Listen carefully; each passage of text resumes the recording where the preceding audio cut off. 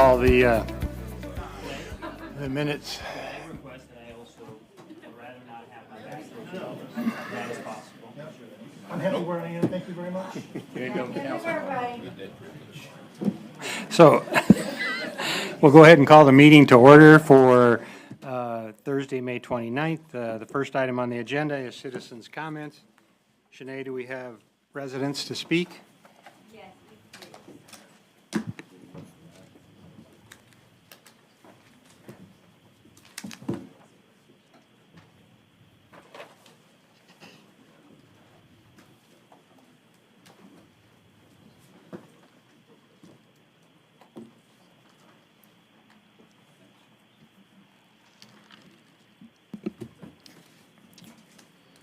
Looks like we have a couple of people signed up.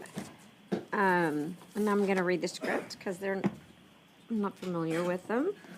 Citizen comment provides the opportunity to our citizens to address council items that are listed on the agenda.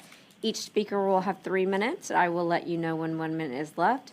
Please state your name and comment. Please state your name and address prior to your comments. A professional presentation is requested.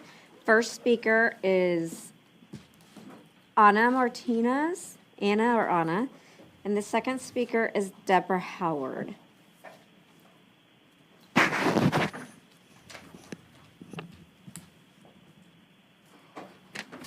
Right. Good evening, everyone. My name is Anna Martinez. I am the owner of the new Pilates studio opening here in downtown. Our address is 116 West Irving Boulevard, Irving, Texas, 75060. I wrote it down because I tend to get a little nervous with crowd, so excuse me. But first, I'd like to thank City Council for supporting and considering the Main Street pilot program and for your continued consideration on the sign grant. The sign for my business is actually up for your review later on this evening. I truly appreciate the time and support from everyone. The monthly business meetings have really helped us as small business owners, together as a community. I just started going because it's a new business that we're opening.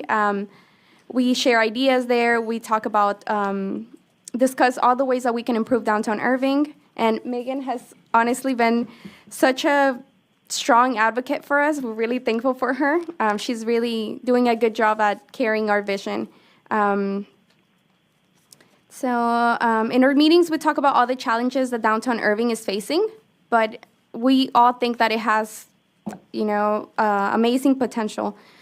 Downtown Irving is definitely looking better every day, but I'm most excited to see all the new businesses open up. I believe that Irving needs more family-style restaurants, bookstores, live music, and community events to bring people together. As we prepare to open our studio, we've been so grateful for the support and excitement from the community. People always, they're already starting to tell us if we're in the area where the stage and the live music is. So I know a lot of people are excited for that, and I love the events happening there. I don't think it's being advertised enough. There's a lot of people that still don't know. And even myself, before looking for a place to open up my studio, I didn't know about the events happening in Irving. But I really see the potential in downtown Irving. I think we have the space, the support, and the heart to create something really good. Programs like the facade. 1 minute left. Programs like the facade grant, the murals, the Main Street pilot, they can spark even more involvement from the community. And I truly believe that Main Street can become a hub for dining, shopping, gathering, and celebrating. This vision won't be possible without your support. So once again, I want to thank you for your time, for your consideration, and for your commitment to downtown Irving. Thank you. Thank you. Our next speaker is Deborah Howard. Good afternoon. I'm Deborah Howard, 132 East Scotland, and also 115 South Main Street. I own Yoga So Good. I've been on Main Street now for 5 years, going on 6 years, and trying to go through a lot of transitions, and we've made a lot of progress, council members, and I thank each and every one of you for the efforts in helping get it cleaned up, in helping get the Irving Boulevard looking much better, in bringing in new businesses, and in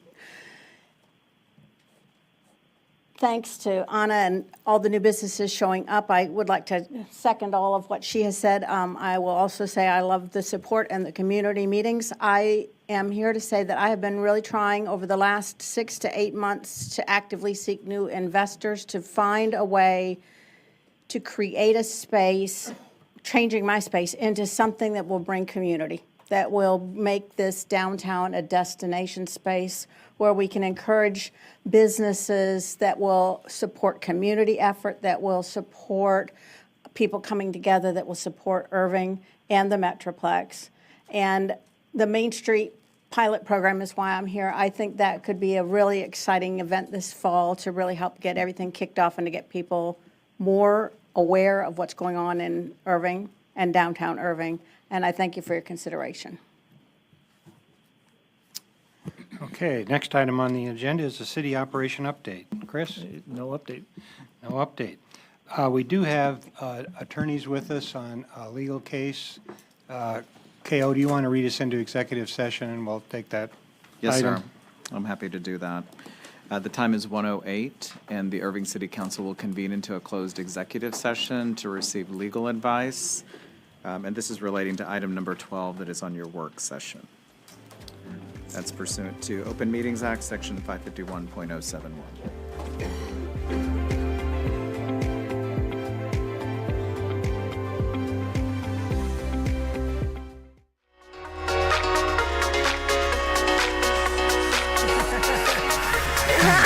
Big smiles and huge splashes at the grand opening of Irving's new Lee Aquatic Park. I'm really a fan. We approve. Oh, it's amazing. We've been waiting for it for a while because we actually live in the neighborhood, so even the kids are like, yay, it's finally going to open. I think it's really fun. It's great for the family. Bye, Jules. The first thing most people notice is the tall orange water slide. Check out the view going down. It kept people coming back over and over. Like maybe 6 times? We're gonna do it again. We liked it. I definitely go on it again. Don't know how you can swim. We were Lee Park rats back in the day, so we would always be here swimming with. Gilbert Gonzalez brought out a lot of family members for opening day of the new pool. It just kind of brings back a lot of memories. So it's great now that I have my family and my kids. Now it's their turn. There is so much to enjoy, including a kids area, a basketball goal, and plenty of shade. And I'm definitely going to be a member here. I give it a 10. 3, 2, Earlier in the week, 1. leaders cut the ribbon to celebrate the opening. And what you see behind here is exactly what you as the residents asked for. So this really is your aquatics facility. It was hard for me to imagine what it would actually look like, but this is really impressive. Children are going to love it. Modern aquatics is what we needed. I look forward to jumping in. Hours later, he did. Irving Mayor Rick Stouffer took the ceremonial first slide. You start picking up speed at the first curve. You kind of see how it goes. One of the perks of being mayor. One of the perks of being mayor is I get first shot. At all of these opening events, people are already looking ahead as Irving elevates aquatics and recreation. It's actually hard to imagine that it's going to get more exciting with each phase because this is a big day. The Center Park Aquatic and Recreation Center is under construction. It will house an indoor pool full of features. It's a 4-season facility that is going to be connected and adjacent to our current existing center recreation. And soon, leaders will break ground on the largest of all, the Mustang, a multi-generational aquatic and recreation facility. There's a senior facilities. There's also going to be workout facilities. You'll have an indoor track to run around. It's going to be an amazing facility. But on this day, the focus is on Lee Aquatic Park and all of the summer fun families will have here for decades to come. It's great to finally be able to come here, relax, and enjoy the amenities that the city of Irving provides. Thomas Gandy for City Source. It's playtime. It's a really cool design. I think it does offer a lot of inclusive play. A new playground is just one of the features getting attention at the newly renovated Southwest Park, We are also showing you the new trail and answering, what is futsal? History lesson. I enjoy telling people about the history of Bear Creek. The Jackie Townsell Bear Creek Heritage Center celebrates its reopening, and we have your first look at the improved tribute to the past. Animal attraction. It's a great time for the kids. A favorite spot for summer fun in Irving is already open, and we are showing you some of the furry friends ready for your visit. Plus massive new projects at DFW Airport and the event promoting safer families now on City Source.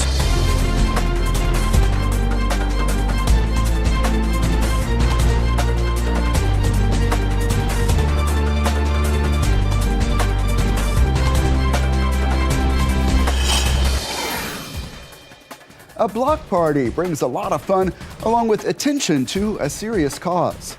Hello and welcome to City Source. I'm Thomas Gandy. We'll have that story later, but we begin with the grand reopening of the Jackie Townsell Bear Creek Heritage Center. Robert Sheik was at the ceremony to see how years of work brought about improvements that better showcase history. This is our grandmother's house. Patsy Ruth Walker is reliving some of her earliest memories. And so this was her dress shop. This step back in time, coming in here, seeing all these things, oh my God. Is at the grand reopening, Mr. Hearn, of the Jackie Townsell Bear Creek Heritage Center, named after Walker's aunt, the first Black Irving City Council member. We don't want Bear Creek to die. And this tells me that the story will always be here. Irving City Council member Dennis Webb cut the ceremonial ribbon. He's lived in Bear Creek for more than 60 years. This is a very, very, very special day for me.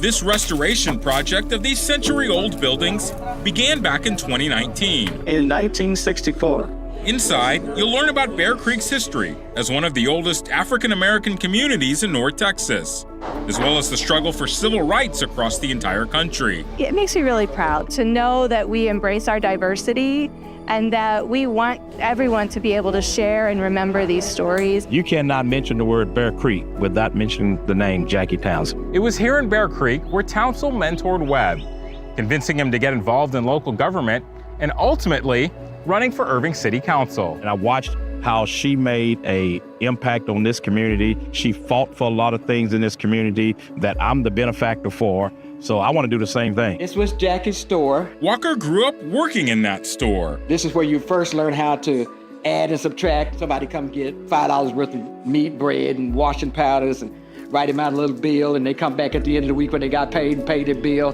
That's where credit, that was Bear Creek credit. And this trip down memory lane is significant to Patsy because it means not only the legacy of her aunt, but the Bear Creek community as a whole are both immortalized as part of the history of Irving. In 100 years, none of us will be here, but hopefully my great-great-grandchildren will say, oh yeah, that was Jackie Townsell.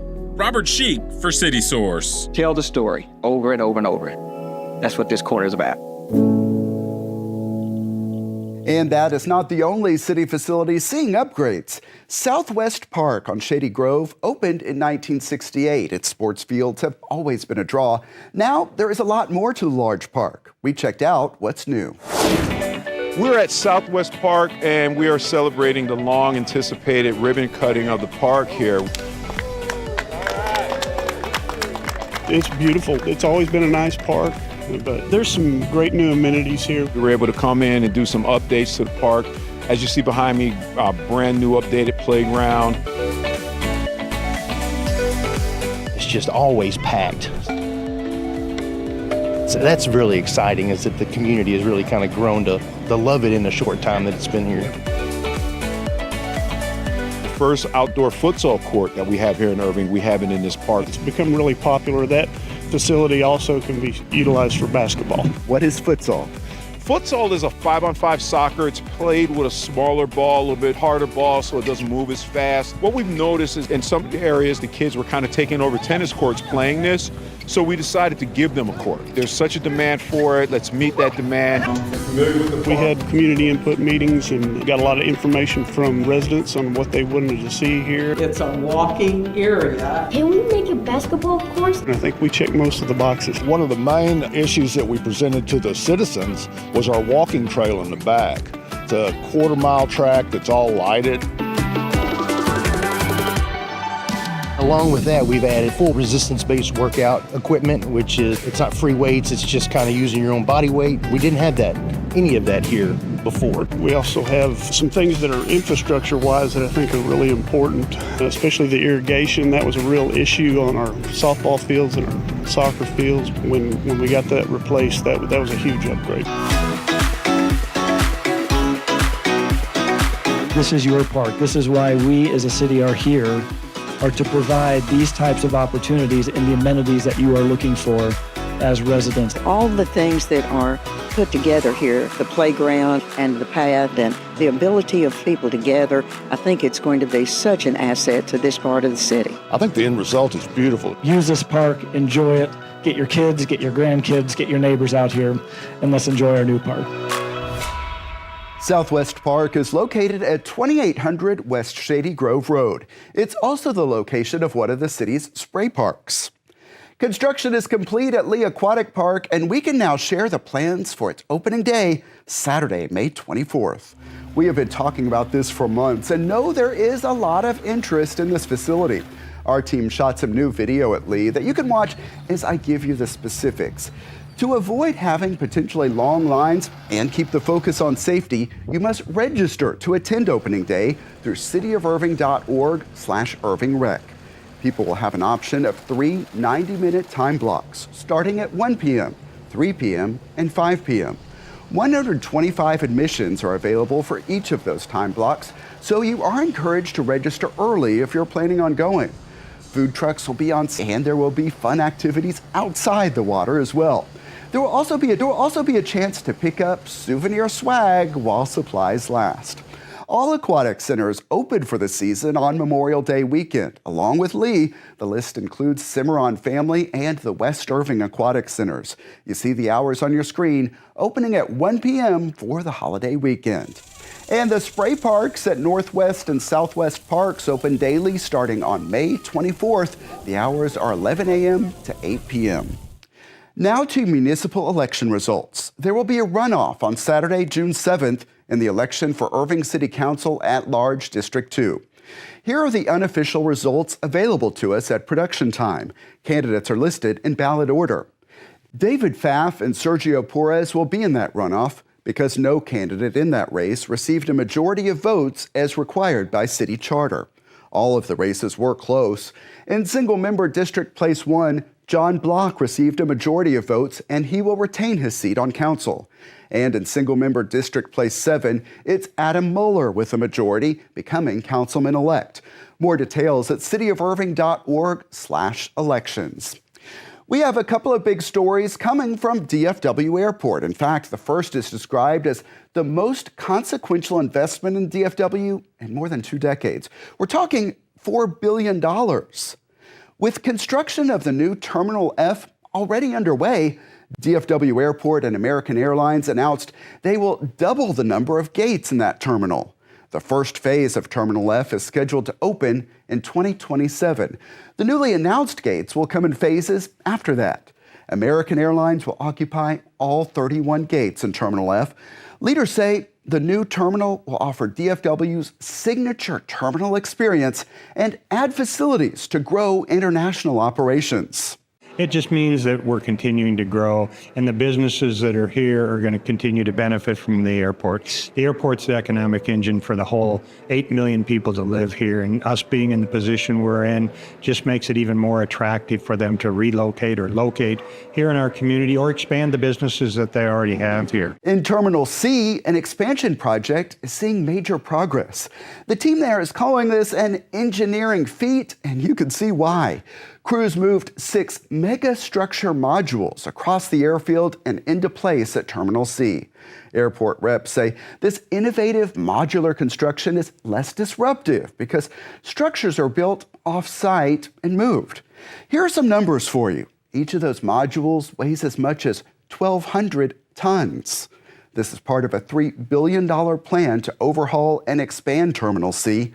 9 new gates will be added. The new section is expected to open in 2026.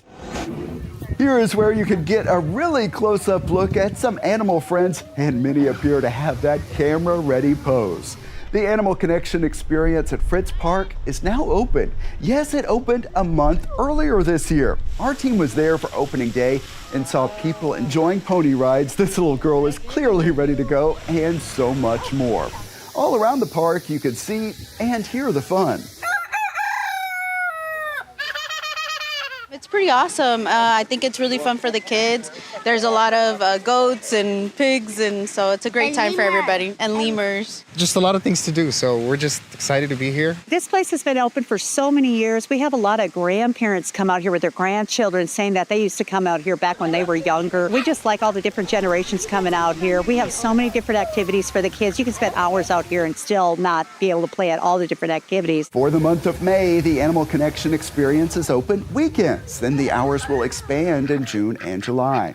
One of several new attractions this year is a snow barn. We're still kind of working out the tweaks on it, but it's to bring the people in when it's hot outside. In the summer, we don't have the crowds that we like, so we're trying to add more things to make it colder out here, or, to kind of bring the people in. Admission to the Animal Connection experience is $4 for Irving residents. Fritz Park is located at 312 East Bilbig Street. All of the specifics are at cityofirving.org/animals. The Irving Police Department's Family Advocacy Center marked Child Abuse Prevention Month with a special event called Kids Rock the Block Party. A DJ played some jams while people got to experience a petting zoo and a lot of other attractions. FC Dallas offered kids a chance to show off their soccer skills, and people got a close-up look at the city's emergency vehicles. The Family Advocacy Center hosts this event each year because leaders there say families are stronger and healthier when they are connected to their community. I hope that people who come to this event recognize that the city of Irving cares about their residents. We want them to be safe. We want them to know that there are resources. If something were to happen, that we're here to help them work through that. So I want the community to know that Irving cares about them. Kids Rock the Block Party took place at the Police Athletic League on O'Connor, and people got to learn more about the activities PAL provides. Celebrate the many cultures of Irving with live music, dance, and food. The festival called Fusion is on Saturday, May 17th from 2 until 6 p.m. in Heritage Park. You can see some of the fun from past years, and many of these attractions will be back. Admission is free. And you will want to save the dates for this. Sparks and Stripes is back as a 2-day event to celebrate Independence Day. Thursday evening, July 3rd, will feature fireworks, drones, and more at Levy Event Plaza. We can announce that the musical headliner will be country singer Cafe Anderson. Friday morning, July 4th, will be the downtown parade, followed by live music in Heritage Park. The City of Irving's new website and mobile app are coming soon. The goal is to create an online experience where people come to this website as the resource for the city of Irving. During the most recent neighborhood roundtable at City Hall, Communications Director April Reiling presented features of the new website to officers of neighborhood associations. The new site replaces a more than decade-old design and features more vibrant colors and other eye-catching features. In advance of the website's public debut, the neighborhood leaders got to see a preview of some of the website's new features while the site was still in its testing phase. Are you looking for news? Are you looking for a meeting calendar? Are you looking for special events? Do you just need to pay your bill? It's all right here, very easy to find. Choose your adventure. This is our attempt to get y'all out and playing in your beautiful community. So if you're interested in aquatics, there's a drop-down menu that takes you to aquatic opportunities. Are you interested in arts and culture? It's all right here. Some entertainment in your community, a library, parks and recreation, trails. Video is king. We love ICTN as you do. So this is the feature of the latest videos coming out of ICTN. And that is just some of what is new. Another major upgrade involves the way residents can report concerns to city staff. There is a place to report through the website on your computer or through a new mobile app. When you go to report something, will you be able to just as easily send it through the app also? Yes, great question. I would say it elevates what the city is doing and how we're trying to interact with our residents and do better at our engagement and make it easier for y'all to report things to the city. We will continue to keep you updated on the website and mobile app on upcoming editions of City Source. The City of Irving's latest annual report is available online and in print.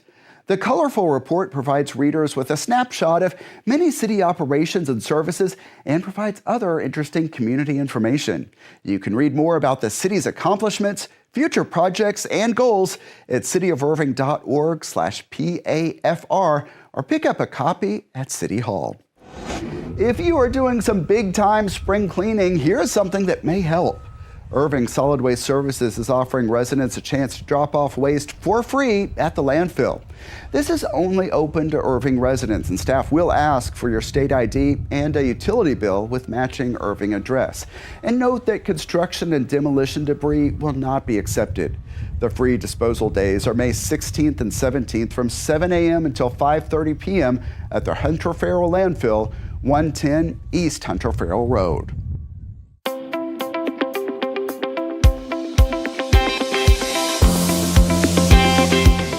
Welcome to ICTN's Pets of the Week from the Irving Animal Care Campus. Egan Dobson is with me, and we have a special guest you are describing as the perfect pet. The perfect dog. This is Graceland May. She's about 4 years old, maybe a little bit older. We have her as a black-mouthed cur, even though she kind of looks like a pitty mix. Graceland came to us from a family. Unfortunately, they were moving. They couldn't take her along. She lived with kiddos and other pets. She's fully potty trained, so she is 100% ready to go home. And you said loves belly rubs, lots of attention. Loves belly rubs, attention. She's great with other dogs, loves people. Her other favorite thing is to do zoomies.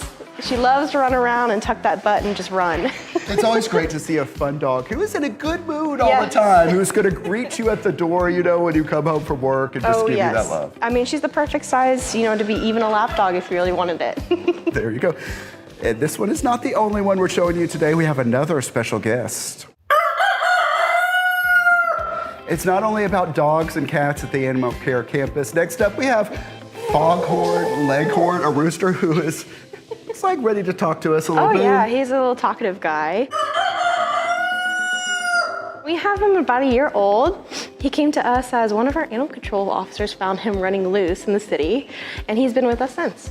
So what would people need to know about owning a rooster? Yeah, that's a great question. If they live within the city of Irving, you are only allowed to have one rooster. If you do have one rooster, you have to have at least 6 hens. They have to have at least 1 square footage of coop space and then 10 square footage of running space. Everything has to be predator proof, and it cannot be within 50 feet of another living or dwelling home other than your own. Now, can roosters make good pets? Yeah, I mean, Foghorn Leghorn, he's a chill guy. He's got a whole jungle gym in his own room, and he loves to watch people when they come into the shelter. All right, Foghorn Leghorn, just one of the choices here at the Animal Care Campus. Egan, thanks so much. You're welcome. The Animal Care Campus is at 4140 Valley View Lane. You can check out the websites you see on the screen to see more adoptable animals and find the latest operating hours. A first time for Irving event is one for the foodies. You can see from this video that the event is a hit at other locations. And on the next City Source, see highlights from the Rare Steak Championship at Levy Event Plaza. Also, we will show you the fun, culture, and athleticism on display at the Fiesta de Mayo, part of the Irving Marathon Running Series. Those stories and more next time on City Source. Here is how to connect with us. Please make note of our new email address. It's ictn@irvingtx.gov. Our YouTube channel is youtube.com/the City of Irving. We hope you will subscribe and hit that like button on the videos you watch. And we always appreciate it when you leave us some positive comments. So go ahead and show us some love. Also, you can look for updates on events and initiatives across the major social media platforms at the City of Irving. And that's it for this edition of City Source. Thanks for watching. Stay healthy, and we'll see you next time.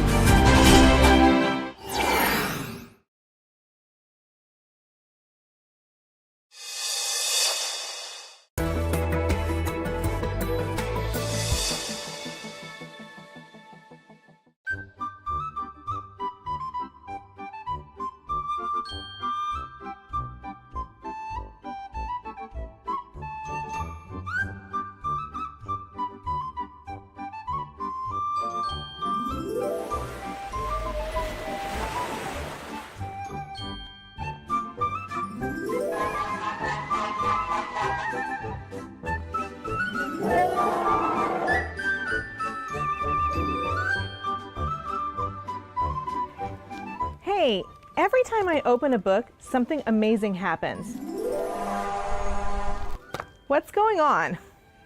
Books have a magical way to brighten your day, just like this year's Summer Reading Challenge. Ooh, what's that?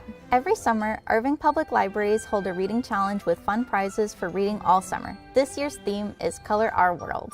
The reading challenge will run from May 30th to July 31st. To participate, pick up a reading log throughout the summer at any library location or register online at irvinglibrary.readsquared.com, which will help you find all of our information on our kickoff events, any of our library programs or activities, just a general overview of our summer reading program. Stay on top of each exciting program this summer by picking up a Beyond the Stacks library newsletter at any Irving Library location. Color your world with stories and adventures over the summer at the Irving Public Libraries. Cultural celebration. We honor Irving's diversity with live music, dance, food, and much more at this year's Fusion. Diversity is extremely important because it helps the community grow.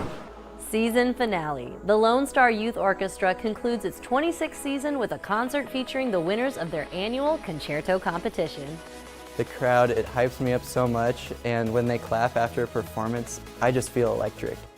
Arts and crafts. Children and their parents let out their creative and artistic side at Irving Art Center's second Sunday Fun Day program. We have a teaching artist here that has planned out an activity, and they will, the family just come in, all the supplies are provided, it's free. And in Feature Flicks, I review the conclusion to Tom Cruise's epic franchise, Mission Impossible: The Final Reckoning. I need you to trust me. One last time.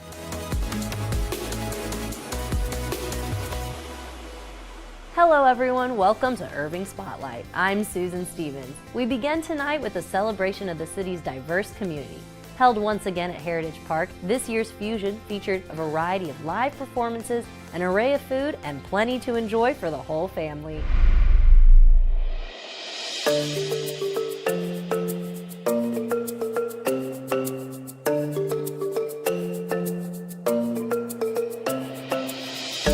Today we're celebrating Fusion, so it's a multicultural, diverse community event. We've got the children's market, we've got arts and crafts, we've got food vendors. I got pork platters.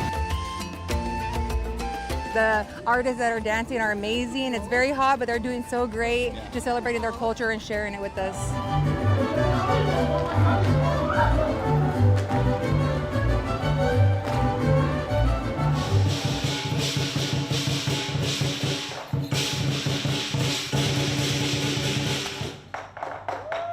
I'm selling all my artwork and my pieces like jewelry, paintings, pins, bags. A lot of my artwork, especially my paintings, some of them are very religious and some of them are very cultural and festive, you know?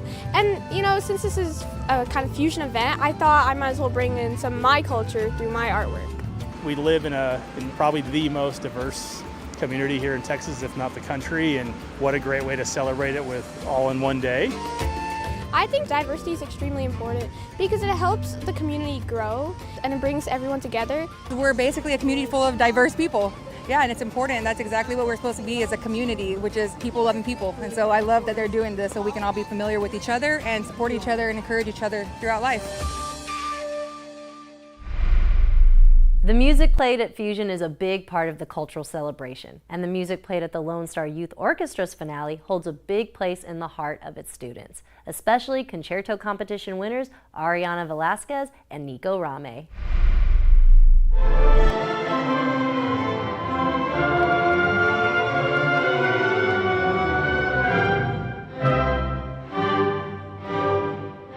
Tonight we have our concert, our last concert of the season, and we are going to feature two of our soloists, and it's just going to be a great way to end the year.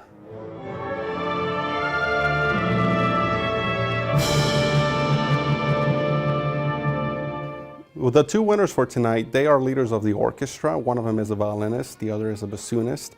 And what I like most about these two soloists, and all of the students in fact, is the willingness to share their passion for music with others.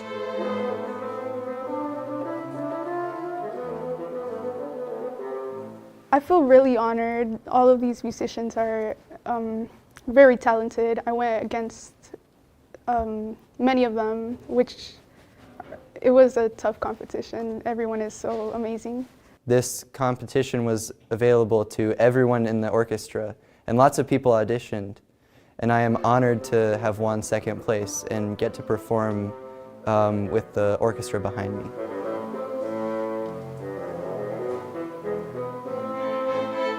The biggest thing about this group is that it's the only tuition-free orchestra in the area.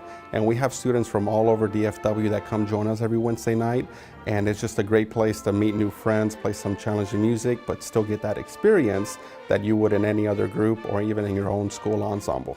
I really learned a lot being in the orchestra. I've also progressed a lot with all the challenging music we play.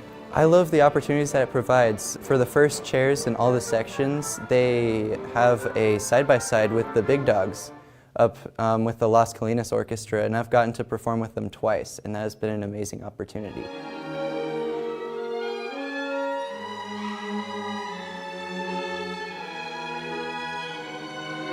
It feels thrilling seeing all these people in front of me. The crowd, it hypes me up so much, and when they clap after a performance, I just feel electric.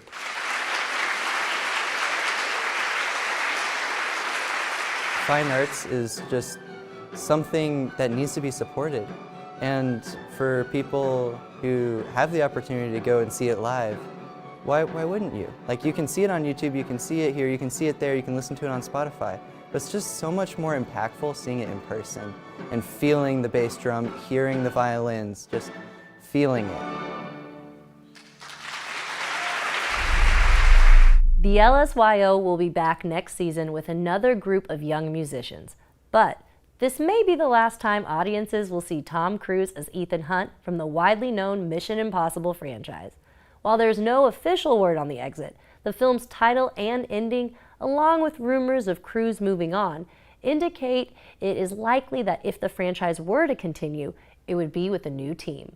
But in the meantime, we can focus on the latest film, Mission Impossible: The Final Reckoning. This explains the handcuffs. It's still not clear why he's here. Director Christopher McQuarrie returns to pick up where he left off from the last movie, Mission Impossible: Dead Reckoning. Ethan and the IMF team now hold the two high-tech keys that are the only means to control a rogue AI system known as the Entity. Unfortunately, the Entity has infiltrated intelligent networks all over the globe, so now they are on a mission to prevent it from causing a nuclear war. But when it comes down to it, the plot is nothing we haven't seen before. There's a threat to the world, Ethan has only days to stop it, and likely will within the last second. Your team has been betrayed, Ethan. If we're honest, we do not watch these films for the story. We watch them for Tom Cruise and the amazing action that makes for a truly entertaining theatrical experience. Like its predecessors, there are plenty of obstacles throughout this mission that lead to high-flying and deep-diving adventures. What's impressive is how they continue to create exhilarating sequences that keep you on the edge while wondering how these characters are going to get out of whatever doomed trap they are in. And at 63 years old, Cruise is still impressively leaving fans in awe of his stunt work. His performance in all 8 films in close to 30 years is what makes this franchise stand out.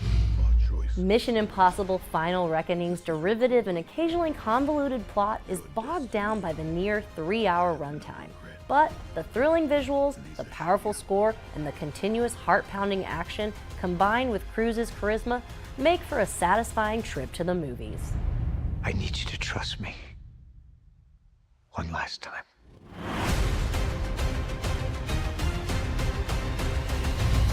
Mission Impossible: The Final Reckoning is now showing. Check AMC Irving Mall and Alamo Drafthouse Cinema Las Colinas for showtimes.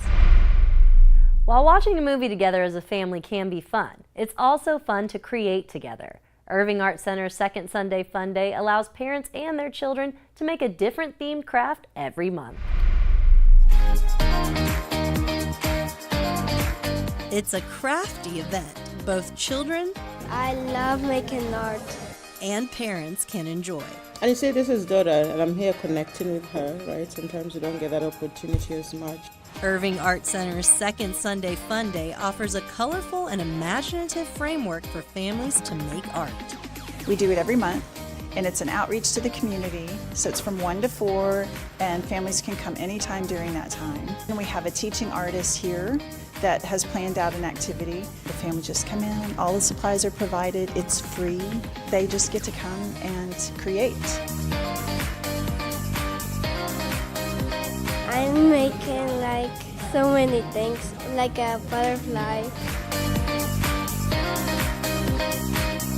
Our artist has come up with a project that's about butterflies and bees. So it just brings awareness to our surroundings and our pollinators, which are very important. And while the little ones are making butterflies and bees here, across the hall, young adults are creating a different kind of nature-inspired artwork. It's a collage of like different countries combined into like one collage. I made 3. They're just places like I want to travel to, or I think that are like really cool to look at. This is part of Open Studios for Teens, which invites 13 to 16-year-olds with their parents to experiment new forms of art. We have a different theme every month so that they can sort of come back, and we try to do a different technique, a different art technique. And this month we're kind of emphasizing collage work. Through both programs, the Irving Art Center allows everyone to participate in educational and hands-on activities. It's nice for them to just come out. See, she didn't have performance. Maybe she might be listening to her music, but other than that, she's honed in on something that's good for her mind. It just gives kids a way to express themselves in like artistic ways, because like art is a way you can like express yourself. That stimulate the mind and bring families and the community together. In addition to all the artistic entertainment at the Art Center, there's lots of fun things to do around the city. Levi Gomez, our man about town, shares his suggestions. Teens can learn how to make delicious desserts in a fun hands-on class here at the Georgia Farrell Rec Center. The class is on Wednesdays from June 4th to July 23rd at 6:15 p.m. Registration is required. Candlelight concerts bring the magic of live multi-sensory musical experience to the Irving Art Center. There are 2 candlelight performances on the evening of June 6th. At 6:15 p.m., Queen vs. ABBA, and at 8:45, a tribute to Nirvana. Both performances here at Carpenter Hall. Learn how to record a song or a podcast and explore the basics of DJing, all at the Lively Point Recording Studio Bootcamp. There are 3 weeks of classes from June 4th to June 18th at 6 p.m. Join the Las Colinas Lunch Club on June 11th or 12th here along the Mandalay Canal. Bring your lunch or purchase a bite from one of the hospitality partners and enjoy live music from 11 a.m. to 2 p.m. Meet artist Rachel Black at a reception for her exhibit Journey Work on June 13th at 6 p.m. The longtime Irving resident is showcasing landscape paintings inspired by her travels through the American West. Her work is on display through June 28th here at Carpenter Hall lobby. Come out to Heritage Park on June 13th and here to Georgia Farrell Rec Center on June 14th for a 2-day celebration of the rich history of the African American community here in Irving. On Friday at 6 p.m., an enchanting evening of jazz in the park. And here, Saturday at 3 p.m., music, bounce houses, and yard games. And that wraps up this episode of Irving Spotlight. Join us next time as we head to Valley Ranch Library to turn science into an adventure through an exciting and interactive STEM program. And we gather at the Irving Convention Center for scares and thrills at one of the largest horror cons, Texas Frightmare Weekend. As always, tell us the stories you'd like to see on the show. You can email us at ictn@cityofirving.org or connect with us on social media. So subscribe to our YouTube channel, like us on Facebook, and follow us on X and Instagram. We'd love to hear from you. Thanks so much for tuning in and have a great evening. For Irving Spotlight, I'm Susan Stevens.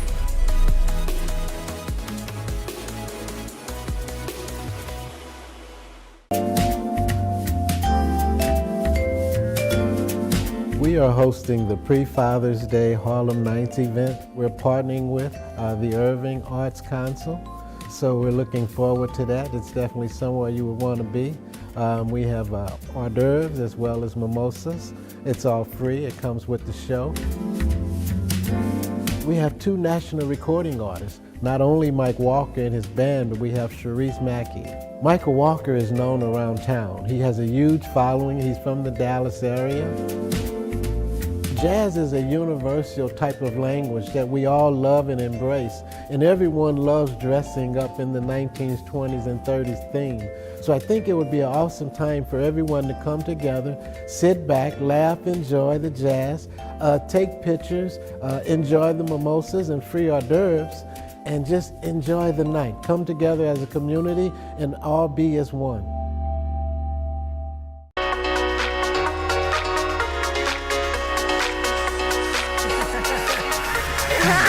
Big smiles and huge splashes at the grand opening of Irving's new Lee Aquatic Park. I'm really a fan. We approve. Oh, it's amazing. We've been waiting for it for a while because we actually live in the neighborhood, so even the kids are like, hey, it's finally gonna open. I think it's really fun. It's great for the families. Bye, George. The first thing most people notice is the tall orange water slide. Check out the view going down. It kept people coming back over and over. Like maybe 6 times? We're gonna do it again. We liked it. I definitely go on it again. Don't know how you can swim. We were Lee Park rats back in the day, so we would always be here swimming with. Gilbert Gonzalez brought out a lot of family members for opening day of the new pool. It just kind of brings back a lot of memories. So it's great now that I have my family and my kids. Now it's their turn. There is so much to enjoy, including a kids area, a basketball goal, and plenty of shade. And I'm definitely going to be a member here. I give it a 10. 3, 2. Earlier in the week,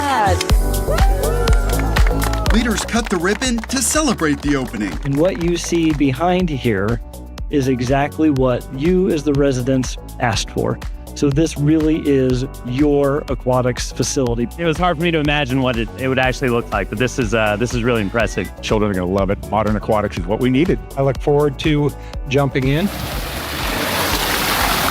Hours later, he did. Irving Mayor Rick Stouffer took the ceremonial first slide. You start picking up speed at the first curve. You kind of see how it goes. One of the perks of being mayor. One of the perks of being mayor is I get first shot. At all of these opening events, people are already looking ahead as Irving elevates aquatics and recreation. It's actually hard to imagine that it's going to get more exciting with each phase because this is a big day. The Center Park Aquatic and Recreation Center is under construction.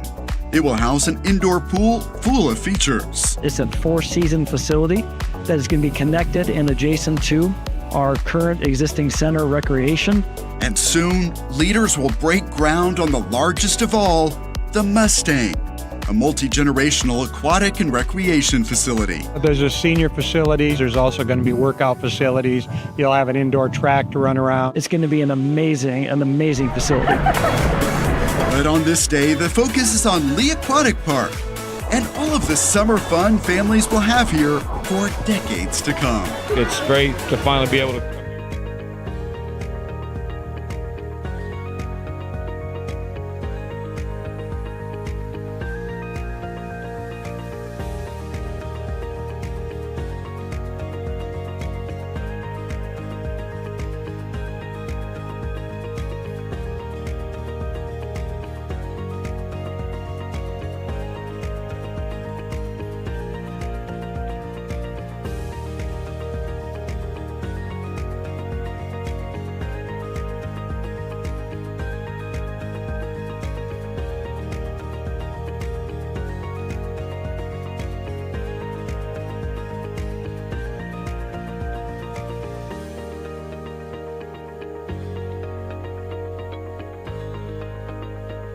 Okay, I think we're back on the air, so if I can get everybody around the table, we're going to go at this a little bit different. We also have our bond counsel here, so we're going to go to the regular agenda and review items 29 and 30. And then when we finish that, we've got the Hispanic Chamber here. We'll hear from them, and then we'll go back to the regular agenda and get back on track. So we'll get all the paid people gone and let them do their job. And Mayor, we also do have Brookfield here for item number 6 on your work session agenda, so if we could Okay, we'll move do that. one up. We'll do as that well. after the Hispanic Chamber. All right, very good, thank you.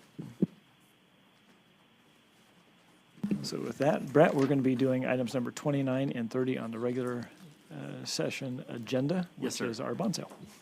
These are our ordinances for the parameters ordinances for the sale of general obligation bonds and water and sewer revenue bonds. These are what I would call meat and potato bonds. They're for the general obligation bonds, $27,350,000 worth of proceeds, and the water and sewer, $29,500,000 worth of proceeds. These are not actually to sell the bonds tonight. These are parameters to allow us to pick a date of our choosing in the next few weeks to pick an advantageous time in the market. We'll probably sell next week using competitive sale as we've done the last couple of years. And this is just authorization for Chris and I and Chris Janney, our financial advisors at Hilltop, to decide when to pull the trigger would be most advantageous rather than doing it on the night of council and not knowing where we're going to end up. So this is a much saner way to do it that gives us a chance of an advantage to get a better interest rate on the bonds. And Brett, I believe we do have a presentation that walks through some of the projects that were there, just as a reminder. We do have that available. If you'd like me to go through that, I can. Please. All right.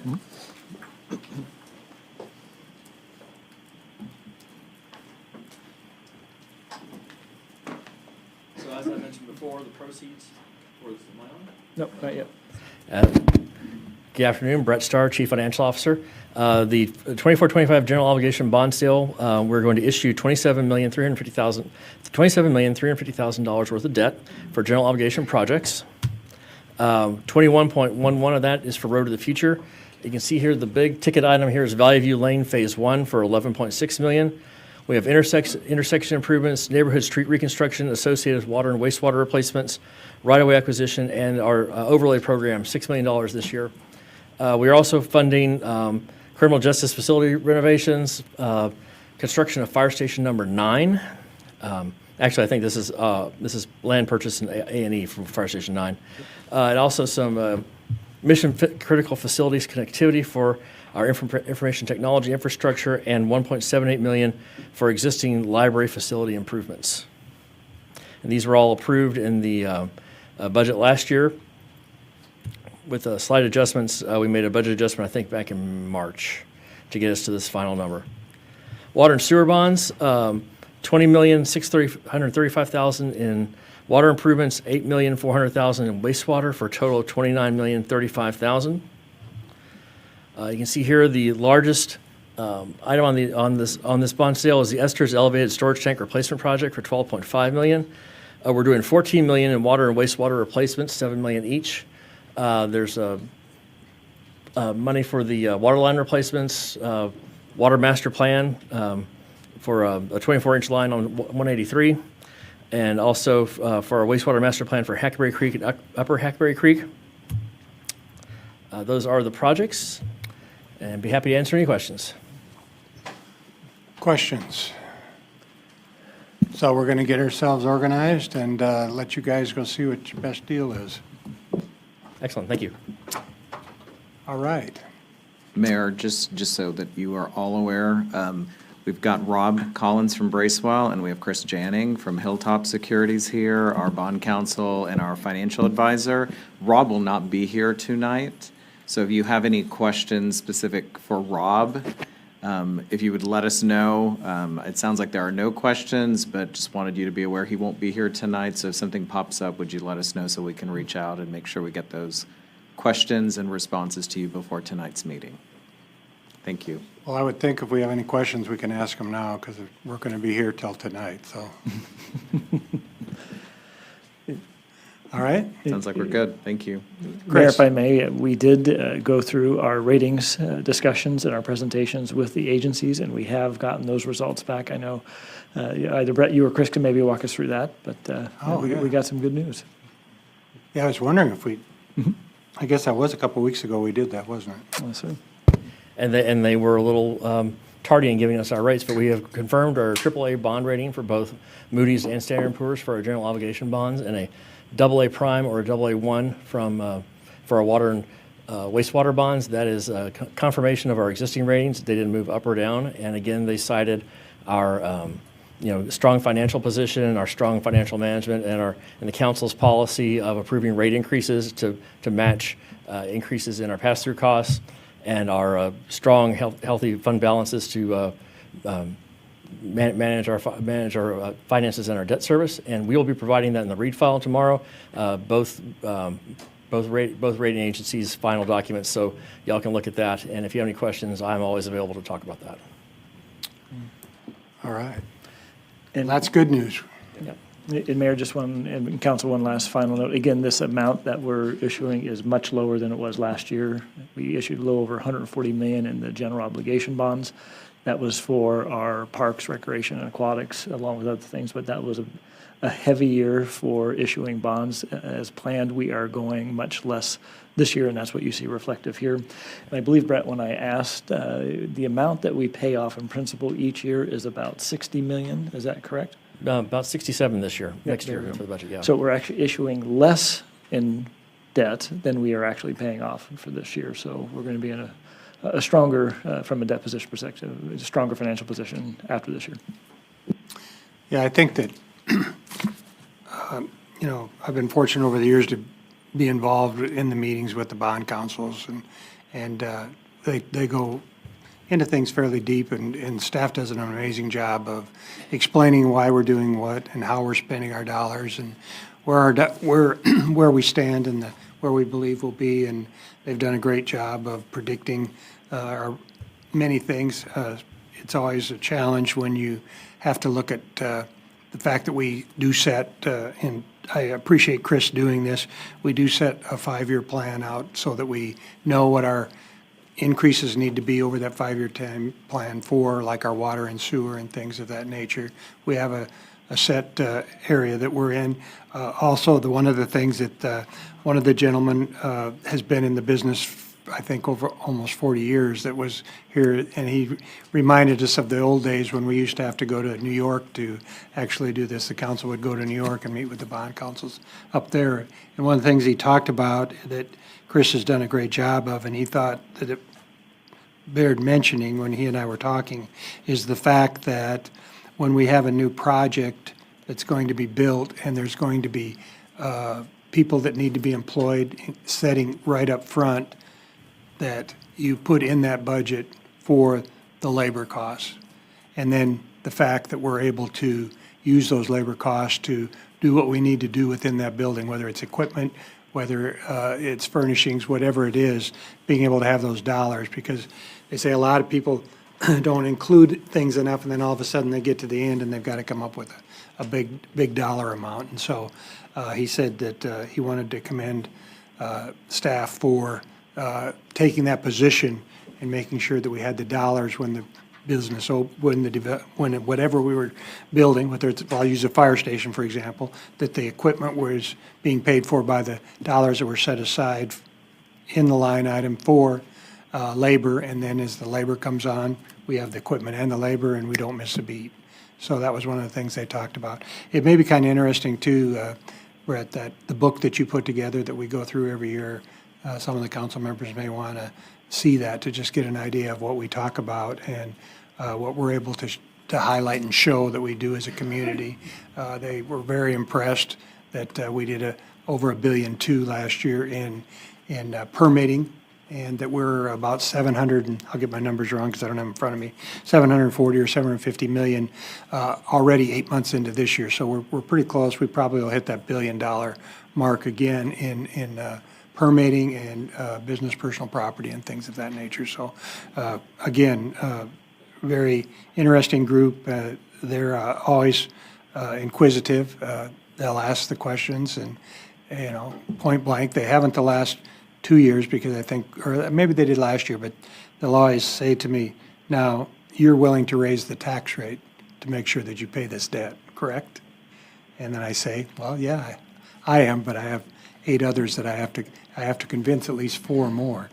But they're a great bunch of people, and they do an amazing job, and giving our presentations. So Brett, your team does an outstanding job, and Chris, your team and staff explaining everything and going into the details of what we do and how we're spending it, how we're doing the aquatics, how we're doing the water, the sewer, everything that goes into this is one of the things that goes back years back when we used to do the White Book. We were one of the first cities, I believe, Brett, to even do something like that, where we had the book put together and we'd sit down and we'd go through it.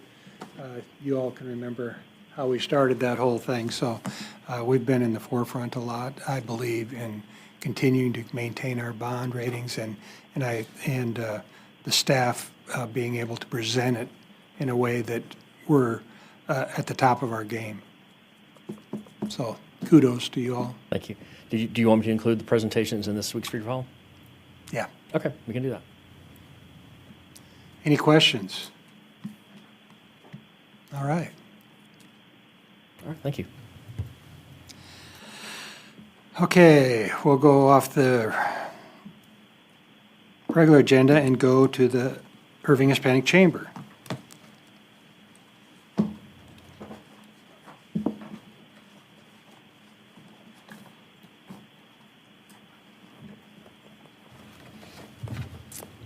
Good afternoon, Mary Ann. Good afternoon, Mayor Stouffer, councilman, staff, and welcome to all the new faces that we have around the table. Happy to have you guys with us. My name is Mary Ann Kellum, I'm presidency of the Irving Hispanic Chamber of Commerce, and I'm going to try to do this, to present this without any flaws. All right, let's see this.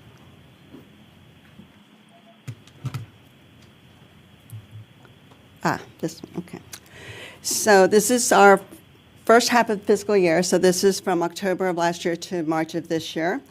And these are reports based on my KPIs that you guys have asked for. For those of you that are new, here's our mission, and you received this in your packet. So you have a mission, our purpose, the vision, and our goal of helping the small businesses in the Irving area. We do focus on small business, so I will tell you that you'll notice that we do focus, because we focus on small business, we have businesses from all over the Metroplex that come to us, so you'll see that. But first of all, our first performance indicator is how we fulfill the scope of services in the business development for the fiscal year. So first of all, we hosted 5 health and wellness series, Café con Nosotros, and that is our monthly morning networking event that we do for our members. It's on the second Tuesday of every month at 8:30, and we focus on the health and wellness of the employees and the staff of the small businesses so they can learn how to address issues and illnesses so that they can have less downtime with sick people. The second one we had was the Power Hour. We had 5 of those in that period. And that is our lunch and learn that we do on the third Tuesday of the month during lunch. If you notice, we provide food at all of our events because we know that's how we get people to come. And so that was 5 sessions at 90 attendance. The after-hour mixer is our kind of like a happy hour, but we do that right after our board meeting on the last Wednesday of every month. And that one gathers a lot more people because it's after hours and people have more time to network after hours. We're back to doing our Hora de Poder, and that is basically our Spanish Power Hour. We do that on Saturday for those that cannot attend during the week and need it in Spanish. We also had 3 ribbon cuttings, and those are done in accordance to our members' schedules and when they find time to do it.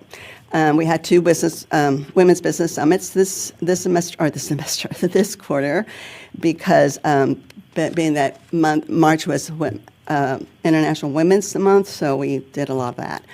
Then we also started up our leadership and professional development sessions, and those started up again with a series of 3 that we'll be doing again, and those are on the 4th Tuesday of every month. So for some reason, we tend to like Tuesdays. But that is our report for those sessions.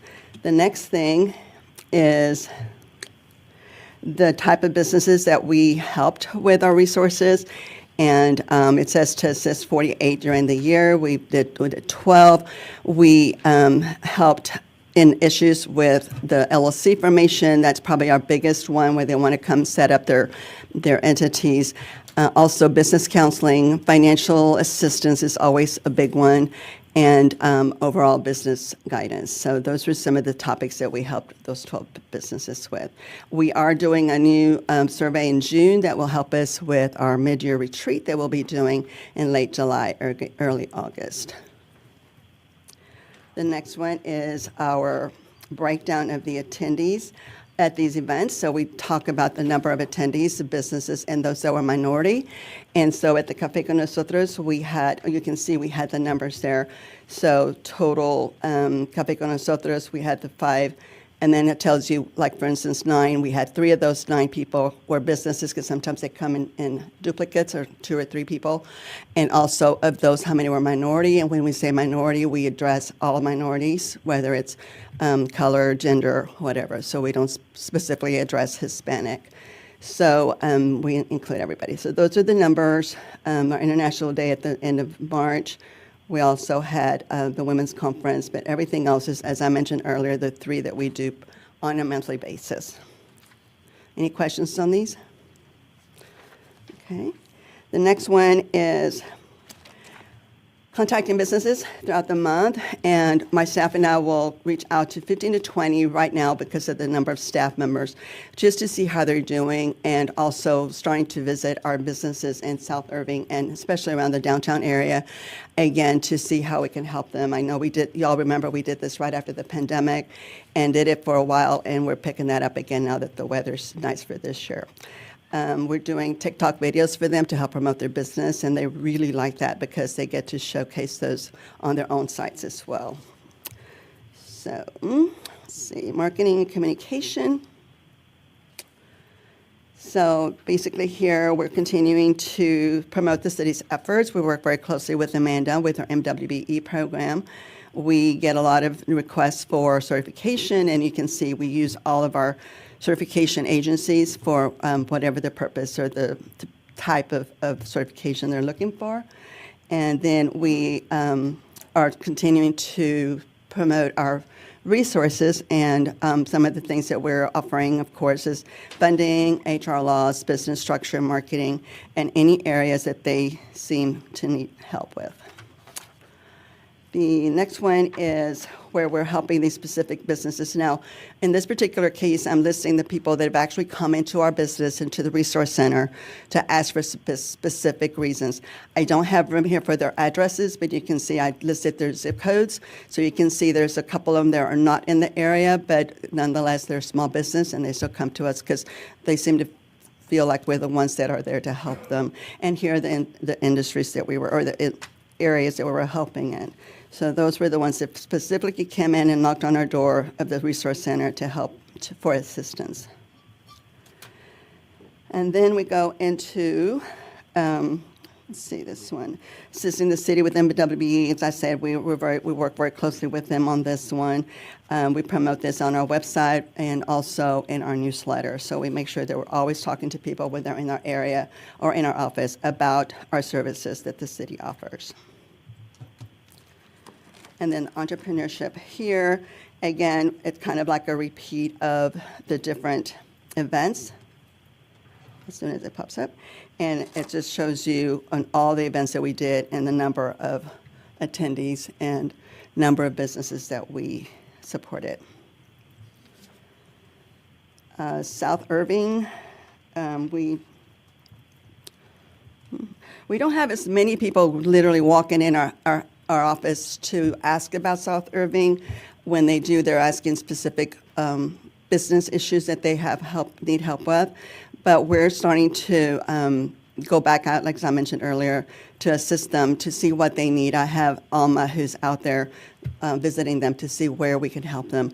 Unfortunately, they don't really come out to us. They don't know what we do, and they don't get our newsletters. They may not follow social media, so it's almost imperative that we get to them and visit with them and show them what we have to offer. So that's what we do. We did have in South Irving our Big Heroes Day, which was a huge success. This was, I think, can't remember what it was, like 8th or 9th year of doing it. We love doing that because it supports our first responders. The next thing is just a recap of the year. So as I mentioned, we had the Big Heroes event. We had one expo that we attended with over 750 in attendance. We revamped and started, as I mentioned, the Leadership and Professional Series, and the Hora de Poder was started again. We have continued to support our Small Business Resource Center and the businesses in South Irving. We hosted an immigration forum simply to educate the community, and we had 70 attendees. We had, of course, the National Convention in Kansas City that I attended with the United States Hispanic Chamber of Commerce, as well as the Legislative Summit in Washington, D.C., and met with our legislators, and I got to see Mr. Alzapanta there at that event, and also visited our state legislators in Austin in March and April to go over some of our issues. For the rest of the year, we have a golf tournament tomorrow, which some of you are playing in there on the tournament. So that'll be in the morning. I'll be up at dark 30. And then in September, we're looking at doing, we're working with the Parks and Rec to doing a Dia de los Muertos. We have a lady that works for me that is very good at that, so she can help us put that event together. And then in October, we'll have our annual awards gala and casino again, and this time we're moving to the Sheraton DFW Airport Hotel. So I hope to see y'all there. The theme is black and white ball.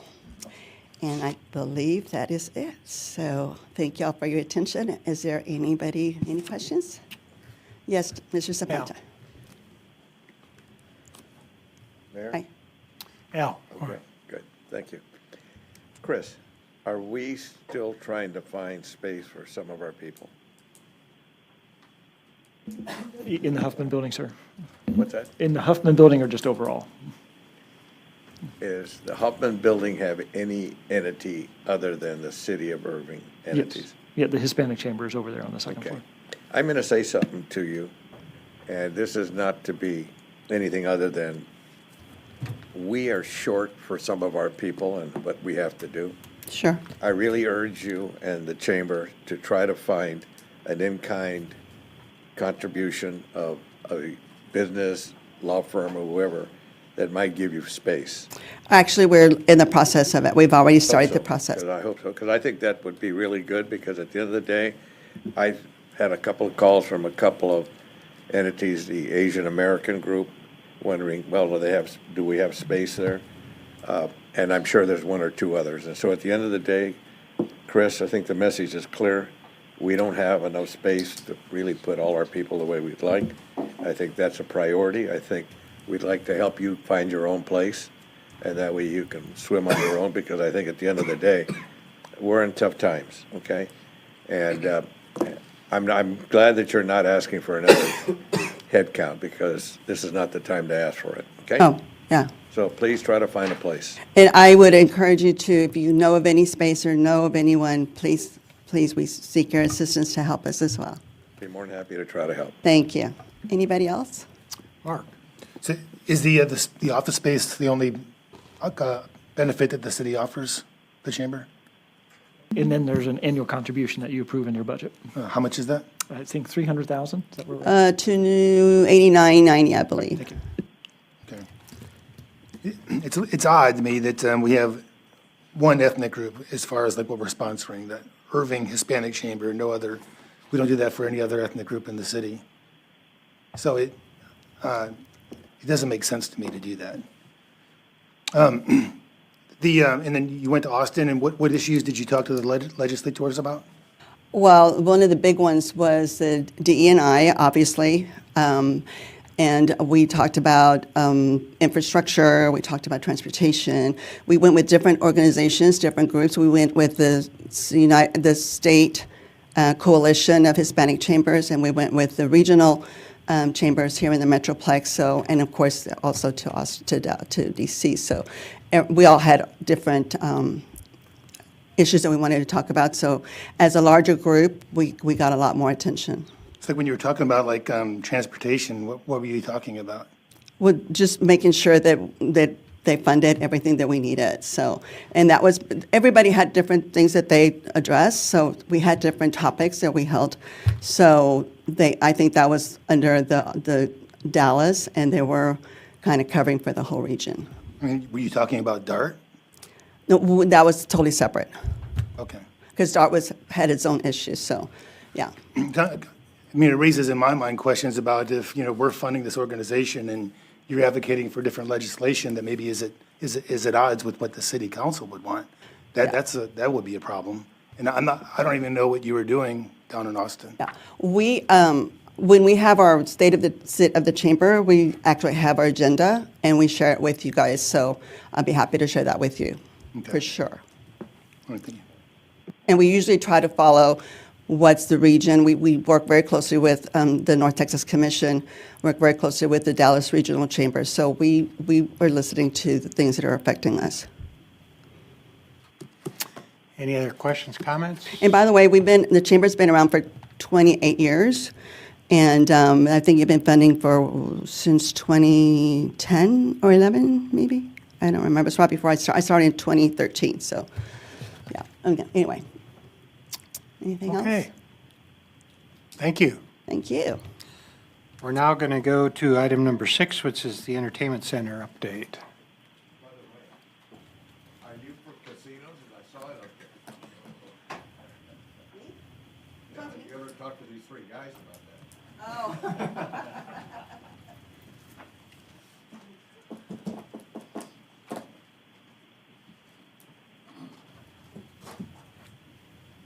What's the other one?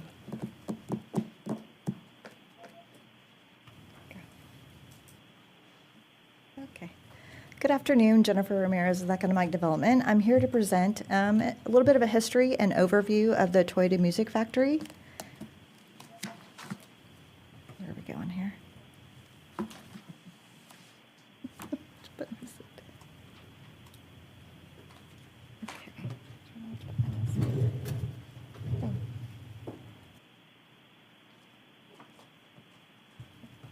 Sorry. Yeah, it's not here. Oh, here it is. Okay. Here we go. Sorry. Okay, so I'm here to present a little bit of a history and overview of the Toyota Music Factory. So this is a 500,000 square foot mixed use office, entertainment, and dining destination. The Music Factory was constructed as a public-private partnership between the City of Irving and ARC Group of Irving. There was a groundbreaking in 2014. The first live show was in 2017, and that was followed by a ribbon cutting in 2018. The property and all of the improvements are owned by the City of Irving, and it's managed, maintained, and operated under a master lease agreement with our tenant. The original lease with ARC Group of Irving was approved in September of 2013 and has been amended from time to time. In May of 2022, the lease was assigned to Music Factory Portfolio, which is an affiliate of Brookfield Properties, who is our tenant. The following year, in 2023, Brookfield proposed a plan to make substantial improvements to the property and requested amendments to the lease and the Economic Development Incentive Agreement to facilitate these improvements. Those amendments were approved in January of 2024. Since the inception of the Economic Development Incentive Agreement, there have been several amendments to the agreement. In 2013, it was originally approved for 100% of the state sales tax and 100% of the city sales and mixed beverage tax that were generated on the property to be rebated back to the tenant. In 2015, that was modified, in which 75% of the city sales and mixed beverage tax generated on the property would be rebated back to the tenant, while 25% would be retained by the city. In 2019, that was again amended for a 50-50 split of that city sales and mixed beverage tax. And in 2024, the previously 50% part of the city sales and beverage tax that was retained by the city was now approved to be rebated back to the tenant for certain capital improvement costs and specific tenant improvement costs. And this is termed the additional grant in the agreement. Jennifer, if I may, and Mayor, if I may, real fast, just for some context, on this slide, again, originally in 2013, the original amount that the city was providing over to ARC Group was 100% of our own sales and use tax. When we discovered that ARC Group did not have its financing in place, and we had already issued our bonds and they were beginning construction, we stopped construction until they were able to show that they had secured their financing as part of the redo of that Economic Development Incentive Agreement at that time. Because they had not secured their financing, we were able to negotiate 25% of our sales tax coming back to the city. Later on in the 2019, ARCA Group came and asked for some additional space that was in existence out there to be used as office space. And as we reminded them that this was the music factory and not necessarily the office factory, we said if that's going to be the case, we're going to require an additional amount of those sales tax dollars that are the city's sales tax dollars come back to the city. As part of Brookfield's proposal and request for investment, they are asking for, and this is what you did approve, is that 50% of the city's use tax, sales and use tax going back into the facility to reimburse Brookfield for their investments into the plaza as well as some other specific tenant improvements. So just wanted to, again, remind the council and especially our residents that originally the 100% tax was going to the developer. That did not have to go back into the facility. That was just a reimbursement back to the developer, and they could use those dollars wherever they wanted to use them, even outside the facility. But now that that 50% has been provided back to the developer in Brookfield, those dollars are directly going back into the facility itself. So thank you. Thank you. So the capital improvement costs consist of plaza improvements, signage, and architectural graphics for a maximum grant rebate of $10 million. The specific tenant improvements are broken up into 3 groups with a maximum grant of $25 million.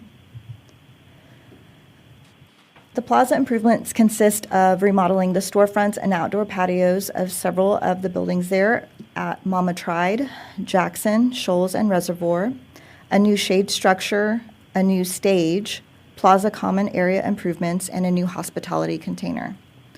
The signage includes site signage and wayfinding, vehicle and pedestrian signage, garage signage, and architectural graphics and murals. This is a map showing the specific tenant improvement locations. On the left, you'll see highlighted in pink is Group 1, which consists of Shoals, Jackson, and Mama Tried first floor, building C1. On the right is the second floor of that same building for Pistol, Jackson, and Nirvana. Group 2 is highlighted in yellow, consisting of Reservoir. Oh, I just want to also mention the Group 1, those tenants are adjacent to the plaza, and that was intentionally made Group 1 because those are tenants that could have an immediate impact to activate the plaza. Group 2 consists, there in yellow, consists of Reservoir, the new sublease of Punchline and Tashin. Group 3, highlighted in teal there, is for the Pavilion and Alamo Draft House. There are certain minimum qualifications that our tenant must comply with in order to be rebated these grants. They must complete the capital improvements portion by September of 2025, and Brookfield must remain the city's tenant at least until all of the capital improvements are complete. For the specific tenant improvements, Group 1 must be completed by December 2025, for Group 2, December 2030, for Group 3 by December 2038. Each of those groups also has a maximum grant that is available and a minimum spend amount.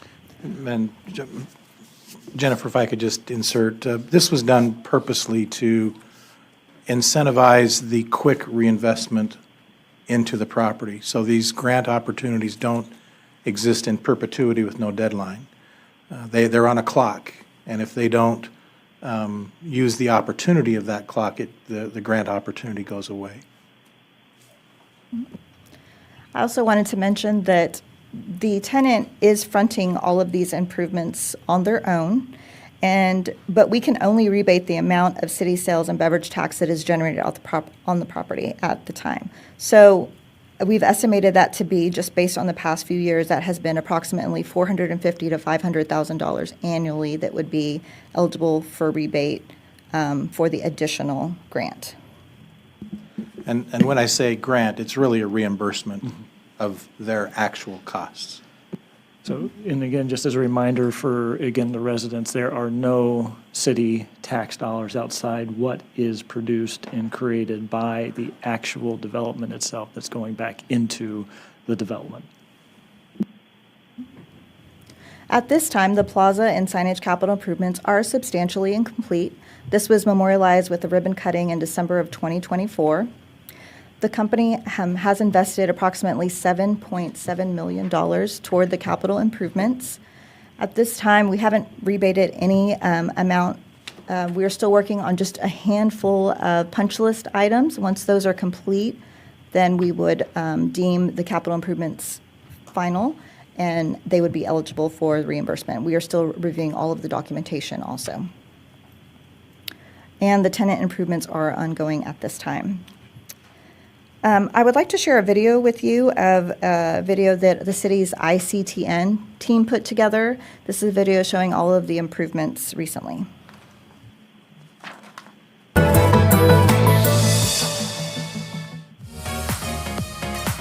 Fresh off of a full renovation of the plaza here at the Toyota Music Factory, we're getting a look at some of the new tenants, and the general manager is showing us around.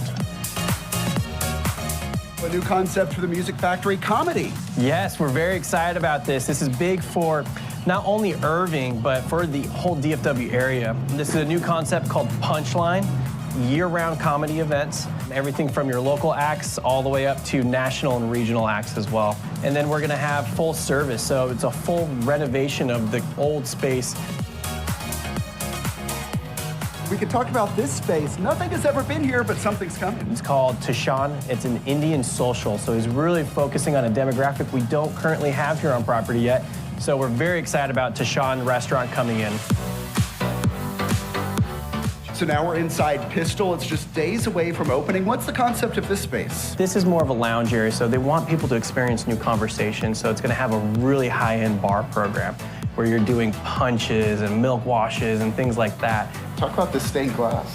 The ownership here felt that it really needs something to pull together the Pistol feel, which is more of this Western heritage homage, and this just showcases that. People that come to Pistol can enjoy almost a VIP experience up here on the patio, enjoying live music downstairs. The idea was to always be able to cater to what's going on out in the plaza. We're standing in what is soon to be Jackson, Texas Kitchen. This is a concept that has been in DFW. It's the only one here in DFW now since COVID. We're very excited it's coming here in a couple weeks. So now we're inside Shoals. We see they're open. Customers are enjoying their lunch. Tell me about this concept. This is True Smoked Barbecue. So we're very excited about these guys being here. They offer a full service of things from burnt ends to brisket to your kind of inspired smoked dishes like a smoked elote corn, those types of things. It's a fast casual concept. We have a brand new concept for the property. It's called Nirvana Bar and Lounge. They're doing upscale Chinese Latin, so they're doing this Indo-Chinese cuisine, and then they do a late night lounge with high-end cocktails. And along with all of the new tenants, some existing restaurants are upgrading their spaces. So a lot to see at the Toyota Music Factory. Thomas Gandy for City Source.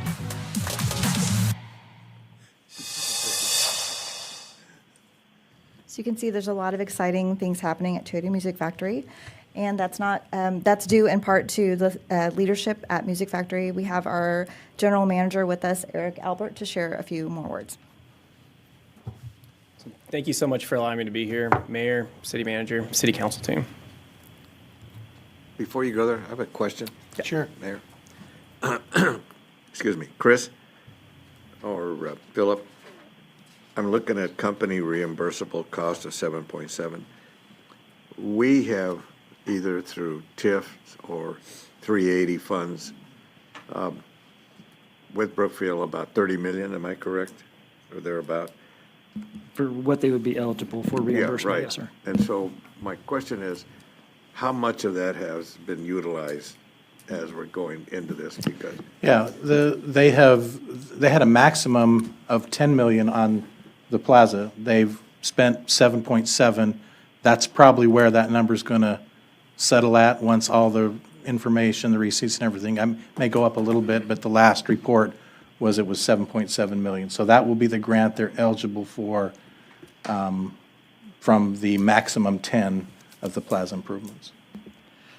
And as a quick reminder, again, we are reimbursing them with that 50% that we were collecting as a city, but that's now going back into that facility, and that is averaging about $450,000 to $500,000 a year. So even though they now have, as they turn in those reimbursement requests, and as we finalize that, of the $7 million, we are reimbursing them at about $500,000 a year because that's what we are collecting. And they know and understand that. So it will take a while for them to get reimbursed that full amount. So we're not impacting outside what that relationship is, so we're recycling? Okay, Yes. I got it. Thank you. Thank you again for allowing me to be here. Have some exciting updates for you as we've gone over the last 6 months, the last year of leasing updates. So kind of starting with the leasing, we've successfully leased and redeveloped 75,000 square feet of space here at Music Factory, bringing in about 11 new tenants. That's outside of the redevelopment of the 50,000 square foot plaza. Two of the biggest leasing wins that we've seen this last year would be Punchline. This is going to be operated by Live Nation. This is a huge win for the property. It's a new concept looking at comedy year-round. While the Pavilion hosts 90 to 100 shows a year, this concept will focus on year-round entertainment. This is going to help increase footfall on property where we would normally have more of a dark season. Very excited about that coming. As well as Tashawn, you heard kind of see that. This is a space that's never been developed. It's always been kind of a white box on property. Very excited about Person and his team coming in. He's going to be looking at bringing in a Michelin restaurant, a chef that has been in India. He's bringing him over, and he's really looking at a fine dining, but not a stuffy feel to it. So we're very excited about them coming in. Also, with those 11 new tenants, it's more of a diverse mix. This has been something that's been I wouldn't say an issue on property. It's been something that we really thought would be a leasing strategy to really look at how we use our mix. So as we've expanded our tenants mix, our goal has always been to curate a diverse range of offerings. This consistently brings guests back for a fresh hospitality and entertainment experience. This ensures that our guests always discover something new as a key achievement of the discover something new. So of that, we've had about 5 new full-service restaurants. We've had 2 new lounges and bars, 2 entertainment tenants as well, 1 fast casual, and 1 sublease through an office space as well. So that kind of rounds out the 11 new leases and redevelopments that we've had on property. A big achievement on the property would be the 22,000 square feet of once posing challenging or impossible spaces. So the C1 building that you guys are familiar with and the Tashawn space. We've successfully leased those out, helping increase traffic to property where there was normally dark spaces.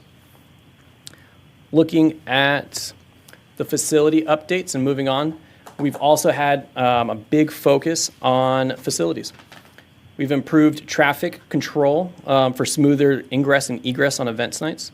We've brought in new team and leaderships that focus on creating a parking program that would create smooth ingress and event operations. We've pushed all that event traffic to UT to allow the TMF garage to be used for the tenants and the soon-to-be tenants that would be coming in as well, helping create the culture on the property. We've also elevated the facility services, engaging new vendors to enhance security, landscaping, parking, janitorial, and preventative maintenance. The focus on vendors that understood the importance of TMF not only to the city, but also to the community. It's really important that we continue this brand standard of best in class.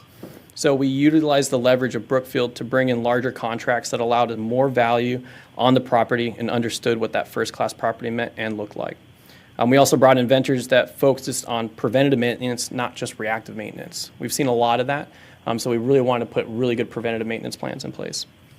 This then led to a better FCAR execution. As you guys may be aware, this is a part of our lease, and looking at our FCAR, we've had a great improvement on all of the items within that. So big thank you to Jennifer Ramirez and Kirk Patton from ASM Global for their partnership. Can you say what FCAR means? Yeah, so Facilities Condition Assessment Report. So this is where once a year the city will come in with the ASM Global team, and they'll put together an assessment of all the items that need to be repaired on property. So years of deferred maintenance have now been completed or are being worked through now.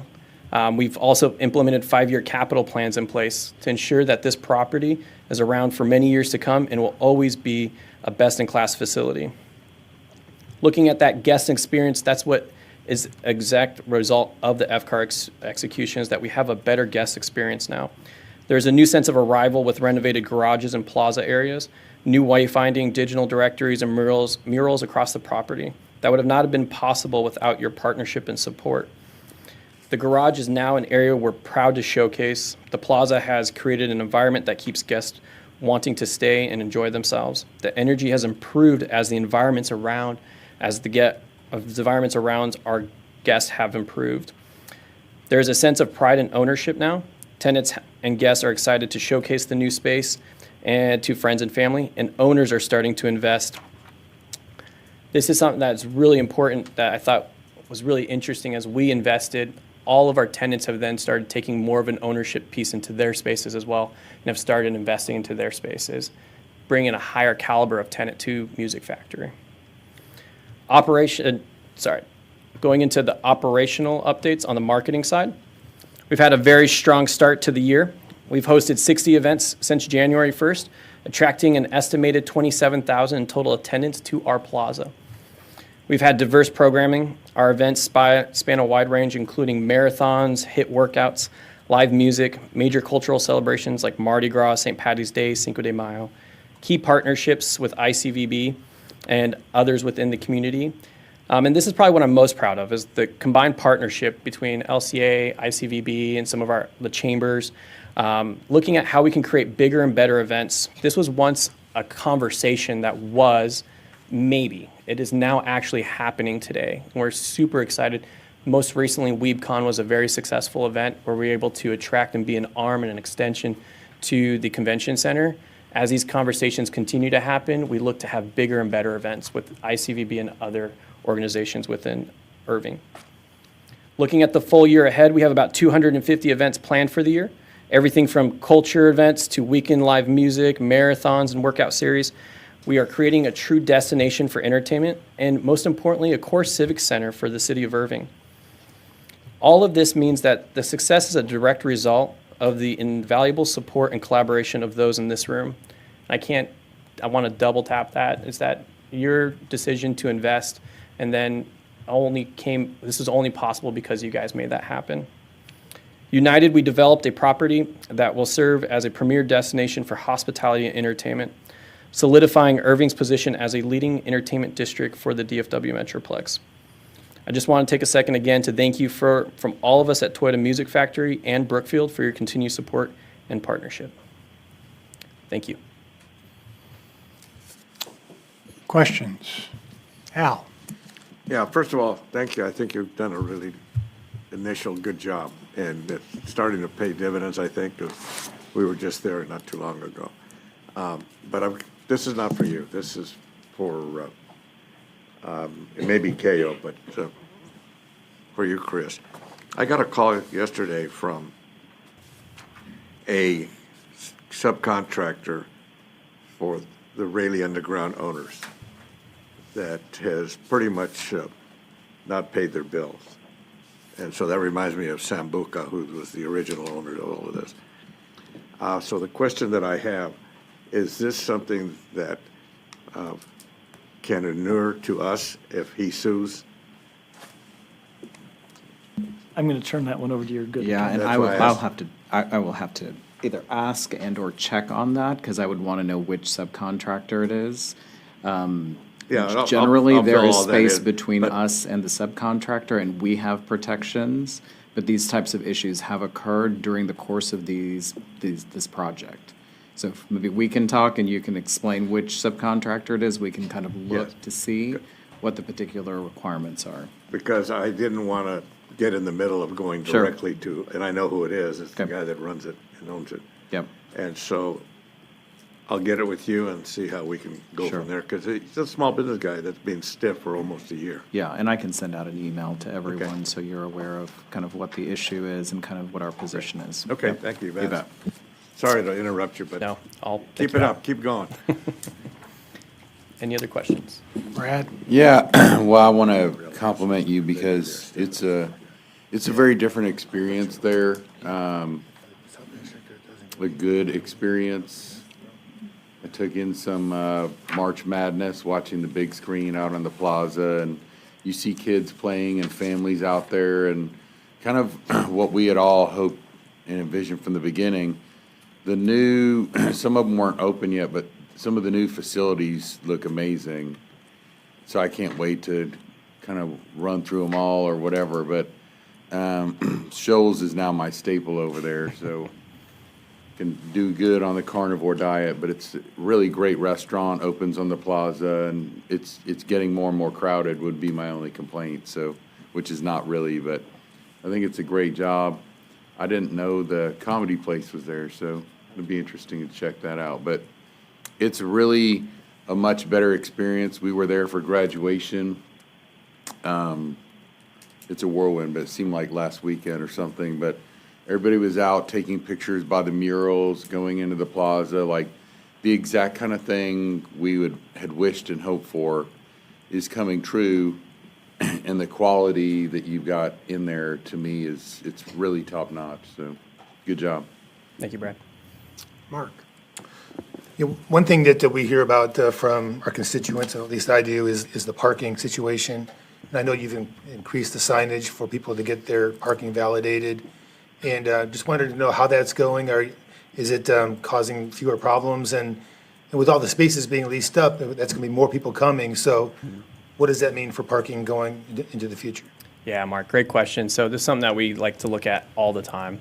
Parking will always be one of those things that you're going to have to constantly look at. As I presented earlier, moving all the entertainment to Urban Towers to help open that TMF garage, truly, that was a big piece of really pushing them that way to ensure that that garage, even though it didn't look like it was being utilized, it really is. And so putting all that investment and making sure that we have that best-in-class feel in that garage was really important to us. So we've seen validations go up, and it's about, I think, 200-300% year over year. So the tenants have gotten used to using the validation process. We've kind of got them into the cultural space of that. But we do make sure that we're checking with our tenants and seeing how is it going. Our biggest concern would be the turnover and making sure that their restaurants have a good training program in place for it. Are you anticipating more parking problems in the future, or did the Urban Towers garage resolve your problems? So no, Urban Towers pushing that entertainment traffic has really helped solve our problems. We're always expecting that we're going to have to continue as more of these come online to help utilize Urban Towers garage more than we have. That was originally just for Live Nation concerts. So 100 shows out of a year, that still leaves about 250 days out of the year that we can be utilizing Urban Towers to help continue to push more of like the Rayleigh events, or if we have Punchline coming in, utilizing that garage to help secure Toyota Music Factory. Okay. And I had a question too about like, we've seen a couple cases come up involving like patio awnings for some of the businesses on Los Colinas Boulevard. And like looking at Pop Factory, one of the original tenants, they don't have that, but they're going to have to pay, if they want that, they got to pay additional rent. Is that right? Not additional rent. Looking at trying to, they would have to pay to have that fixture renovated and actually resurrected, but not necessarily extra rent. Okay. Anything like that. That's always been the situation for them from their original lease? Correct, yeah. They can always put in for it, and we're starting to work with Jennifer and her team and the zoning commission's team to make sure that any future leasing as well as previous leasing, that we're putting those in there now. Okay. I just wanted to be sure that there wasn't some unfairness going on, because their original tenant, there weren't the overhangs, and then all the other ones are not coming up, and then now they're left behind. Yeah, no, it's a great call out that you have, Mark. I think that what we're starting to see is that tenants are reinvesting into themselves. So one of the big cases would be Reservoir right now. They've reinvested into their entire patio space. Gloria's is looking to start reinvesting into their space as well. So as we're starting to see these owners, as the property elevates, they're starting to ask the question, hey, how can I do that? And that's where we're helping work with Jennifer and her team and us to help get them what they need. And I think you kind of touched on it in your comments that you're seeing an elevation of the tenants, and so that might cause some tenants to move out, I guess. Yeah, I mean, yeah, absolutely. You're gonna see that. Thanks. John. Thank you, Mayor. So Mark already asked the first and biggest question that I had, which was about the parking. But the other question I had, so I know we have some minimum qualifications regarding the type of tenants that you have, like minimums for full service restaurants and all that. So with these new tenants that you're bringing on, those numbers are all where they need to be? Yes, yeah, they're going to be actually well above it. Okay, very good. And then in terms of another thing that we've had in the past, we've expressed a desire that some of these restaurant offerings, we didn't see the hours that we were hoping to see. Some of them weren't open for lunch at all or had restricted hours, and that was kind of impacting the ability for, when we have large conventions over at the convention center, it impacts the ability of the people who are visiting, for the convention to be able to, have the offerings that we were hoping to see when they go out to lunch at the Music Factory. Are the full-service restaurants that are out there, they're now offering full lunch and dinner? Or, I mean, they've expanded their hours where there was a shortage there before? Yes, yeah, so great question, John. Over the last year with the redevelopment, we did have some adjust hours, so you're going to see that over the last year. Going forward, we're seeing all of our new tenants absolutely full service, serving lunch and dinner. And we're even encouraging some of our guests, some of our tenants to start looking at breakfast as well and offering a better breakfast operation, as well as ICC has more earlier conventions as well. But to answer that question, yes, we are seeing that with our full service restaurants, that they're expanding their hours and then going forward as well. Very good, thank you. Adam. Thank you, Mayor. I actually just had a question to go back to how the funding mechanism works, or the rebate mechanism, the grant mechanism works. Just a little bit of back the napkin math. The 7.7 is rebatable, but where the expected city sales beverage tax is 450 to 500K, so it sounds like that's going to be a 15-year payoff at the current rate, right? So I guess my question is, what happens when the Group 2 buildings come in? Maybe the beverage tax revenue will be bigger. I don't expect it to be able to pay off both those, or what happens in that scenario? Are we paying twice, or does it just stack on? No, it stacks on. It's first come, first in, first out. Okay. And I think the term of the rebate, do you remember off the top of your head what that is, Jennifer?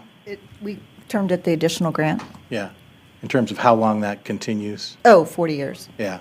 So even though, that grant, the ability to have sales tax reimbursement continues for 40 years, it will be a while before the Group 2 or Group 3 expenses that qualify, that beat the clock, before the reimbursement actually gets back to the developer. It's going to be a while. And by beat the clock, you mean yeah, they have the minimum spend requirement? Yeah, the minimum. They have to make those improvements within that time period in order to qualify, and then they're in the queue waiting for revenue to be produced so that it can get reimbursed back to the property or our tenant. Okay, so no balloon payments or anything like that? Okay, No. Great, thank you. And if at the end of the day, the 40 years lapses and full reimbursement for all the qualified expenses have not been reimbursed, then we don't have an obligation to true it up at the end. What the property produces is all we're required to reimburse. Great, thank you. Al? Now, this is probably for you, Philip. And our office space that's on top of the parking area, because we had a company that was in there. Are they still there? Is it vacant, or did Brookfield take it over, or where is it? Yeah, you're talking, I think, Ethos Group. And so Ethos Group is still there today. They are still there, okay. Now, did that convert to them or us? Are we still landlord on that? They're a subtenant of Brookfield. Okay, they are, so you took it all over. Correct. Okay, thank you. And then most recently, Al, we had Rocktop come in. And so Rocktop Technologies is now a new office tenant as well. Okay, thank you. Chris? Thanks, Mayor, and thanks, Eric, for coming in. Have y'all done a reach out, an initial or preliminary reach out to Wells Fargo and any connectivity over there? You're going to have 5,000-6,000 new employees coming in about 6 weeks. Yeah, we're very excited about it. We have reached out to the Wells Fargo's team and working through the chamber as well, through some of the contacts there to ensure that we're giving them a welcome home. Right, very good. And just if I can, just a quick shout out to you and your team. Eric, really appreciate your great work, your great connectivity, your very proactive approach, and I appreciate you being out there. And you and your team just doing a great job. We were out there a week ago to meet some friends for dinner, and we literally said, let's just go to the Music Factory, and we'll figure out where to go out there when we get out there. And that's the whole goal. Went to Shoals, had a great experience. Where's Brad? Oh, there. Brad, you used to be over here. Had a great experience, and at the end, when we were done, we went out to the plaza. It was full. It was completely full. You had people playing, what do you call it, where you throw the bean bags into the cornhole. People playing cornhole. You had the Stars, unfortunately, losing on the big screen back behind on that Friday night. But it was a great experience. It's the whole reason why we worked with you to have this investment. People are going out there just for the experience and enjoying the time. So really appreciate the investment. Thank you. Thank you, Chris. Yeah, it's really turned out to be completely different than what we started with. I think one of the things that the council did that was smart was as things were not being developed right, we started to claw back part of that penny. Had we not clawed back that penny, we wouldn't have been able to have this half a penny to reinvest to do the improvements that we have right now. So, kudos to the council and the challenges that they went through in the past to hold the feet to the fire of the previous landlord. And it is, the experience has gotten tremendously better. We had the chance to visit with you and your wife the other night when we were out checking out some of the new facilities, and had a opportunity to meet the young couple that's doing Tashawn.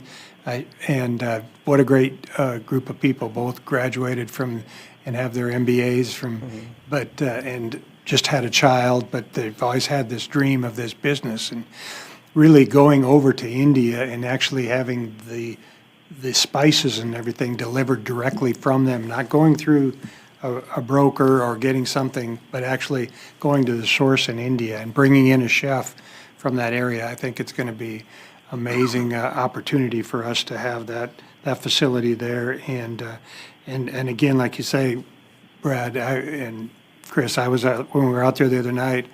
I mean, it was full. Kids were throwing hula hoops in the air. They were playing beanbag. People were dancing. They had 3 different music individuals that came out. And I did have the experience a couple weeks ago. I had to go over to another music venue on the other side over in another city. And over the noon, I had to be there for a lunch. And it cost me $85 to get in and out of for a 2-hour lunch. So there is, at least at ours, you get 2 hours before and if you don't get caught, you get more. But they do offer that. And I have noticed that all of the restaurants now have advertising on their doors and stuff so that you're aware of what you can do and how long you can be there and things of that nature. But I think it's really come together well, and I appreciate the upgrades that you've done. I did have a chance, Al, to visit with Dave with Ethos. He's just an amazing gentleman that he was in the car business, so that's why him and I get along. But what they do there is bring in, hundreds of people a week and they use our restaurants and and he was saying that one night they bring people in, they fly them in for a week and do training with sales and financing for automotive in the automotive industry dealerships. And he had Shoals was doing steaks for him one night for the whole group. So he said they do an amazing job, and they're excited to have the opportunity to have the different things in there. So I think it's coming along well. I'm glad we've got our arms around it a lot better than we've had. Everything looks clean. The murals are good. The people are enjoying that. I think we're trying to figure out some type of a reception at the plaza when we can get the Wells Fargo team in place so that we can bring them on site so they see what's all available for them. Absolutely. All right. Thank you. Mr. Mayor.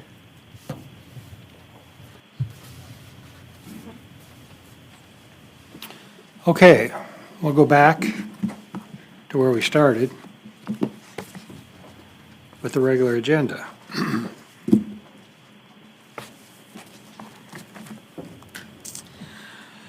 Items 2 and 3 are the work session and the regular minutes from May 1st.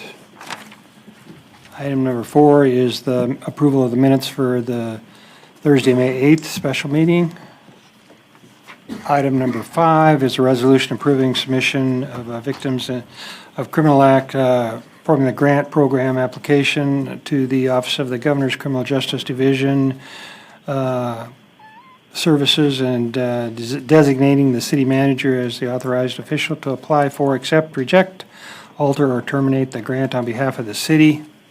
Item number 6 is approval of an interlocal agreement between the City of Irving and Dallas County, Texas, and the amount of $800,000 to be paid by Dallas County for the development, design, and construction of 1.1 miles along the Rock Island Road rail from the Irby Road to downtown Irving in the Heritage District. So that's all being paid for by the county. We have a presentation on it, if you'd like to see it. Yeah, I would.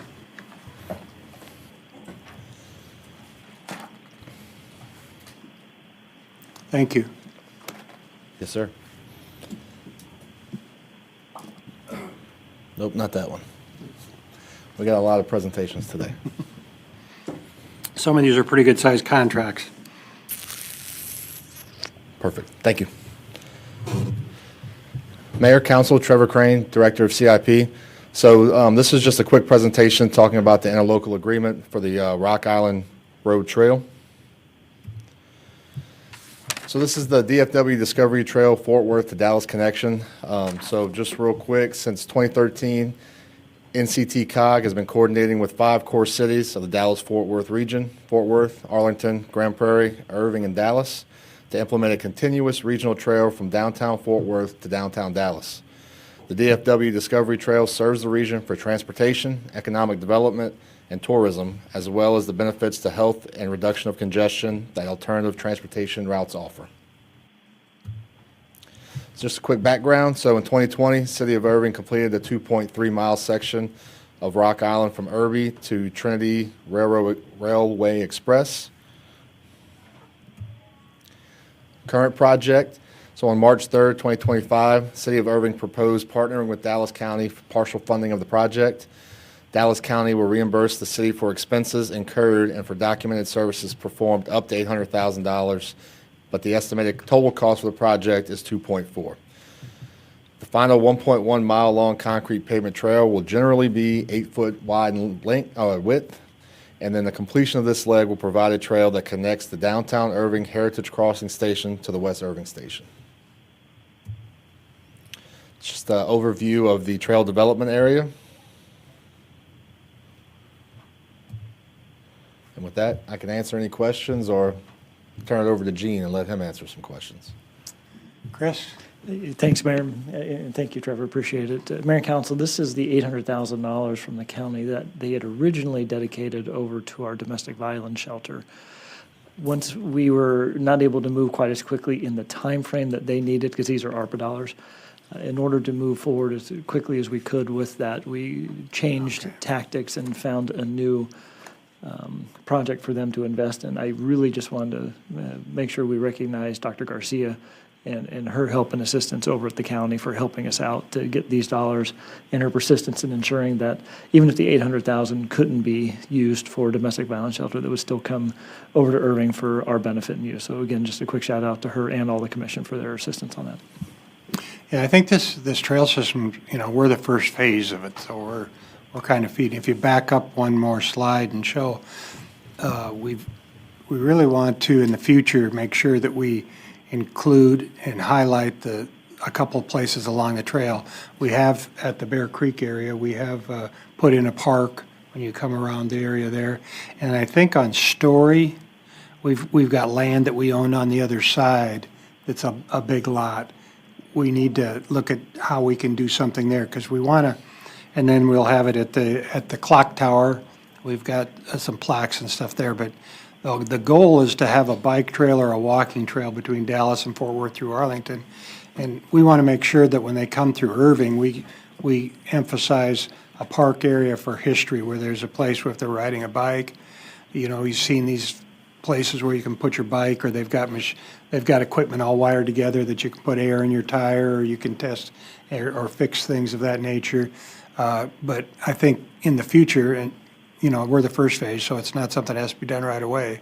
But I think at those three spots where we own real estate, the Bear Creek, we've got great photos and everything of the history there. I think the next one is the one at Story, and then I think that we may take a good hard look at the land that we have around the clock tower and see if there's other things we can do there to really promote the city, because that's Bear Creek, one of the oldest black communities, African-American communities established, the depot where the city really started because of the train, and then we can talk about other things on the other one. So I want to just make sure that we remember that those are opportunities for us to have as we continue to do this. Thank you. Sir. Do you get to tell us about the $4.1 million of the Campion Trail Elm Fork Extension? I sure do. That's our next item. It's the resolution awarding a contract to A&C Construction for the amount of $4,135,200 for the Campion Trail Elm Fork Extension, Phase 1B.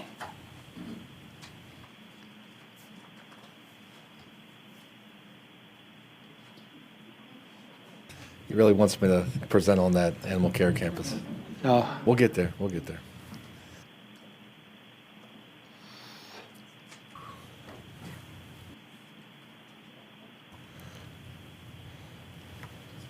It really wants you to. I'm going to. Number 7. Yeah. Right there. Sorry, Sorry, I think it was labeled incorrectly.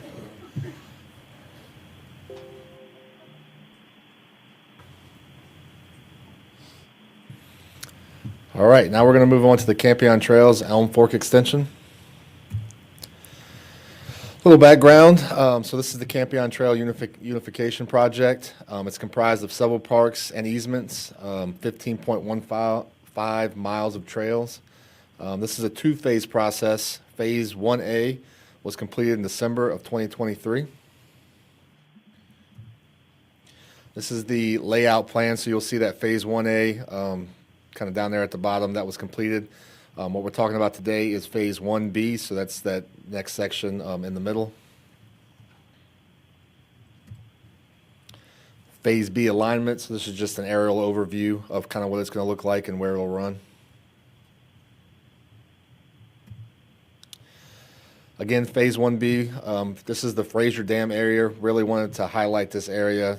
It's going to have a prefabricated pedestrian bridge along with stone ring walls, a dam overlook and rest area, and it's right there by the new canoe launch that we just completed. So we're recommending award of this contract for Phase 1B. It's around 9,500 linear feet of trail, so that's about 1.8 miles. It's going to contain 2 bridges, 2 low water crossings, and 2 boardwalks. Trail width is going to be 12 foot wide. There are some boardwalk sections like we just talked about that'll be 14 foot wide. We opened proposals on the 25th of April. A&C Construction was the most responsive and responsible vendor, $4.135 million, and that was 18% below our design estimate. We recommend for award of the contract at the May 29th council meeting. This will be funded from our park bonds, and we estimate construction to start in Q4 of 2025. Still working through a couple of easements that we need to clean up before we move to construction. With that, I'll answer any questions. How much do we have left after this? I don't know the total footage or mileage. Glenn, do you know? Gene, do you know offhand? Gene, you probably remember when we started this. That whole green section. Yeah, Phase 2 will be about 2.3 miles. And that'll finish it up then? That'll finish it up, yes, sir. So we started this back when Casey was in the Parks Department and Paul Gooch was... Back in 96, I think it was. Yeah. We did 1 mile at Northwest Highway area. So that just kind of gives you an idea how long it takes to get to the, and we're not to the end yet, but. I'm prepared to take full credit for the project once we finish it.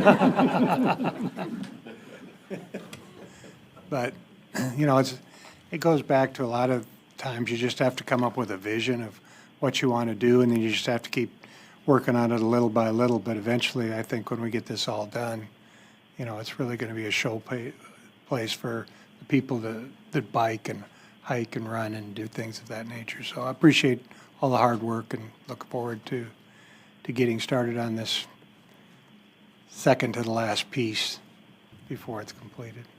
Any questions? All right. Item number 8 is approving a change order number 1 to the agreement between the City of Irving and MART, Inc. in the amount of $1,136,282.26 for electrical systems for the Animal Care Campus Expansion Project. All right. So the much anticipated Animal Care Campus Expansion Project, change order number 1. Just a quick background on the project information. So in 2010, the City of Irving constructed a 26,000 square foot animal care campus at 4140 Valley View Lane. This space is shared. So we have about 5,500 square feet of DFW Humane Society space, and then 18,500 square feet of City of Irving space. There is about 2,000 square feet of common space, which is our reception, lobby, restrooms, etc. 2021, Proposition F passed a bond designating for the purpose of providing funds for permanent public improvements. The architect selection was awarded to GSR Andrade. And then the needs for detaining rescued animals in the City of Irving continue to increase, and additional space is needed to adequately accommodate the expanding animal population. Just a quick overview of the project. You can see highlighted there in green, we have the East Edition, and then on the other side, the West Edition. Key components of this project. So this project will add a little over 6,000 square feet of newly constructed space and will renovate almost 7,000 square feet of the existing facility. The addition will include new, larger dog kennel spaces and a new state-of-the-art clinical facility, which will include surgery, radiology, ICU, and exam rooms. Major renovation areas include the reception area, dog and cat transfer space, and repurposing the current clinical spaces. And additionally, there will be an increase in the size of quarantine space and large isolation unit space, additional and upgraded exterior dog runs, and improvements to the HVAC system for a healthier environment. Really wanted to highlight our partnership with the DFW Humane Society as well. So for 18 years, Irving Animal Services and DFW Humane Society have come together to focus on sheltering, rehabilitating, and finding homes for abandoned and stray animals. Partnership aims to alleviate overcrowding and increase the chance for more animals to find forever homes, reducing the need for euthanasia. Moving forward, both organizations plan to enhance animal welfare through expanding community outreach programs, increasing adoption and rescue opportunities, further developing the shelter's medical and behavioral programs, and then exploring ways to improve shelter capacity and efficiency. So stakeholder collaboration. We had multiple meetings with the DFW Humane Society at the end of 2024 to review the construction documents, and the outcome of those meetings were we wanted to address the concerns of reassigning yards and ensure safe access during construction, provide walkway bridges, mulch, and safety measures, offer city-funded dog food to offset disruptions, enhance communications. So we've also been holding daily and weekly meetings with construction foremen and the managers, and we include DFW and DFW Humane Society in operational discussions and updates. As always, we want to be proactive when we deliver these projects, so we deliver regular updates on project phases and actively resolve design concerns raised by DFW. So now we're going to get into the mechanical system upgrades. So during design, there was no intention of upgrading the mechanical, electrical, or plumbing systems for the original campus, only the new additions, due to the remaining amount left in the bond fund. In October 2024, a supplemental amount was approved for the upgrades to the mechanical systems after an evaluation determined the systems were insufficient. These upgrades were intended to bring the air quality standards for the existing facility up to meet the same quality as the new additions. So the concerns addressed with these upgrades were air quality, cross-contamination, and quarantine areas. This change order will also address the power requirements for the mechanical systems. So the existing electrical service to the facility does have the capacity to support the base bid construction, but it will not support the additional load of upgraded mechanical equipment. So in order to upgrade the electrical service, we need to place a power pole that will be set by the utility company, and the existing service will need to be abated. This scope will need to be completed prior to construction of the west addition. There will also need to be a power shutdown of the entire facility, which we will schedule well in advance. We're going to work to limit the time the facility is without power to ensure operations are impacted as little as possible. Project schedule and progress to date. Duration of construction was expected to be approximately 12 months, with the facility being completed in November of 2025. Approval of this change order will shift our time frame from completion this coming November to April of 2026 to account for lead times of the larger mechanical and electrical equipment and the additional scope. Construction will be phased so that all current functions of the facility will continue to operate with as little disruption as possible. Just a quick breakdown of the change order. So we had some design changes from stakeholder collaboration, $187,000. The electrical service upgrade is $404,000. Mechanical systems upgrade, $544,000. So a total change order of a little over $1.1 million. So we are recommending approval of this change order in the amount of $1.1 million at the May 29th council meeting. To note, this does represent a 22% increase in the original contract, but we feel that in order to deliver the original scope of this project, we really need to add this HVAC system to ensure that that cross-contamination is taken care of, and once this building is built, it can function as it was meant to. With that, I'll answer any questions. I also have our project manager here, Morgan. If y'all ask me anything that I don't know, I'll be happy to bring her up and let her talk about it. Al? Yeah, thank you, Mayor. I know Chris and I have been out there a couple of times, and what always concerns me, there seems to be I don't want to say a breakdown, but some level of need for better coordination between the city, meaning our people, and maybe the police, because you still have oversight, am I correct? And the Humane Society. And I'm not so much saying not the people so much, but actually the care of the facilities, because one of the problems that I've seen, and we dealt with, not the big dog yard, I mean, those things are pretty straightforward with the kind of grass that's out there.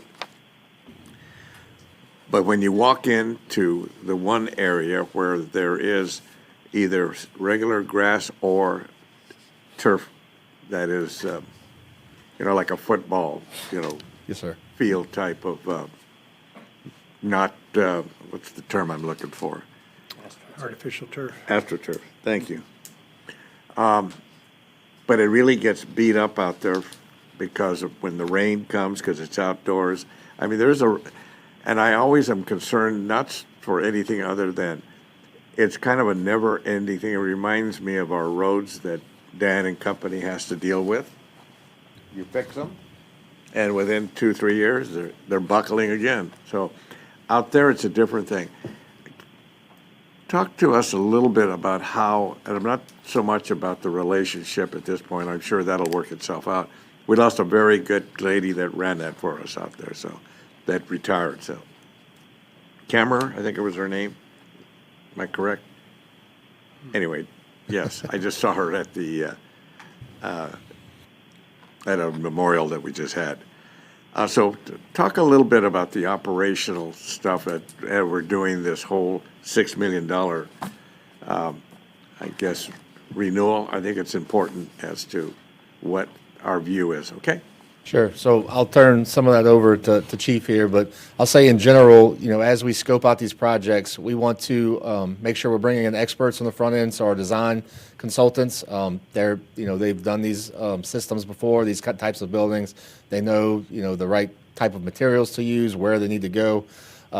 And so we're leveraging all of the information we can from them. We're also having multiple meetings with the operators of the building, whether that's DFW Humane Society or, the animal care facility operators. They're there every day. They're there every day. They're, in the weeds of it. They know, the trouble spots, what needs to be changed, what's not working. And so as we're designing these, we're pulling all that information together and making sure that's getting, put into the scope of these projects, so that we're trying to catch as much as we can. General Derek Miller, Chief of Police.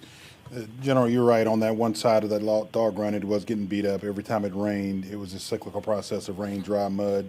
And so our plan was to go, and it was on the DFW side, part of their 5,500 square feet, but we wanted to make sure that it was still viable. So with the help of Joe Moses and Parks, we went out there and we would try to put down sod. Of course, we would suffer rain and then sod again. So the ultimate plan is to come back and put more permanent structure there so we don't have those things occurring. With the construction, though, it would be putting the cart before the horse because, it's very difficult during construction. Construction is tough on all of us, and I think I've spoke to you before about some of the challenges we had in the beginning, some of the adjustments that we made, and we pivoted to make sure that our relationships were still where they need to be. But the ultimate plan is when we get to the end of construction, that part of the facility will be more durable, more viable for the animals, so we can make sure, because everybody's the number one, everyone's focus is on the animals. Chief, thank you, because I know you're very focused on this as well, so we get it right this next go-around. You may want to explain why we have the Humane Society and then our site, and it has to do with euthanization of the animals, so that might be a good thing for our new guys to get a sense of. Well, I wasn't here in the very beginning when it started, but my understanding is the Humane Society's mission is much different than our animal services. And unfortunately, the Humane Society is about no kill, caring for the animals. Ours more of to make sure that we're managing what's going on in the city with respect to the control of animals.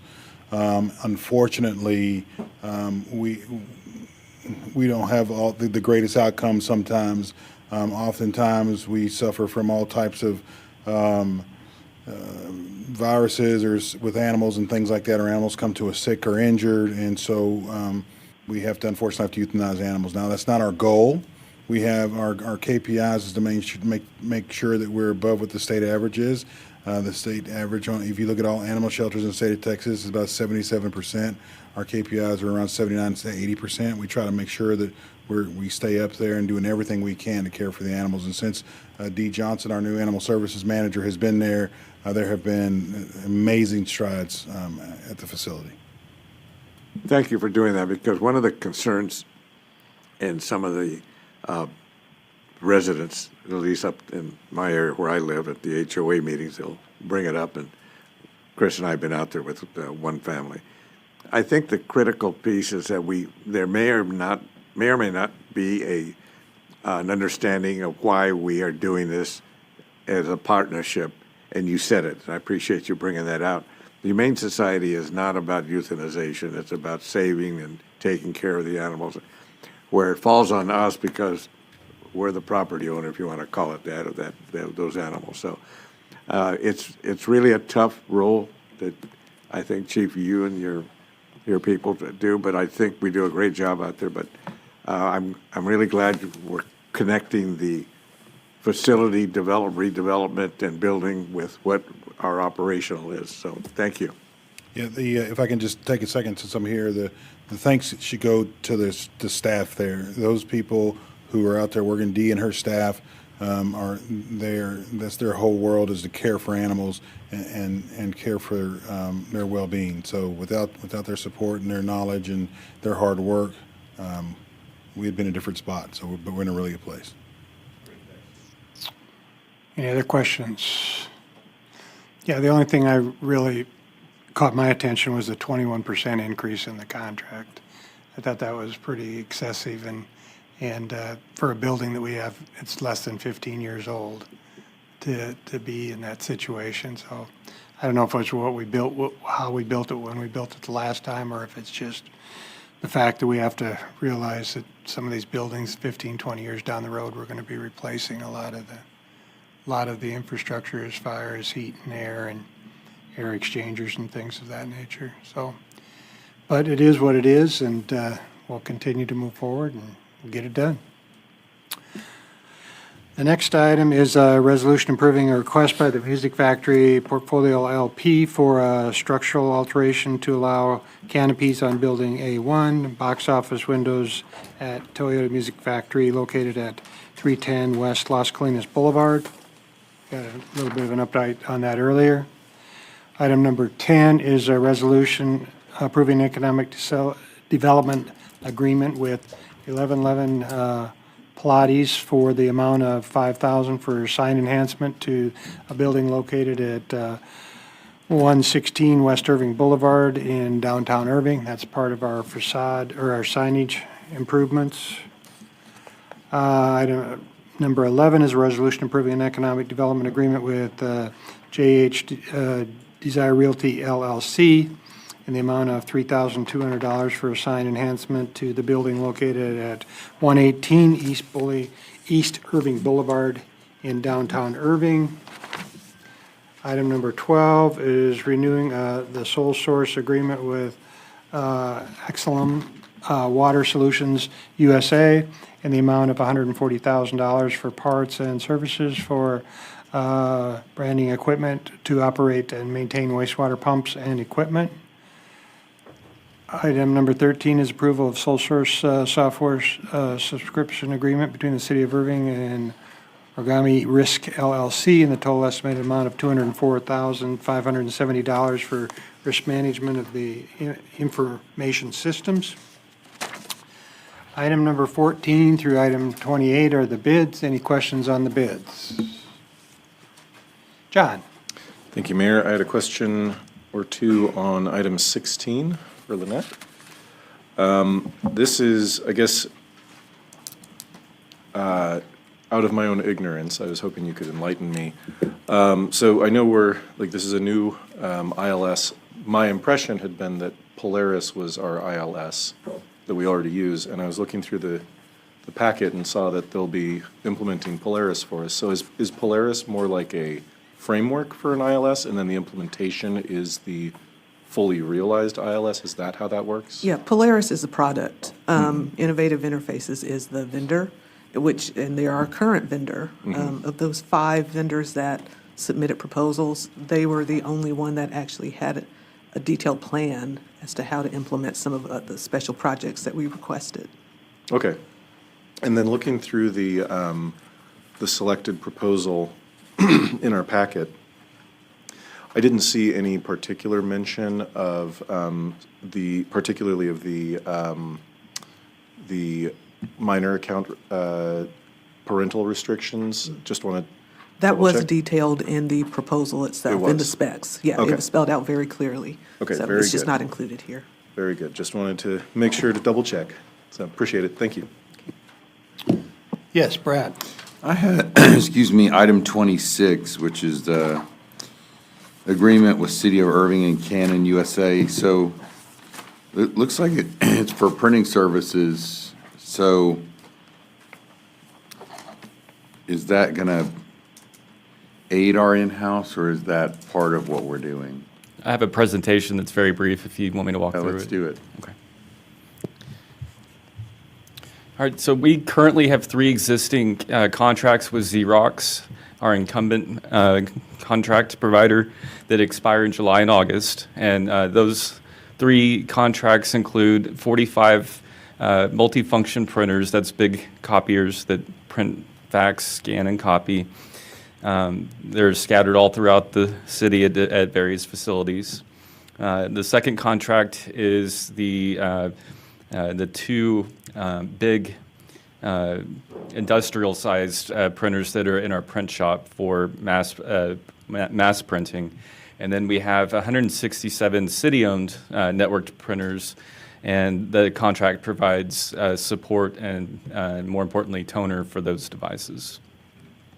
With this new contract, we will have simplified print management. It'll be easier on our staff to be able to print. We will be introducing the ability to do secure printing, in which staff will be able to walk up to the printer, swipe their access badge and release print jobs. And we'll be able to have automated toner ordering, which is something we do not currently have now. We have to make a phone, staff has to make a phone call in order to get new toner.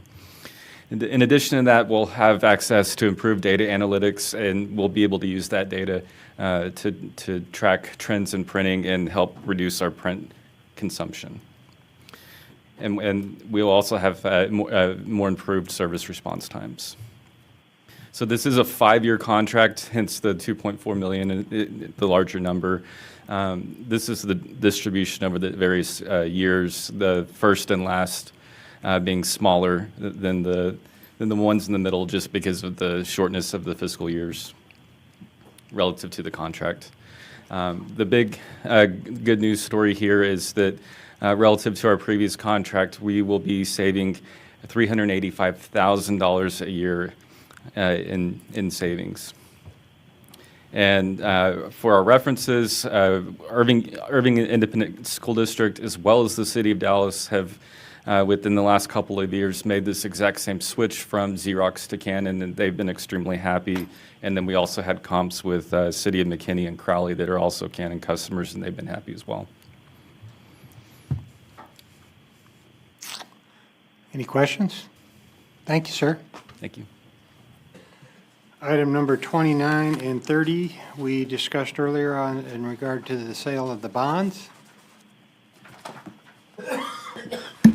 Chris. Mayor, I'm just going back to, I just want to make sure he mentioned that $385,000 a year in savings. I just don't want to gloss over that too fast. And I just really appreciate Chad and his team in doing that. Zoning cases. Good afternoon. Good afternoon. Last but not least. All right. Jocelyn Murphy, Director of Planning. We just have a few cases tonight, so it shouldn't be too bad. The first case is one that you saw about a month ago. It's for an event center within 500 feet of a residential district and over 2,000 square feet. It's at 2700 North O'Connor, Suite 124. Staff recommend denial, P&Z recommend denial, and then their second public hearing of 8-0. No letters in support and 22 in opposition, but some were from tenants in an adjacent suite. Again, this was postponed from the April 10 council meeting. We wanted to relook at some of the calculations and send a notice to make sure that we were covered. So again, here's the property at Rochelle. It is a corner unit in the shopping center. And this is the location of the residential property to the south that is in opposition. And their site plan. So again, they are within 500 feet of the residential district, and they're requesting 0 feet. The maximum size is over the 2,000 square feet, so those two items both trigger the conditional use permit. So they'll be a little over 3,800 square feet. And the reason for the postponement was the number of parking spaces. We were trying to verify how many were actually on site after an expansion of North O'Connor Road. So they have 39 parking spaces that can be allocated to their space, and with the event center, they need 20 or they are asking for 20 parking spaces. So about a 50% variance, 49%. The conditional use permit does have certain criteria that the council can consider, whether it's consistent with the comprehensive plan, compatible with adjacent uses, preserving the character of the area, whether there's any negative impact, and whether it's materially detrimental to the public's health, safety, and welfare. The council also has the ability to set different limitations on a property, including time limits, parking, landscaping, those types of things. So here's a few pictures of the shopping center. Again, it is in the corner. It is a vacant space currently. There is residential, single-family residential to the west, and here's some more to the west. I believe this is actually to the south. And I'll be happy to answer any questions. Any questions? Next one. Yeah, Oh, out of excuse me, Al. curiosity, Mayor, do we know what they want to put in there? It's an event center, so it's Another one. a rental Thank you. space. And they do have a presentation for tonight, so they'll be here tonight. Thank you. Um, 32. number 32, 2525 West LBJ Freeway. This is a Texas Roadhouse. They're just requesting to, they're wanting to expand onto the restaurant, so they did a variance to the parking. Staff recommends approval. P&Z recommended approval 8-0, 1 letter in support and none in opposition. So here's the location of the property. There's a small shopping center just next to it that we'll talk about in a second. So here's their site plan showing the proposed expansion into the front area, kind of in the front patio area. That is, let's see, they're adding, I think it's 300-something spaces, or 300-something seats, and that's requiring 114 spaces, so they need 8 space variance. They are able to use some spaces with the retail next door, but they're actually being proactive and asking for the variance so that they are not encumbering the property next door if they ever need future spaces. They're also adding some compact spaces. They're restriping up here. I think that adds 1 space. It doesn't make a huge difference, but they are going to restripe. And so here's the existing site plan, and again, here are the changes they are making. And just some pictures of the restaurant and the adjacent property next door, and to the other side. Be happy to answer any questions. Go ahead, Brad. Well, this place is very popular. It's packed 24/7, it seems like. Yeah, they're not open 24/7, but it's constantly packed, and I think they've already got a parking challenge, in my opinion. Restriping to do compact, I'd rather give them an extra space variance than do that. That's going to be terrible. As I always point out, we live in Texas. We need more spaces and we need wide spaces. Everybody has their trucks and SUVs and everything, and this is going to be a challenge for them to expand because it's already currently, it overflows. And I'd love it if they could buy some of the land and just actually expand their parking lot because, I mean, it's extremely popular. It's never, I mean, it is always packed, and that's great, but it's already kind of overparked. I think they're already overparking into neighboring areas, which we have that same problem on the other side of LBJ is you see people walking across roads that they shouldn't be because they're going to a restaurant somewhere else. So I have some concerns with it, that how is that going to work? Because I don't think they're going to have enough parking. So that's just my question. Didn't they talk at one time about getting some easements, crossover easements from the Home Depot and the dump? I mean, the dump, you hardly ever see a car there.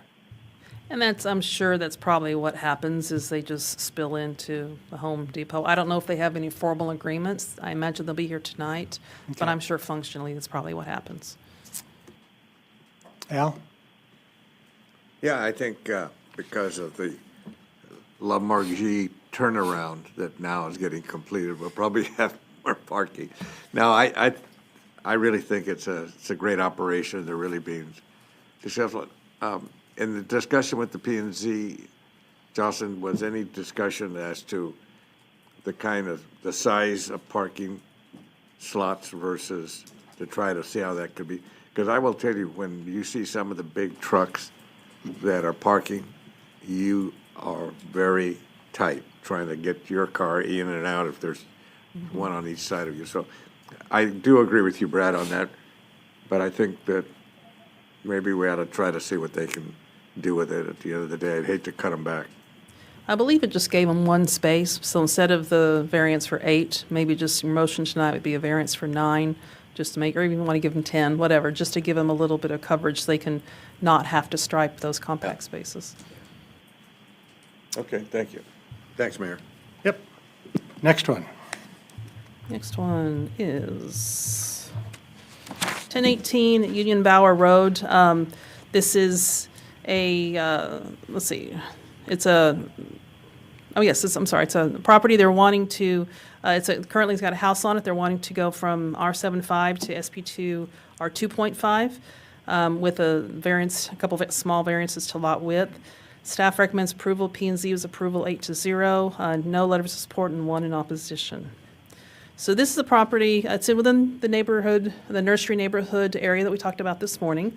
This is currently future land use compact neighborhood and is proposed to stay compact neighborhood in the area. So this is North Nursery and Union Bower. It is a larger lot. Here's the opposition, just catty corner across the street. Let me go to the aerial.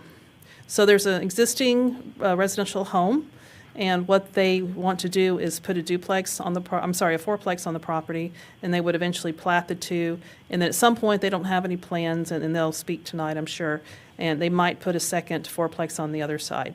It's I think it's a part-time home for the property owner. So this is the actual site plan. The parking would be down the middle. The driveway would be down the middle and shared parking in the rear. So again, you can see all the parking, and they have plenty of parking. That discussion did come up at P&Z. If they need to do more parking spaces, they have adequate space to do that in the back. So here's, again, kind of an illustration of, they have a turnaround, they have to do that for fire, and the fourplex with the parking in the rear, and again, sometime in the future, they might do a second one. So just some illustrations that they provided us. This is the front, so this would be the street facing, and again, the parking would be back here in the rear.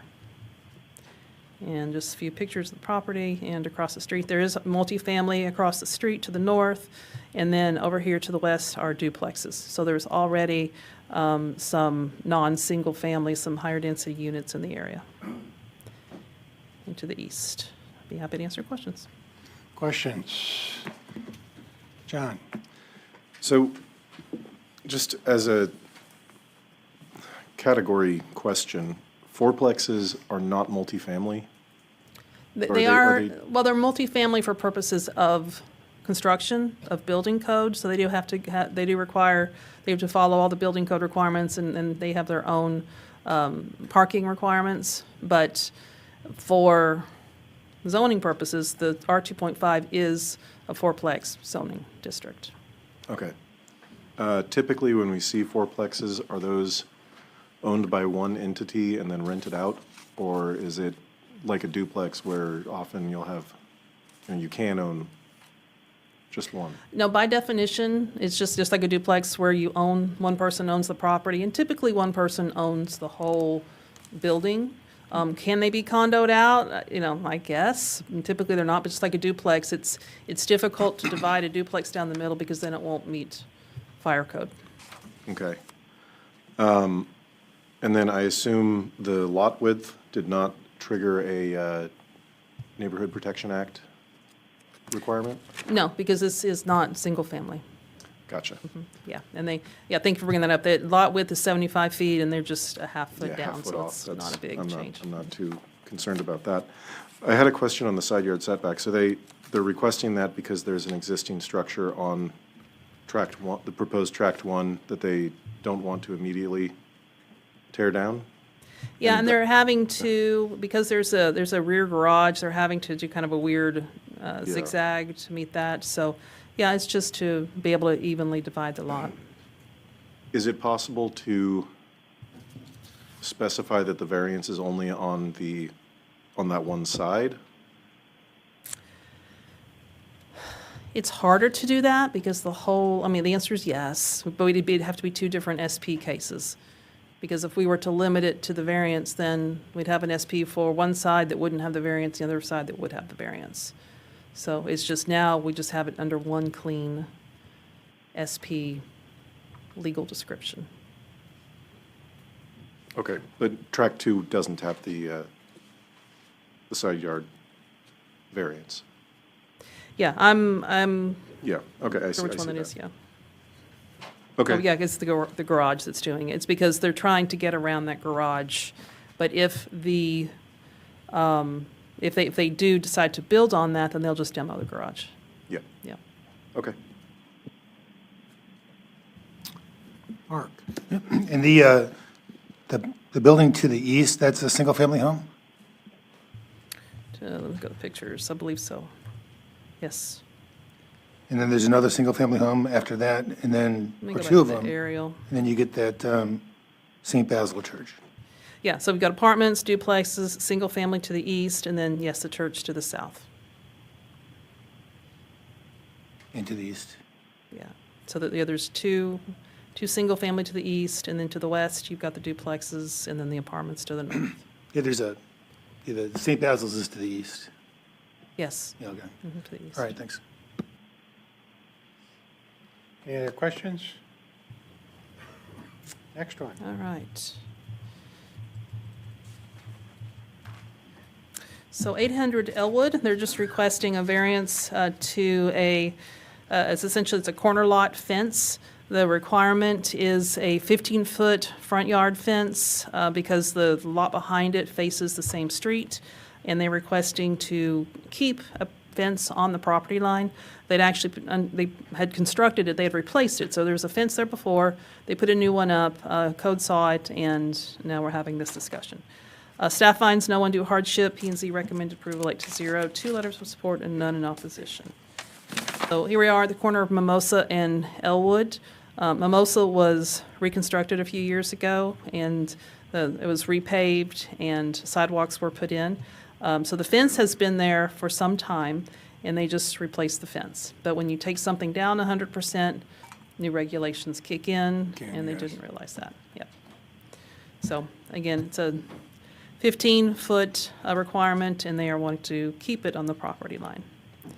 So this is the fence. They intend to, according to the property owner, continue the fence replacement to the front. So this is actually the front yard, or the front, facing the front. They stopped because they wanted to make sure that everything was up and up before they continued. So this is the property behind it. So again, they're kind of facing different streets, and this is the fence replaced. This is a duplex, so that if they have to move the fence back, that just reduces the yard severely. I'd be happy to answer any questions. John. Thank you, Mayor. Not really a question, just I was very happy to see that one of the letters of support is from the neighbor to the south. And in their comments, they said, the fence has been there forever, and it doesn't bother us, and we're fine with that. So I was very happy to see that, so I'll definitely be supporting this. Next one. All right, last case, 1901 West Irving Boulevard, wanting to go to CO Commercial Office. Staff recommends approval, P&Z approval, 7-0, none in support and 1 in opposition. So this is it's an older office building. They do have a lot next door. They're not planning anything at this time. They're wanting to do a vocational school, so it's an HVAC school, and you can't do that in PO. So as a business service, you can do that in CO. So they're requesting just a straight zoning to CO Commercial Office. It is future land use, local commercial, so it is appropriate in the future land use. And zoning to CO does add a few uses, nurseries, kindergartens, nursing homes, hospitals, and the business service is the category that the school is falling under. So just a few pictures of the building. So if I'm correct, the HVAC training would be in the rear of the building. They do have the lot next door, but again, that's not included in this request for change. This is to the west, a little office building. And then to the east is single-family residential, but again, they're not changing anything on the building, and there will be no outdoor activity. I'll be happy to answer any questions. Questions? Mark. Yes, the HVAC, there was a good discussion at the work session with the P&Z about the need for heavier equipment coming into the building for this type of instruction. And so it is quite different from just a purely professional office when you consider that. So you think maybe it's just like, it's just a school for things that it wouldn't have any sort of like, industrial type of component, but it would. And so I think that's not in line with what that neighborhood is. I think it's going too far. Other questions? Okay. Thank you. That brings us to the end of this agenda. Let's take about a 10, 15-minute break, and we'll come back and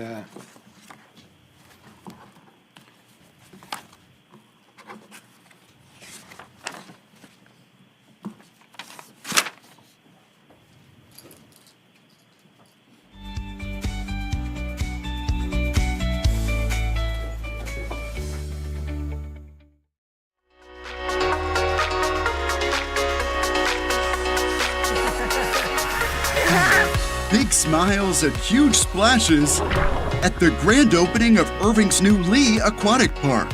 I'm really a fan. We approve. Oh, it's amazing. We've been waiting for it for a while because we actually live in the neighborhood, so even the kids are like, yay, it's finally going to open. I think it's really fun. It's great for the families. Bye, Jules. The first thing most people notice is the tall orange water slide. Check out the view going down. It kept people coming back over and over. Like maybe 6 times? We're gonna do it again. We liked it. I definitely go on it again. Don't know how you can swim. We were Lee Park rats back in the day, so we would always be here swimming with. Gilbert Gonzalez brought out a lot of family members for opening day of the new pool. It just kind of brings back a lot of memories. So it's great now that I have my family and my kids. Now it's their turn. There is so much to enjoy, including a kids area, a basketball goal, and plenty of shade. And I'm definitely going to be a member here. I give it a 10. 3, 2. Earlier in the week, leaders cut the ribbon to celebrate the opening. And what you see behind here is exactly what you as the residents asked for. So this really is your aquatics facility. It was hard for me to imagine what it would actually look like, but this is really impressive. Children are going to love it. Modern aquatics is what we needed. I look forward to jumping in. Hours later, he did. Irving Mayor Rick Stouffer took the ceremonial first slide. You start picking up speed at the first curve. You can kind of see how it goes. One of the perks of being mayor. One of the perks of being mayor is I get first shot. At all of these opening events, people are already looking ahead as Irving elevates aquatics and recreation. It's actually hard to imagine that it's going to get more exciting with each phase because this is a big day. The Center Park Aquatic and Recreation Center is under construction. It will house an indoor pool full of features. It's a 4-season facility that is going to be connected and adjacent to our current existing center recreation.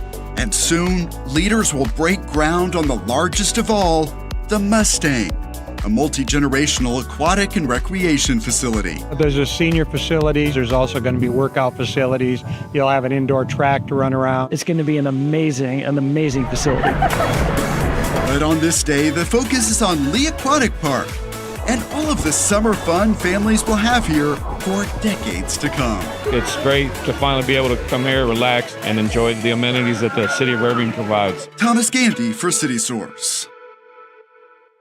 Steak celebration. Absolutely amazing. I would come back here twice on Sundays. I have no words. We are having a good time. The Rare Steak Championship debuts in Irving, and it's a foodie's dream. We are hearing from people trying everything in sight.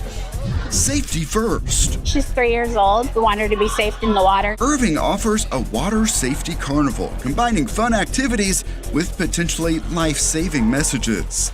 Plus, your first look at new images of what will be called the Mustang, and we remember former Mayor Joe Putnam.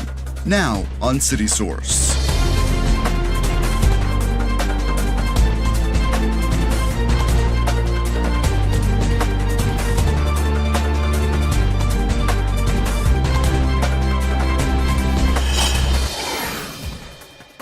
Fitness and culture are on display at the Fiesta de Mayo Half Marathon at the Toyota Music Factory.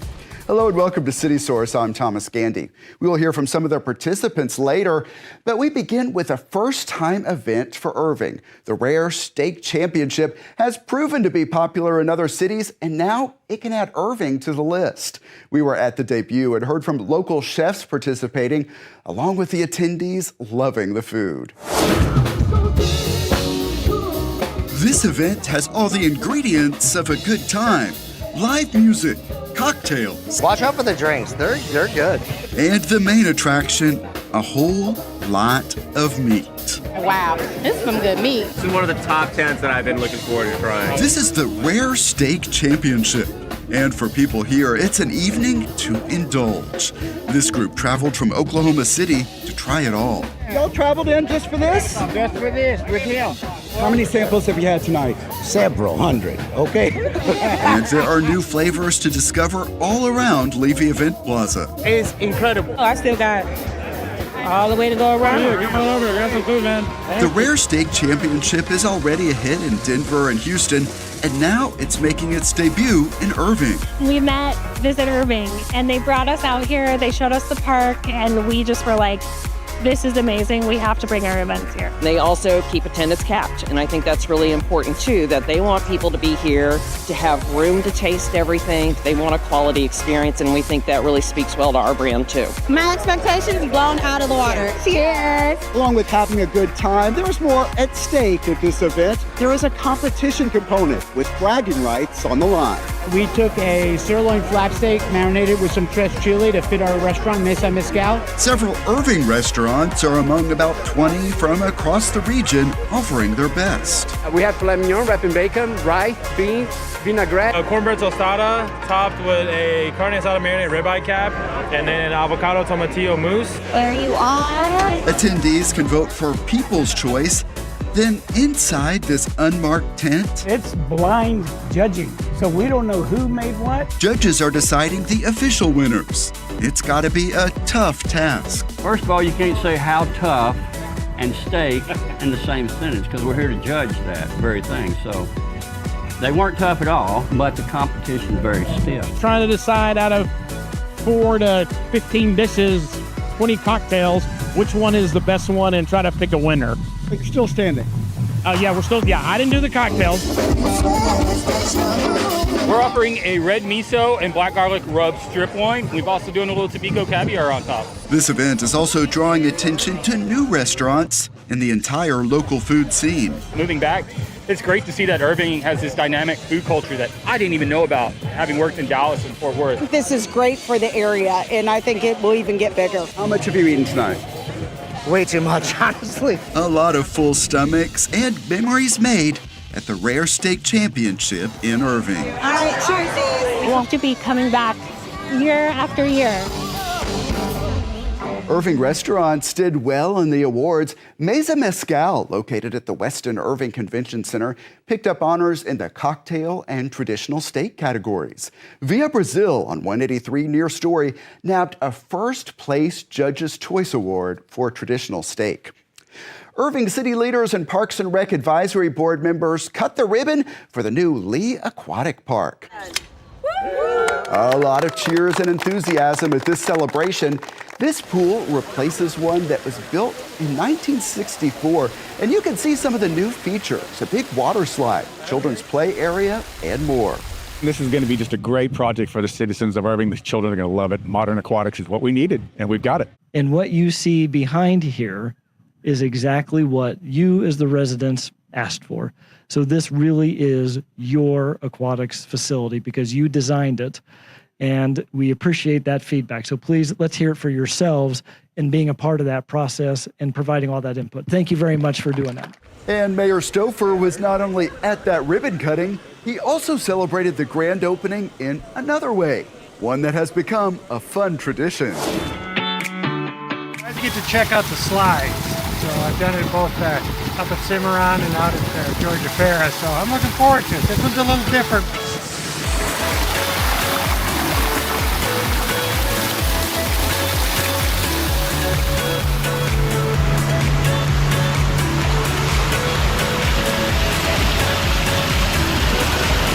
It's great. You know, it's just so refreshing, and you just kind of forget about everything else you're doing. You liked it so much you wanted to do it again. Oh, you bet, you bet. Now that I had to feel the terrain first, now I know when I can glide. And we're going to try to get your point of view through this GoPro. And away we go. You start picking up speed at the first curve. You kind of see how it goes. There we got a little extra water, a little sunshine. Hold it all together and see how far we can go down the road.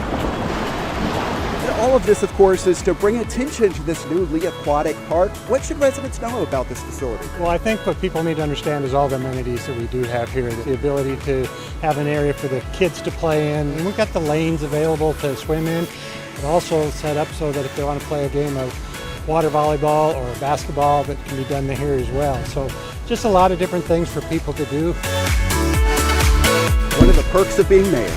One of the perks of being mayor is I get first shot. I really enjoy this slide. There is much more to talk about with this project. This ceremony happened a few days before the public opening, so we are going to prepare a full wrap-up and bring you that story on the next edition of City Source. Here is another way to cool off. The spray parks at Northwest and Southwest Parks are open daily through September 1st. The hours are 10 a.m. to 8 p.m. The new Lee Aquatic Park that just opened is just one part of Irving's bold vision to elevate aquatics and recreation in Irving. Next up is a new indoor aquatic facility at Center Park. That construction is underway, and there is more to come. Now we have some incredible new images to share of the plans for the new multi-generational facility and aquatic center at Mustang Park. The building will be called the Mustang. We will highlight a few of the many features for you. Check out the colorful interactive lighting in the aquatics area. Here you can see an indoor track above the gym. And you heard me call it multi-generational. Here is the area designed with seniors in mind. It features a gaming room, arts and crafts room, billiards, and so much more. Then this area is for kids to enjoy. The team involved is excited about all of this. A lot of input into that from our council, from our residents, and from the Parks Board. And what started out as a 75,000 square foot project based upon feedback from all of you, it's now going to be a 128,000 square foot facility that will be servicing the needs of our residents for the next 40 to 50 years. So we're very excited about that. The trend has been going on for a number of years to have these multi-generational facilities and these bigger facilities. And I think we nailed it. I really feel that this facility is going to be state-of-the-art, and it's going to be something that Irving residents are going to be super proud of for years to come. Mustang is going to be our crown jewel. I promise you it's going to be fantastic. We will dive into more specifics in the months to come. Construction will begin this summer, and the Mustang is scheduled to open in early 2027. Keep up with the progress on all of these projects at cityofirving.org/playirving. And we are not done talking aquatics. With all this talk about summer fun, the city's lifeguards always work to keep attention on safety. They hosted a water safety carnival, and we checked it out to share some of the lessons the team provided. EY does splash. You guys splash? Water story time is a hit. She loves it. Especially for 3-year-old Delana Belvin. That smile shows she loves every minute in the water. We'll be at the pool all the time, and then we would like to go to splash pads and water parks and all that. We want her to be safe in the water. Don't jump in till you learn to swim. You guys That focus on safety is what attracted them and others to Irving's Water Safety Carnival at the North Lake Natatorium. It's all about having fun this summer, but being safe while doing so. Enjoyable activities are all around, and parents can pick up some important reminders. It only takes an inch of water for someone to drown. Then you would trying to scare people away from being in the water. We're trying to encourage them. Water can be extremely fun, but also we need to be cautious around water. Over here, kids are getting some lessons on boating safety. So that, like, when you go to places like the beach and all, we don't like drown ourselves in the water. It starts with selecting the right life jacket. When you fall into the pool, you don't want it to be able to come up to your ears. If your life jacket comes above your ears, then it's too big. Then you would give the shock if it advises it. So we'll get shock. Families also get the basics on automatic defibrillators and CPR. It's 30 compressions to 2 ventilations, so it would look like this. You would give all lifeguards are trained to watch the water and watch everybody in the water. They can't watch your child 100% of the time. So we're enforcing to parents that even if our lifeguards are on scan and even if you feel confident that our lifeguards can respond, and I feel confident that they can, we want to make sure that you're able to see your child 100% of the time. There are a lot of other activities around this pool that come with valuable lessons. Part of the prevention of drowning is also teaching people how to swim. And even a chance for kids to show off their skills. Oh my gosh! Pool season is just getting started, and young Delana will have even more fun ahead as the city of Irving opens Lee Aquatic Park. Absolutely. We live right by Lee Park, so we're really excited about that. I love everything that Irving does. A summer full of good times by keeping it safe for everyone. It was fun. And here is something else they were talking about. The City of Irving offers a Learn to Swim program for all ages and skill levels. Class times and registration are available at cityofirving.org/IrvingRec. Planning for Irving's next fiscal year is underway. Leaders and the budget team are looking for suggestions, feedback, and opinions on what should be considered in the next budget. Residents have a chance to weigh in during a couple of public input sessions. They will be on Thursday, June 12th and Thursday, June 26th at 7 p.m. at Irving City Hall. Adoption of the budget is scheduled for September. Then the new fiscal year begins on October 1st. In election news, there will be a runoff for at-large district Place 2. The candidates are David Pfaff and Sergio Porres. Early voting runs May 27th through June 3rd. Election day is June 7th. More information is at cityofirving.org/elections. Here is an event that's showing a lot of growth year to year. Nearly 3,500 runners participated in the Fiesta de Mayo Half Marathon. To the roads of Irving, Texas for Fiesta de Mayo 2025. That's a look at one of the starting groups, and runners were clearly ready to go all through Las Colinas. A big thing that sets this event apart from others in the Irving Marathon Running Series is the post-race fiesta on the plaza at the Toyota Music Factory.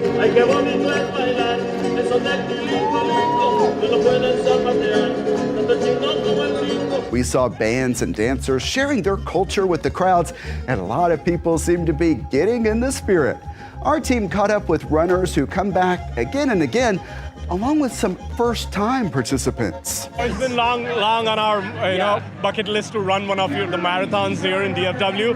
So this is our first time. I'm pretty excited we were able to finish it. Everyone's really motivating. Everybody is very uplifting. Everybody who wakes up early is very uplifting. And I like seeing other people being here for these same reasons. So it kind of motivates me to run with them, alongside them. Oh, it's always a good time. I mean, dance parties even before the race starts, all the way into well after they end, food, snacks, drinks, all the things. And here is a nice moment. Organizers honored John and Mapry Gayhart, who ran their 100th half marathon together. Our regular viewers may remember we featured them a few years back in our coverage of the marathon to share their inspirational story of determination. There's always so many stories to tell from all of those events, and each race in the Irving Marathon Running Series raises funds for the Irving Schools Foundation to provide scholarships. Registration is open for future events. Next up is the Oktoberfest Half Marathon on October 4th. The Animal Connection experience at Fritz Park will expand its hours in June and July. Starting June 5th, it will be open Thursdays through Saturdays from 10.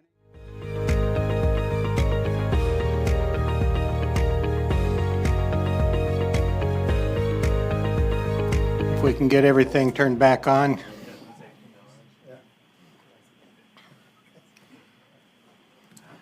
Have we got everybody rolling?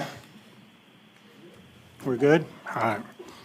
Okay, we're back from the break, and we'll go ahead. Then item number 4 is real property sale at state-owned parcel 120 West Airport Freeway.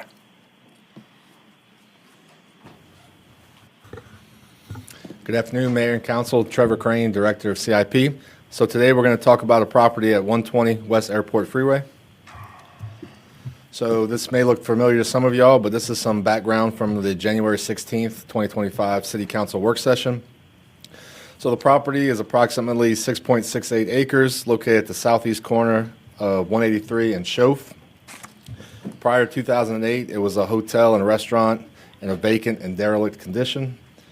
March 3rd, 2008, the City of Irving acquired the property.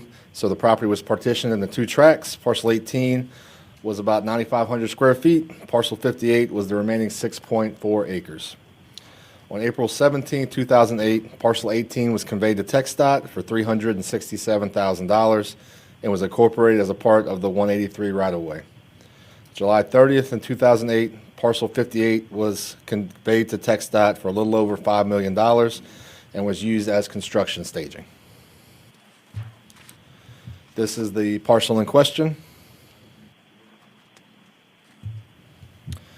little bit about the zoning. So the property was rezoned in 2008 to SP2 for professional office district uses. And from the City Council zoning case memo, this will require any future private redevelopment of the property to be preceded by a new zoning case to be approved by City Council. That was then. This is different today. Future land use plan. So it's currently regional commercial, and I'll go ahead and read this. So auto-oriented district for larger scale retail, office, and commercial use. This area provides destination services to multiple neighborhoods and a region and is dependent on automobile or transit rather than pedestrian access. It is generally appropriate for placement along major arterial roads and freeways. So the property status and the appraised value today. Property is currently vacant, being maintained by the City of Irving. Property has been identified as surplus property by TxDOT. TxDOT notified the city on May 12th of 2025 of a potential sale of the state-owned property. We have the priority right to purchase, but we must reply with intent to purchase within 30 days. So we have till June 12th of 2025. I did confirm with TxDOT if we needed a little extra time on that 30 days, that was something we could talk with them about. The sale price right now is $4.1 million plus survey, appraisal, and closing costs on that property.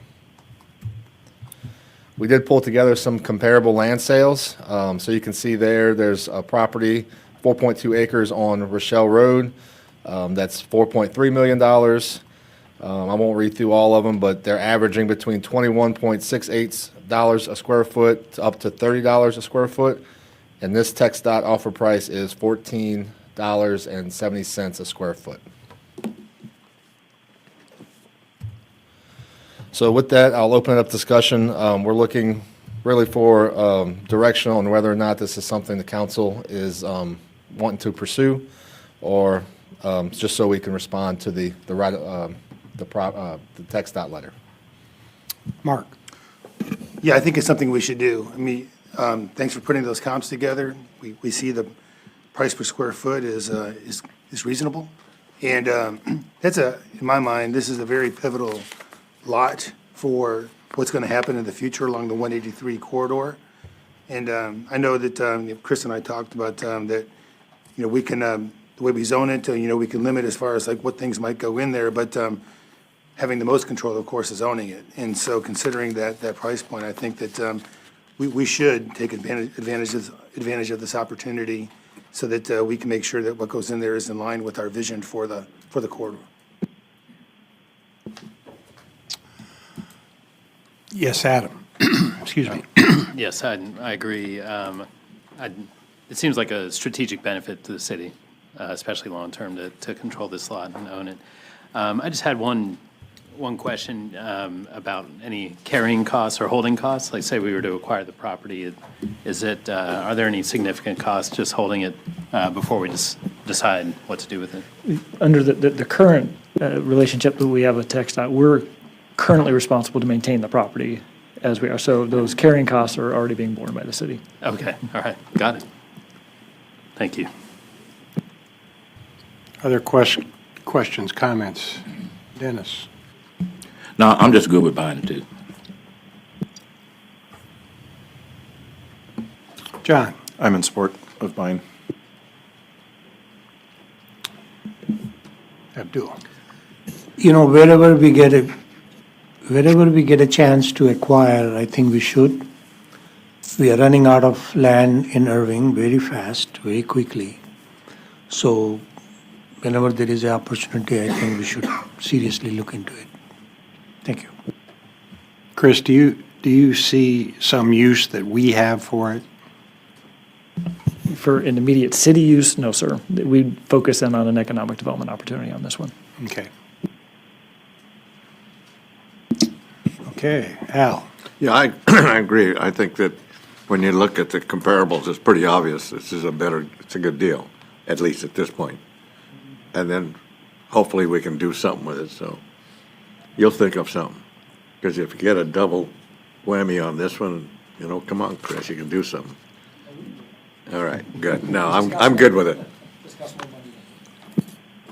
So Chris, the money for this would come.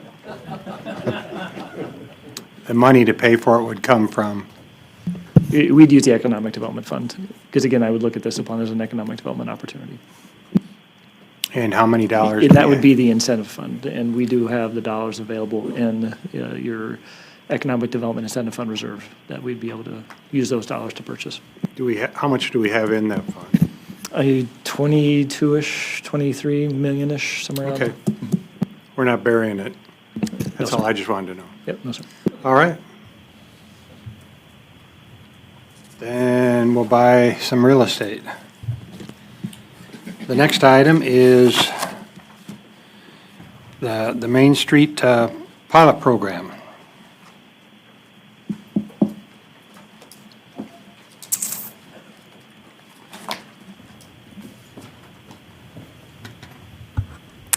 Good afternoon, Mayor, City Council, City Management. I'm Megan Gordon, Redevelopment Coordinator, here to give you all an update on the Main Street Pilot Program. So this program in itself focuses on placemaking. So similar to the Heritage District mural, that's looking at vibrant public spaces, places that people want to gather, seating, lighting, and events, making it safe and attractive, and really just a community hub for the area. As we look at things like placemaking, we're taking a holistic approach to our revitalization efforts for the Heritage District, including continuing our efforts with our redevelopment land bank. Last council meeting, you all approved the broker coming on board, so we will soon see those properties go out for disposal and bringing that vision to you all soon. Along with that, we're continuing to work with our businesses at a monthly downtown meeting. Our business enhancement grants, we had 2 grants on tonight's council agenda for consideration. Did one recently for our coffee shop and working with them to get them up and running.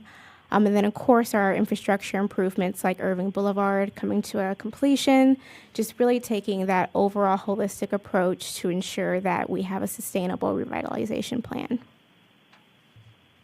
So specifically to the Main Street Pilot Program, in April of 2014, Council had requested that staff investigate the potential repurposing of Main Street, and that really looked at pedestrian amenities. So staff partnered with local businesses and residents to pilot a new street layout, and you'll see photos of that from 2014 to the right there.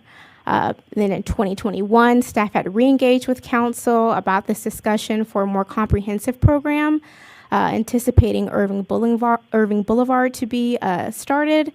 And then with the nearing completion of Irving Boulevard, we brought back that concept to the Planning and Development Committee this past December for further consideration. And we were given direction to move forward with the RFP process to bring on a partner to help assist us in this process.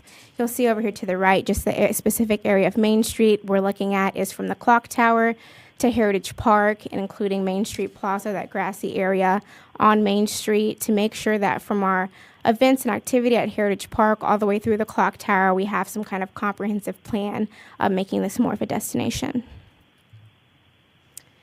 So the Main Street Pilot overview, we got to work on that RFP, the specifications for that, and we wanted to make sure to highlight a few specific things from in those specifications. So looking at the pedestrian experience and really the identity of Main Street. We want public input to be first and foremost in this process, and I'll go over just a little bit how many opportunities of public input we have in that. Tactical urbanism, if you see the photos right here to the right, what this program is really looking to do is have temporary street closures, structures, or creative ideas before we go in with some of those more intense infrastructure changes or permanent programming changes to test concepts and get the community involved and excited prior to making any kind of final decisions. Again, that's creating that community hub, reimagining Main Street, creating that identity.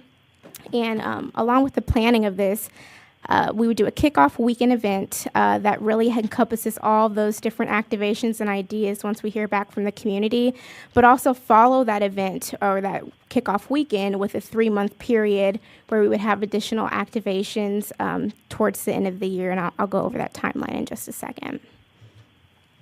Again, anticipated outcomes and broader alignment. Short-term low-cost solutions for high-impact interventions is something that we think is a great way to go as we play off of Irving Boulevard and make sure that if we're making any additional improvements that the community is involved in those pieces at this beginning stage planning level as we design those community-driven solutions.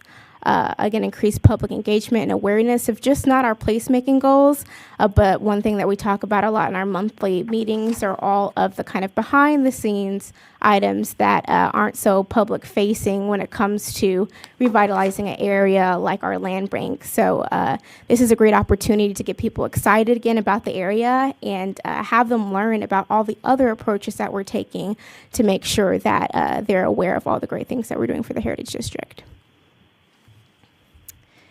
So after that RFP, the recommended vendor for award is Better Block. They were at the December P&D meeting, kind of giving an idea of their concept. We got 3 proposals back, and this was by far the highest ranking proposal. They are a local Dallas nonprofit focused on people-centered places and reactivating public spaces. So they do this in a short, actionable step of a 120-day process that can lead to lasting change. So we're looking at from days 1 through 30 of community engagement and feedback through the final stage of actual implementation and demonstration. Phase 1 is that community engagement feedback piece, launching a community survey where we're pretty much asking our residents and business owners what kind of features would you like to see specifically to Main Street? You know, would that be more lighting, shades, tables? String lights is the one thing that typically comes up when we talk about permanent changes on Main Street. It would also be the programming of that. How do we play off Heritage Park? What can we supplement on Main Street that we might not be doing at Heritage Park already? Do they want to see fitness classes? A great example of that would be the Pilates studio that's coming in. Do we want to incorporate those Pilates classes at Main Street Plaza? So asking the community specifically what they want to see during this pilot program to give us an idea what to test out during the program. From there, they would come in and build a design, develop a concept plan based on the community input that's received, creating a 3D map to kind of give us a vision of what that actual kickoff program would look like. From there, we go into a fabrication and planning process. This is, again, just day 61, so all very quick and actionable, where they would form a core leadership team. The great thing about this approach is this is not just a city-led team. We're recruiting volunteers through word of mouth, local networks, and social media. So it's getting the relationships that we've already established with the businesses on the ground, but also people that have shown us interest in the last few months and years over wanting to be a part of the change in downtown. Lastly, the implementation and demonstration. So you can kind of see in those photos that they are building the chairs, they are painting the murals, they are actually investing in their community for this pilot program. Again, really bringing some more excitement to the area as we talk about what Main Street could look like in its future and building that identity. So again, that's just a kickoff weekend. We'll be looking at October for that after that 120-day process, and then continuing activations for weekends or certain days of the week throughout the end of the year would be the extent of the program. During all processes, we'd be collecting data, making sure that we're having robust data collection to ensure that we're very aware of what people like, not only at that activation and kickoff period, but throughout those other series of events and activations throughout the end of the year. Here are just some other examples of some work that Better Block has done. This is in Thornton, Colorado. This looks pretty similar to our Main Street. They wanted to incorporate some other older historical elements by adding in more of a dance hall. They also looked at street calming opportunities, and a farmer's market was a big point in the community that they wanted to make sure to test out before investing fully in those programming ideas. Here in Tulsa, Oklahoma, there was a vacant piece of land that they were interested in developing. So before the full infrastructure cost of development came, they wanted to test out the concept by building those storefronts. And similar to us, they looked at a 3-month pilot to have tenants come in and fill those spots to see if people would actually come to the area and store those businesses before actual construction. Final report is something that, of course, we would get from this process. We would gather all those survey results, data, photo documentation, and the feedback in order to be able to make those actionable recommendations for the permanent infrastructure, permanent programming that we can assess what the future of Main Street looks like post-program. And then cost-wise, it's going to be a little bit dependent on what we want to see out of the program. If we're looking at just that kickoff weekend in the planning process, we would be looking at $109,000 for materials, consultation, final reporting. If we're looking for a more robust program with a 3-month activation, is where you tack on the additional costs there. Again, this is just a not to exceed amount of $192,600,000. However, some of this can be supplemented with some of the resources that we currently have. For example, if we have staff that are have the capacity to take on trash or cleaning, we could do that internally and not to get to that exceed amount. It's just really depending on what each department is willing to contribute with their capacity. But Better Block does have the capacity to take on the entirety of the project themselves. Next steps, if council is interested in moving forward, we would bring back that agreement for city council consideration on June 12th.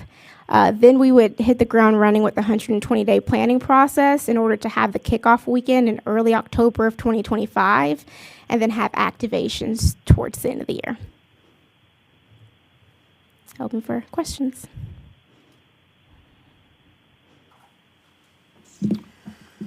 Questions? Well, I'll start it off. You know, the biggest challenge we have is how do we communicate to get people down into that area? I mean, we've spent probably $40 million in their downtown area with roads and everything else, and we've tried a couple different things, and we tried the farmers market, and I was able to bring quite a few of the people from my neighborhood and those other areas, but we really never got any buy-in from the local people in the area around it.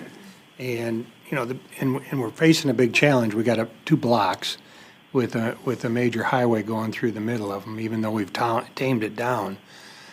I'm not saying we shouldn't do something. I'm just trying to figure out how would we have some type of strategy to communicate. We heard from people today that were talking about signs and stuff, and they didn't even know that, you know, they have businesses and didn't even know that the grants were available. So, I mean, we're not even, and I don't mean this negatively, because I don't know how to do it, because I think that's our biggest problem as a city. We don't have a communication tool that really gets people engaged or involved with what's going on. And, you know, it's just like, you know, we had Fusion a couple weeks ago. We had a fairly good turnout, but you had all these young kids down there that, you know, do the little entrepreneurship. And just to put it in a different perspective, we have a school that does it, and they do it up in the northern sector, and they have, I mean, it's just crowded as crowded can be. So I don't know how we get our arms around it. And again, I'm not trying to put a damper on it. I'm not saying we shouldn't do it. I just think we've got to figure out how do we communicate. The last meeting I was with, you know, you still have the businesses that are struggling. You can go to lunch on any given day, and you may get 7 or 8 people, maybe 10 in one of the restaurants. And so it's very difficult. We do have to figure out how to bring people down. I guess, you know, we've spent several million, another 200,000 to see what'll happen, but I'm just concerned that how do we get people engaged enough to where they'll come and do this? It's the same way with even at the 222 facility. I would say that when I go to an event, probably 40 of the people that are in there out of the 50 or 55 are from my neighborhood, or they're people I know from the north. We get very little participation from the residents in the area. Today we heard a good presentation from a group that had been working for a couple of years to talk about what they would like to see in the neighborhood. It would be interesting to see if since there's that dialogue with that group and it's fairly close to this area, if we could get them engaged to be part of looking into this to see what they would do or what they could do to kind of promote it and get some legs under it so that it's, and I realize it's difficult. We got one block really with about 7 trees in the middle of it and a bunch of lights. And so we're trying to figure out how do we emphasize that. And, we've talked about, do we, make that a one-way and split it and give each of the businesses an outdoor seating facility, and then you just go one way down that street. So each of the restaurants would have outdoor seating available. Would that do something? We've talked about taking the median out and doing different things. So I'm just concerned that not that we shouldn't do it, but I'm concerned is how we tackle it so that we get a positive result at the end that people know about it. I don't want to, all of a sudden say, wow, that's a great thing. I wish I'd have known it was going on. And that's what I'm hearing more and more is, and I don't know how we do it. I mean, we do the spectrum. Goes to every water person. And, we do the ICTN stuff. You can go online. The city's always promoting what's going on in the city. You've got the departments that are promoting what's going on. It's just how do we get people engaged is my concern. So I'll just start the ball rolling there. I'm not opposed to trying to do something, but I'm trying to figure out how we can make it successful and get enough people down there that we can get the input. Other than, I've been to a couple of your meetings, and basically it's the people that own buildings there, and they're concerned about, not enough traffic, concerned with the homeless, concerned with, these type of things. And we really never even get to talk about how do we create customers, because that's the bottom line of how we move forward with it. But they have done good work in other areas. I remember this, I think this is the second or third time we've talked about this when we've had actually them come and give us a presentation a few months ago, or Yes. maybe it's been longer than that. December. I lose track of time. Mhm. But I think they usually can get things accomplished.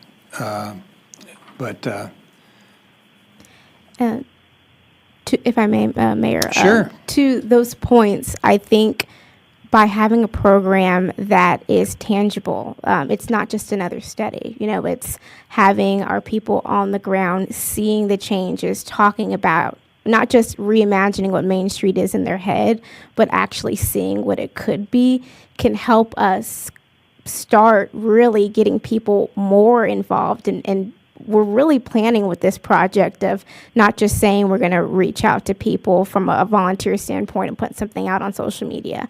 We're going door to door and saying, hey, we want change down here. And so whether that's me or Better Block, our main goal is to get people involved in the planning and programming and invested in this area again. Because I don't, really, is there any buildings to really rent in the area? We have a few vacancies. I don't think our biggest problem is vacancy right now. I think our biggest problem is lack of identity and showcasing the businesses that we currently do have. Thoughts? Move forward? Adam? Yeah, I like the idea. I'm trying to picture what it would look like in reality. And by that, I just mean, would this be a themed event, like a test event? Like if early October, I don't know what, it's a great time of year to do an outdoor event, right? Yeah, So I think maybe our kickoff would be more on the lines of a general what Main Street would look like, but definitely with this holiday season coming up, I think there'll be some great tie-ins to either Halloween events or once we get towards that Christmas time, playing off of holidays at Heritage, at the park, and seeing how we can do smaller activations that play off with those would be a great idea. I see. So it would be, we'd have one fabrication that would run several activations, like several events. Correct. Okay, got it. Yeah, thank you. Yeah, we've had pretty good results when we did the Halloween on the parking lot, when we had the maze for the kids to go through, and we had some animals and things of that nature at Halloween time next to the clock tower. That played off fairly well to get people down. Al?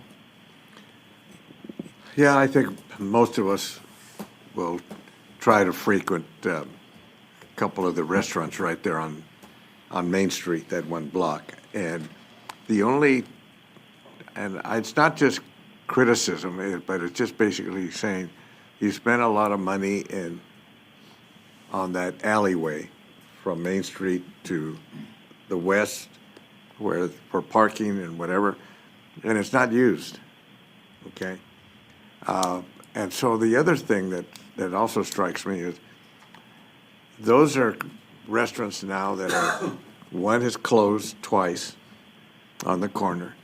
There are a couple of other restaurants, one of them, which we all remember very much, that used to have lunch there and breakfast, but now it's just catering and doing party deliveries, which is Glory House, and a couple of others that have made it.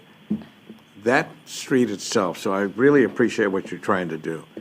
I'd like to see us just focus on doing what we can do to really spruce up all of those on both sides of that one block, the kind of facades and things, so that we can bring it out a little bit more into maybe even to the street, let's say, or the side. Because if we don't do that, I'm going to venture to say we're going to lose a couple more restaurants because there's just not a lot of traffic. And then think about what's happening from Main Street heading east, going towards Britain. You have got now, and I can tell you one where I go get a haircut with a couple of our former city council members, and they had to move because the fellow or the corporation, I'm not sure which, that bought that pretty much a block of those, that property, have upped the rents. And so they're having to move.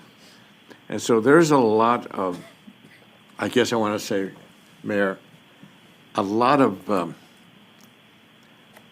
uneasiness both there, as well as, I don't think I understand, not that I really would understand it because I haven't really spent the time that you've spent, that if we're going to really try to do something down there, we got to do it with what's existing that makes sense first, and then try to then open it up to where we can actually get into Irving Boulevard itself, because that's why we put the TIF there as well, to try to develop it.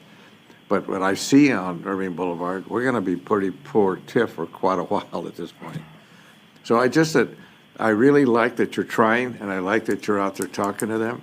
So I don't want you to not think we're not trying to support you, but I think we've got to do what we can do in the short term to try to enhance what we have and then go from there. So thank you, Mayor. Yeah, I mean, there's a lot of improvements, and I drove this morning. The last couple of days, I've noticed the new facade that's being put on the building. It's just a couple down. It's really done. They've done a nice job with the black corrugated siding and stuff. It looks good, and I think, you know, Roy called me last week because they were in major discussion on a shade of the paint, as what color they could paint the building. Which, to me, at some point, sometimes we may get a little too deep into this when we're holding up a whole production, trying to figure out what color paint, what shade of brown should be there, or whatever shade of what should be. But you know, that's gonna look good. We've got the signs that we're replacing today that we'll be approving. That'll look good too. So I mean, the look of the area, I think, is coming together. It's just how do we attract people to come and take advantage of it, and even doing an event here or there, that gives them a little shot in the arm of money, but You know, you need that constant day to day. Now, you can go, I'm terrible. I like Griff's and I like the Subway, so that's where I go for. But you wait in line in Griff's. There's 3 or 4 cars ahead of you the whole time. You can't just drive in there and get your hamburger. And the same way with the Subway.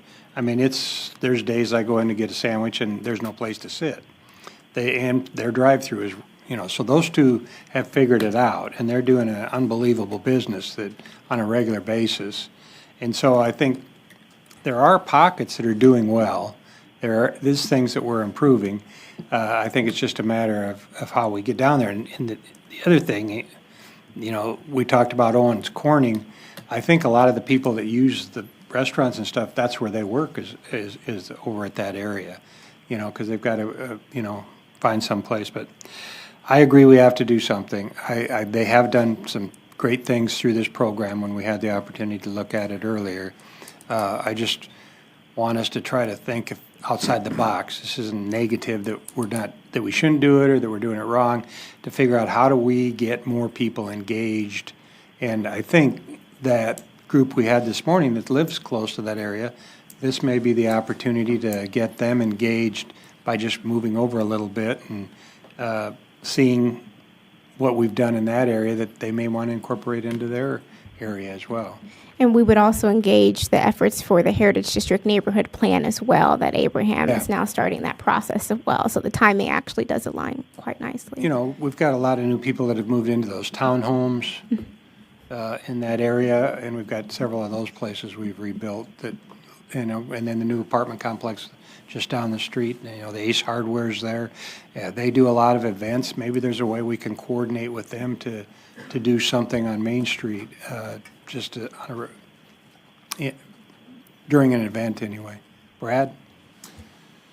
Well, I think you make some good points, because it's, in my mind, when is it mission accomplished? When we're putting a lot of money into this area for what? Because we get back to the same place.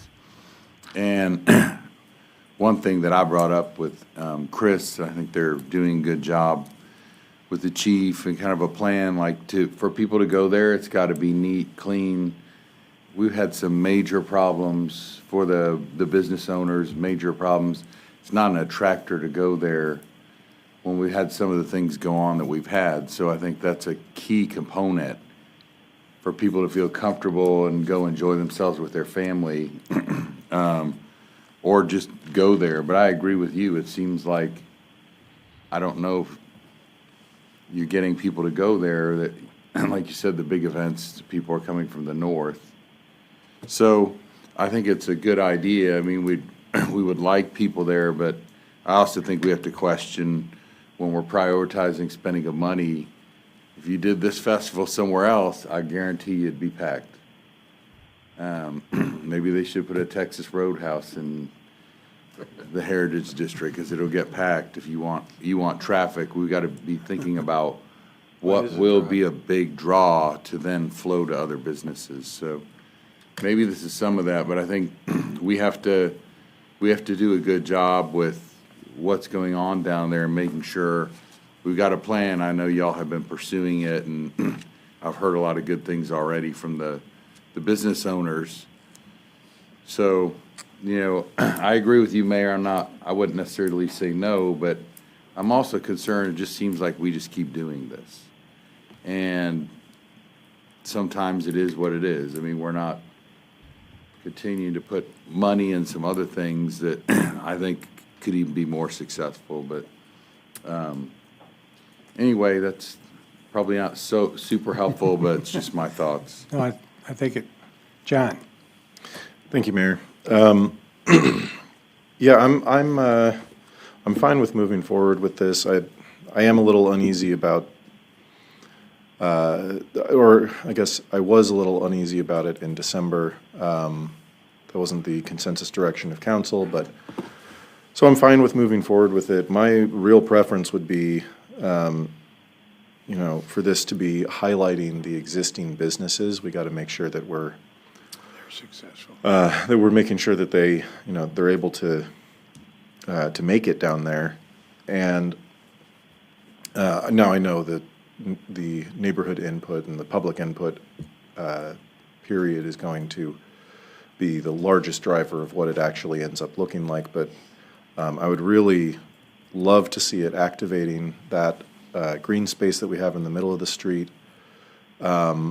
My recommendation would also be, whatever it ends up being, having some coordination with the Parks Department to get, some programming that could play in nicely with this at Heritage Park, because we do get, somewhat large crowds down there when we have, some of the, the movie nights, when we have, concerts down there.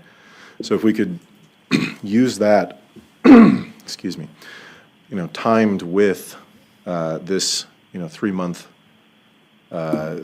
project, this, sort of sneak peek, I guess, if you will, of what this area could look like, what we could envision down there, and if we could use that programming at the park, that would be a really excellent way to get people down there at a time when they could not just imagine but actually see what it could be, and then hopefully that could drive more of that engagement and more of that traffic.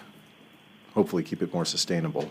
But yeah, and to the mayor's point, I think communication is going to be one of the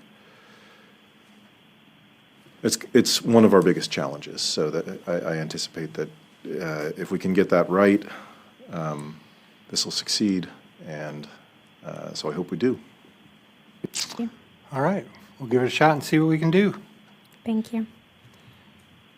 Chris, do you have any special order here you want to? If we can move forward to item number 8, which is the DART proposal, I'll go ahead and give that, and then we can go from there per council direction. Okay.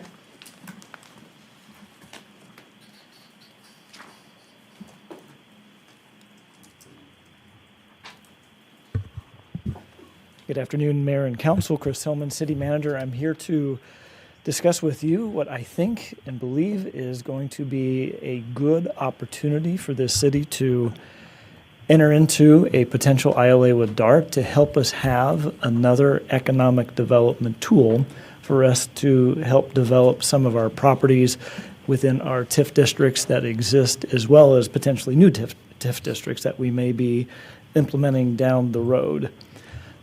What I wanted to start off with right up front is to talk a little bit about what this is, but also what this really is not as well. What this is not is a tool that is going to address what I know and understand you and a number of our member cities have relative to some of the discussions we've been having with DART recently relative to our governance model, our finance model, the service model that DART has. Those are all very important conversations.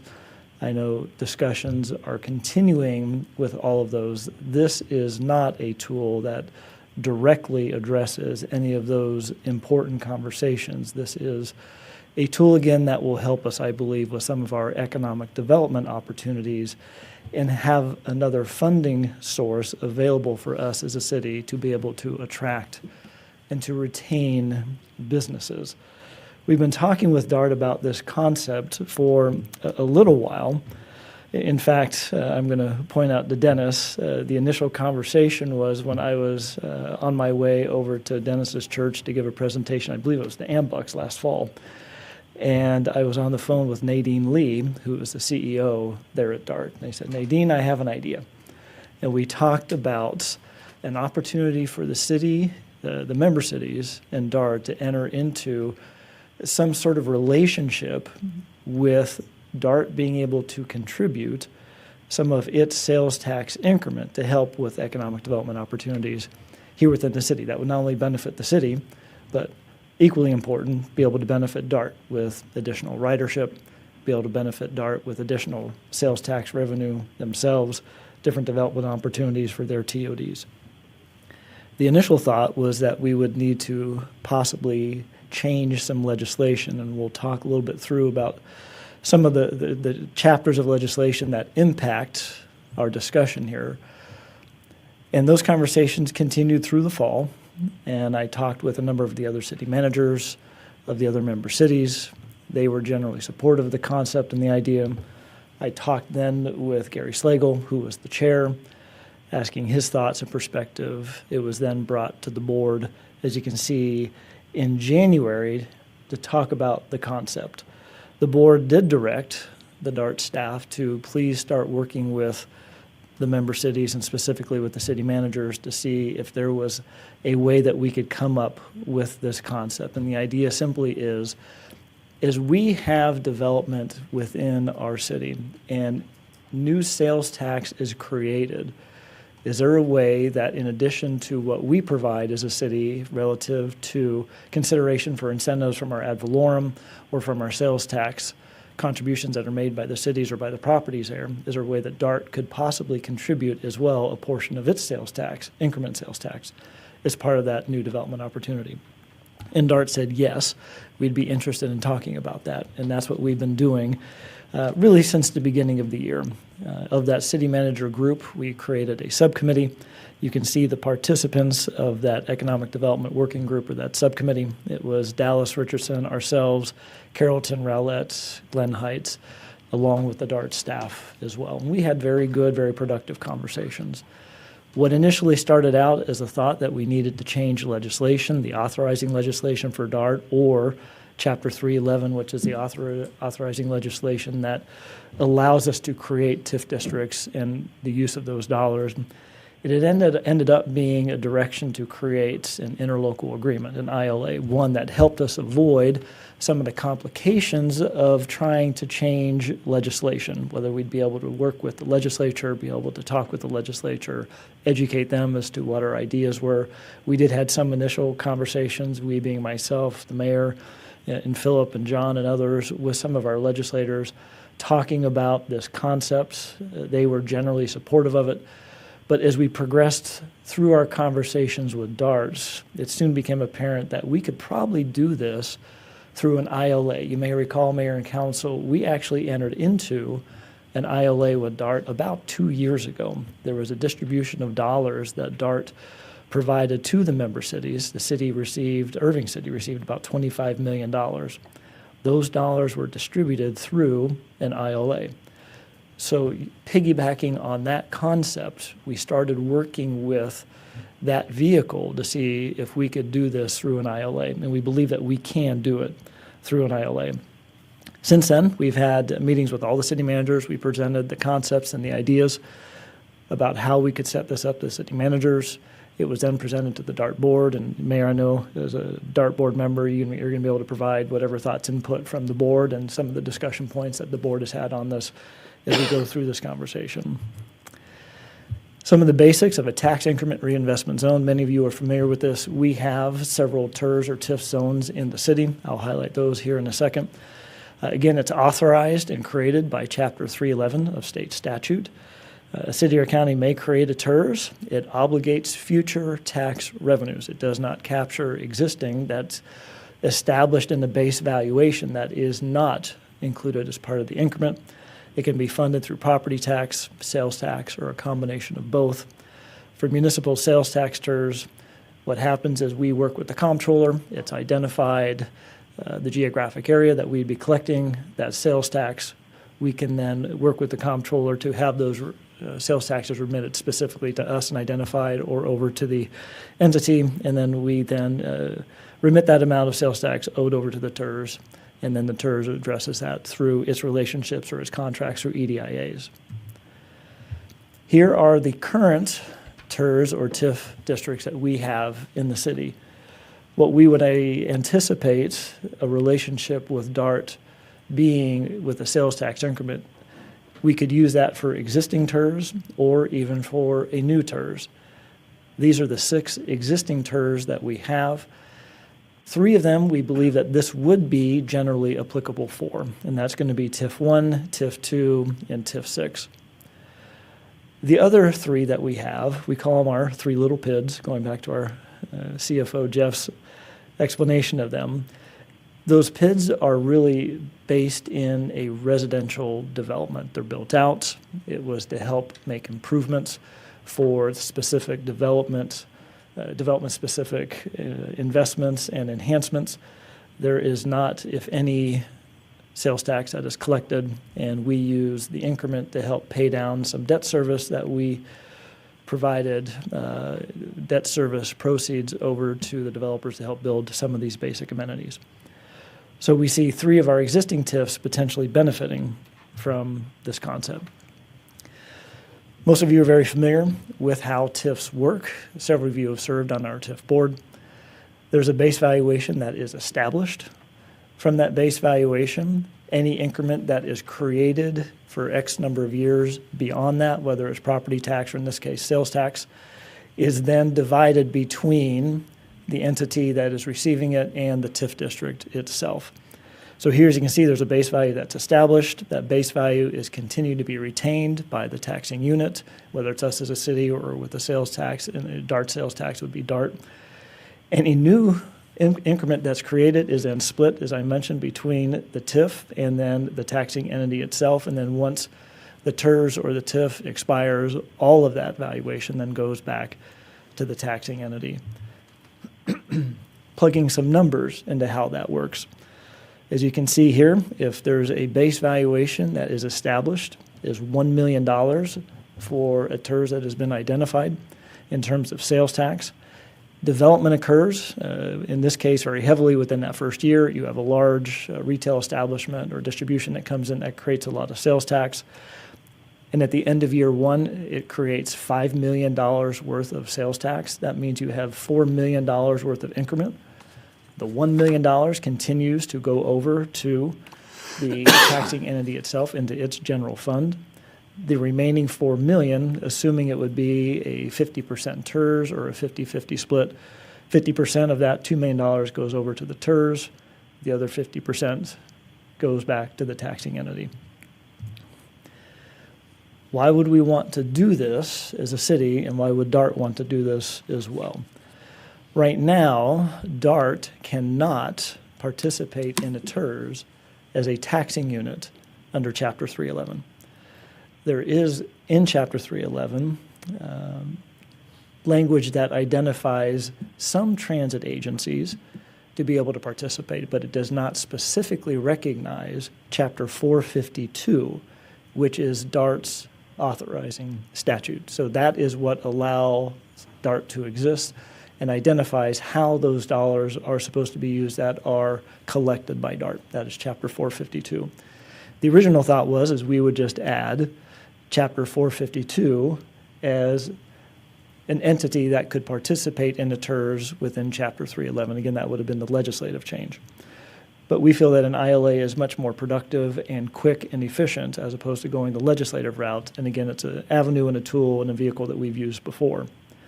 The ILA approach would allow DART to contribute future sales tax revenue to the TERS in nearly the same manner as other taxing entities do. In TIF 1, as you know, we used to have the school districts that would participate. School districts are no longer allowed to participate. But counties can participate as well with their ad valorem or even with sales tax as well. DART does not collect property tax, ad valorem tax, they only collect sales tax, so they would only be able to participate using their sales tax dollars. Here are the goals. Economic development partnership between DART and the city. We are at a significant disadvantage at times as member cities of DART. And the way that is set up is our residents, a couple decades ago, through a vote, authorized a 1 cent sales tax to go over to DART for mass transit, because we are allowed to have a total of 2 cents for local sales tax. We have our current 1 cent, our other 1 cent goes over to DART, because our voters said that's what they wanted to do. The other 6.25% of the sales tax of the 8.25 that's collected goes over to the state. And I'm going to go squirrel here just a little bit. Again, that is $650 million that goes over to the state in sales tax each and every year just from the city of Irving. If you were to take all of our property tax, all of the sales tax that we collect from every business, from every resident, double that, then increase that again by 60%. That is the amount of sales tax that is collected by the state, an entity that has a $24 billion surplus this year. $24 billion. And I'm going to ask our residents, and please call your state representatives, what have you gotten for your $650 million from the state today, would be my question. So nonetheless, this allows us to take that 1 cent that we collect and team it with some increment from DART's 1 cent. Many cities that are not in a mass transit system are able to use their other 1 cent for very specific purposes. It could be to pay for police or fire or parks. Many of those cities use that second 1 cent, if it's not in mass transit, for economic development. So the cities like Frisco, McKinney, Arlington are direct competition for either recruiting or retaining our businesses. We are at an economic development disadvantage because they have that 1 cent to be able to pay for economic development incentives or infrastructure improvements to help them do their own recruitment and retention. So this way we can have DART help and assist us be a little bit more competitive. We are also looking for a streamlined process that moves at the speed of business. What we did not want to do is to have to go back to the DART board or to use a council every time we had an economic development opportunity and enter into a specific ILA or an EDIA. What my goal was, as I said, Nadine, we have to have this be automatic. It has to be automatic. We have to be able to move at the speed of business, as well as it has to be equal across the playing field for all member cities.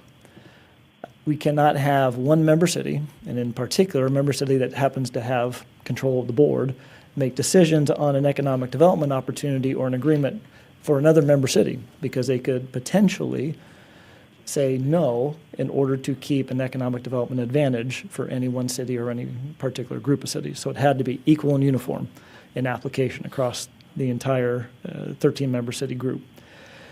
We're also looking for sales and property tax growth. We want to invest, and we're looking to get these dollars in to help us get that tax growth. We want more butts and seats. We want more people riding the system.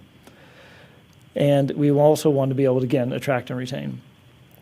I think it's important to note down at the bottom there, the TERS ILA allows for DART's automatic contribution to a qualifying TERS. This does not necessarily stop a city and DART entering into a separate ILA if there is any one or several transformational projects that they specifically want to go talk about. So again, this is just the base that we can work with all cities on.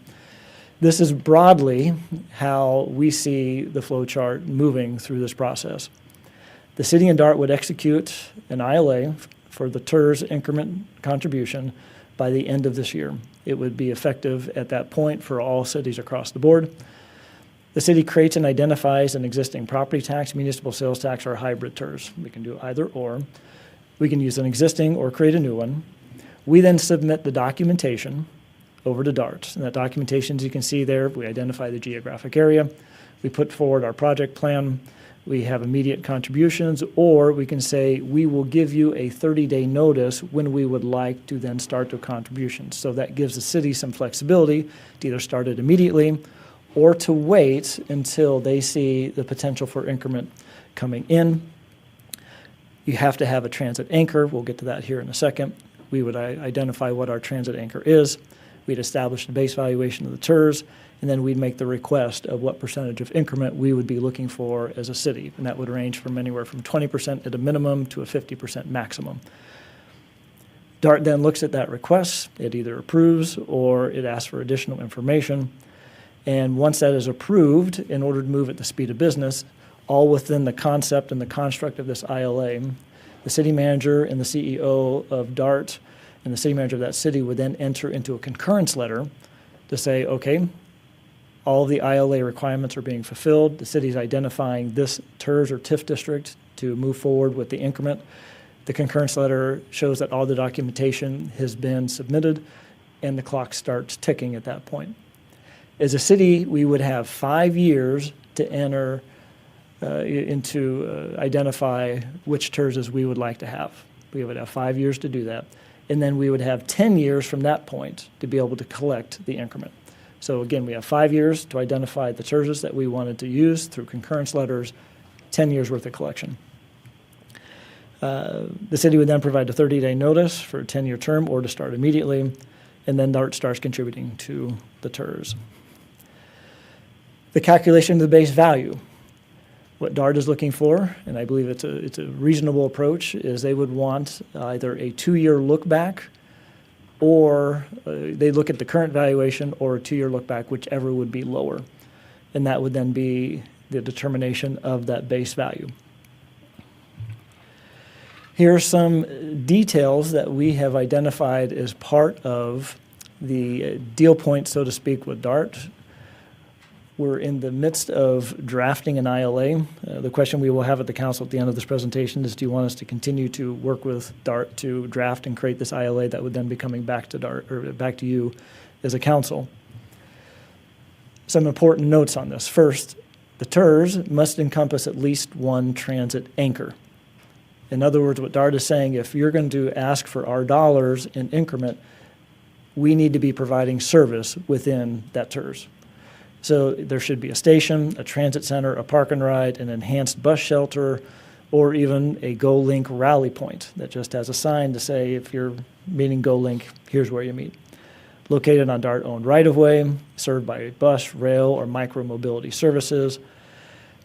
And you can either have a pre-existing or establish within 5 years that DART transit anchor. So some of these TERS may not have an immediate transit anchor. The city may say, we see one coming up, and the city would then have 5 years to then create that transit anchor. If it doesn't, there are some components of the agreement, which I'll get to in a second, on what happens. But if one doesn't exist, DART is allowing the city 5 years worth of time to be able to get that done. We can substitute transit anchors. If we have one transit anchor at the beginning, and we need to create another transit anchor, we can create that one. We can either do away with the other one, or we can have multiple transit anchors, so long as there's at least one transit anchor. So we can switch that around as needed. And the DART sales tax funds must be used in ways that are compliant with Chapter 452. This is an important concept right here, which I want to highlight for just a quick second. And I'm going to use the Wells Fargo development as an example. When we as a city entered into agreements with Wells Fargo for them to bring their 800,000 square foot facility, we worked with them on several different investment tools. First, we worked with them to reimburse their own property tax, a portion of their own property tax, back to them through a reimbursement. So they pay their property tax, we're reimbursing a portion of that back on the M&O side. We also used some TIF dollars, about $19 million, to help reimburse their development cost for building that facility.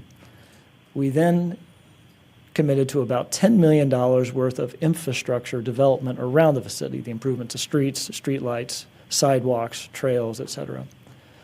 These dollars for 452 cannot be used to reimburse developers. It is not allowed. It can only be used for mobility purposes. So in the Wells Fargo example, obviously our own ad valorem taxes that we're reimbursing would not be involved. The TIF money that we gave to Wells Fargo for reimbursement of their improvements, that would not be eligible under the use of the $452. However, the other projects, the infrastructure projects, the streets, the streetlights, the trails, the sidewalks, that could be eligible for use of the DART tax increment. So it's very important. We cannot use these dollars for 380 reimbursements back to developers. The ILA proposed parameters, we have to be following all the 311 provisions that are incorporated. We already do that with our TERS. The financial limitations, here's are the limits that DART would want to participate. Again, it would be a minimum of a 20% increment that DART would create. It would be a maximum of 50%. The DART board, after we had discussed that maximum 50%, did add in a few additional incentives for city consideration if these particular pieces were part of the TERS as well. One, there'd be an additional 5% that if DART property was subject to a TOD ILA, so if we had a joint project with DART and we were helping to develop a TOD on their property, they would include an additional 5%. There'd be an additional 5% if it was a joint development property with DART and it was a Federal Transportation Authority priority area. So they had used dollars from the FTA to purchase property, to develop a TOD. If there's a tie or connection to federally incentivized land developments, they would add an additional 5% with another 5% on top of that for a total maximum of 65%. If the area not only had the FTA funding and it was a joint property, but if there was an affordable housing component as well. We are not required to do any of these, but these were just additional incentives that the DART board had identified that they would like to add to this consideration. The city must match DART's contribution plus any interest earned on DART funds while held in the tax increment. So if there is $1 of DART increment that goes into a TIF, there has to be an equal and concomitant dollar of city increment going in, and that can be property tax, sales tax, and can be any dollar that we identify. So they wanted to make sure that if they were contributing to the TIF, they wanted to make sure the city was also contributing to the TIF in an equal amount. Whoops. Some other timeframes. Again, as I mentioned before, it's a 5-year period for us to identify those TERs and to ask for DART's participation, which again would be done through those concurrence letters. And then we can collect the increment for a 10-year period from the signing of that concurrence letter. There are several different audits that would be requested by DART. One, there would just be an annual audit that the city would perform each year just to make sure that the DART funds are being that are being used are complying with 452, making sure that DART's contribution is accurate and that the city contribution plus any amount outstanding is there to satisfy the match. There's also a 5-year audit and a 10-year audit. At the 5-year audit, DART would want to know that the transit anchor has been built, because if it hasn't, they're going to say you need to build it, and they will give you a cure period if you still have not built that within 5 years. They also want to make sure at both the 5-year and then at the 10-year is that there has been a match by the city, dollar for dollar, into that TERS fund. There are clawback components, and the clawback components are if we fail to establish that transit anchor or if we have a failure to match. And again, those clawbacks, we're working with DART to ensure that those clawbacks are reasonable. It would only be the clawback on what has not been spent or obligated by the city at that time. So if it has not been spent or obligated, there would not be the clawback component. And DART may deduct any unpaid clawback from any payment due under general mobility. Some disqualifications, important components that DART wanted to put in as well. If the city council approves a resolution to call a pullout election and the vote is still pending, DART will stop with those contributions. If the city has any unpaid debt in excess of $500,000 back over to DART for more than 180 days, they would not be providing that increment. And they also put this in any statutory changes that would result in the reduction or the reallocation of DART's 1 cent sales tax rate. Suspension of DART's contribution to a TERS. If there's a removal of the service anchor or a transit facility at the city's direction and that no longer exists within there, or again, if there's an unpaid debt of greater than $500,000 for more than 180 days. Termination of the TERS would also obviously end the increment contribution if the city has terminated its DART membership, if the city has breached a material term of the ILA and failed to remedy, again, a failure to match or the improper use of DART funds, and DART contributions stop immediately, and any DART funds not spent or obligated by the TERS, again, must be returned. So at this point, that's the highlights of that. We're in the process of discussing that draft ILA. This is a discussion with you as a council. Do you want us to continue with those conversations? I'd be happy to answer any questions. And Mayor, any thoughts that you may have as a board member from any conversations from the board or any perspective from the board? No, Chris has been the leader on this and has brought the other city managers along, and you know, we're just trying to figure out how we can really justify the $110 million a year that we give to DART. We We tried some things this year that haven't worked out as far as governance and redisbursement of the dollars. But this does give us an opportunity if we had this in place when we built the music factory and everything around there, it would have been a huge benefit for us. I like the part, Chris, where we have up to 5 years to make a decision. There was at one point saying you had to opt in or opt out by the end of the year.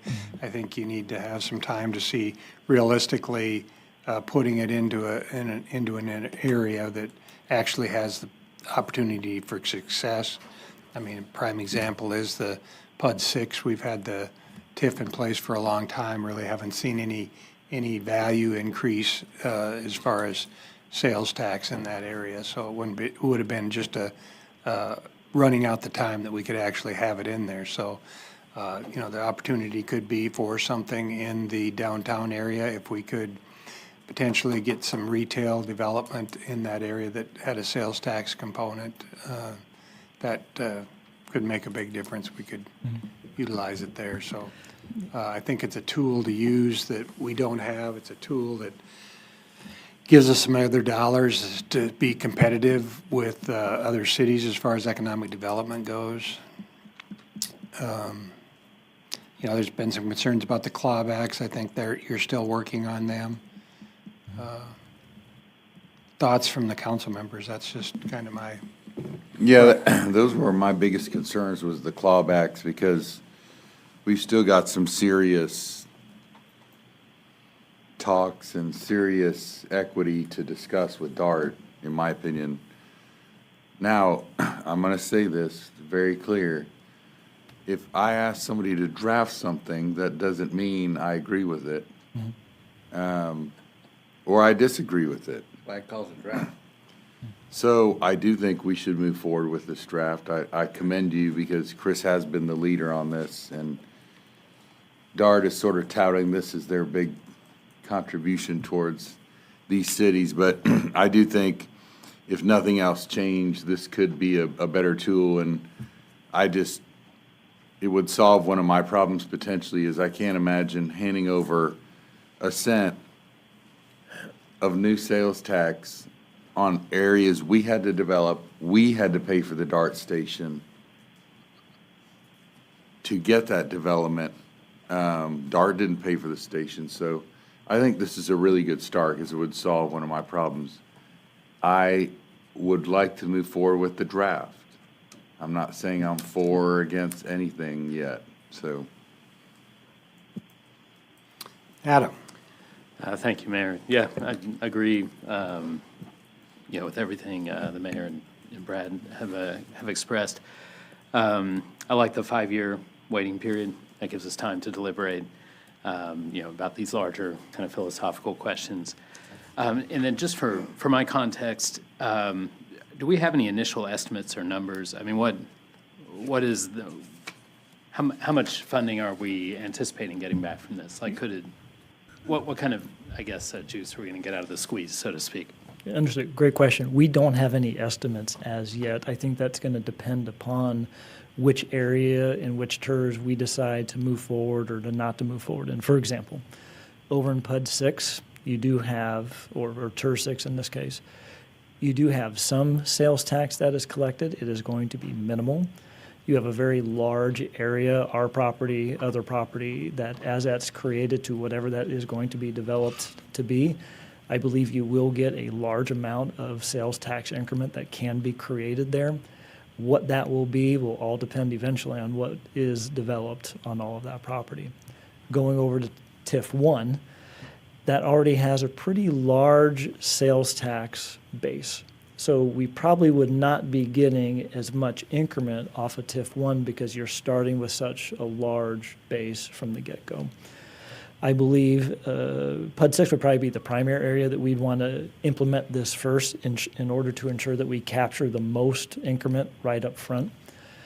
But I think the second one is going to be your downtown Heritage District, Irving Boulevard corridor TIF. I think that has ripe opportunities. In fact, I'd really specifically point to our Plymouth Park opportunities that we could implement this concept with DART, have some additional dollars, is I believe new sales tax will be coming in within that TIF area, within that Irving Boulevard corridor. That is all sales tax base. I think that is a great opportunity there. There might be some other TIF areas. We have to live within the total valuation that we can have on our books. That is the TIF valuation. We can only go so high. So I'm not sure how much we're going to be able to create in additional TIFs, but we're really looking at for existing TIFs. You have the PUD 6 area, the old Exxon sites, and I really think the Plymouth Park, Irving Mall, Irving Boulevard area, those are really some prime opportunities to be able to take advantage of this opportunity.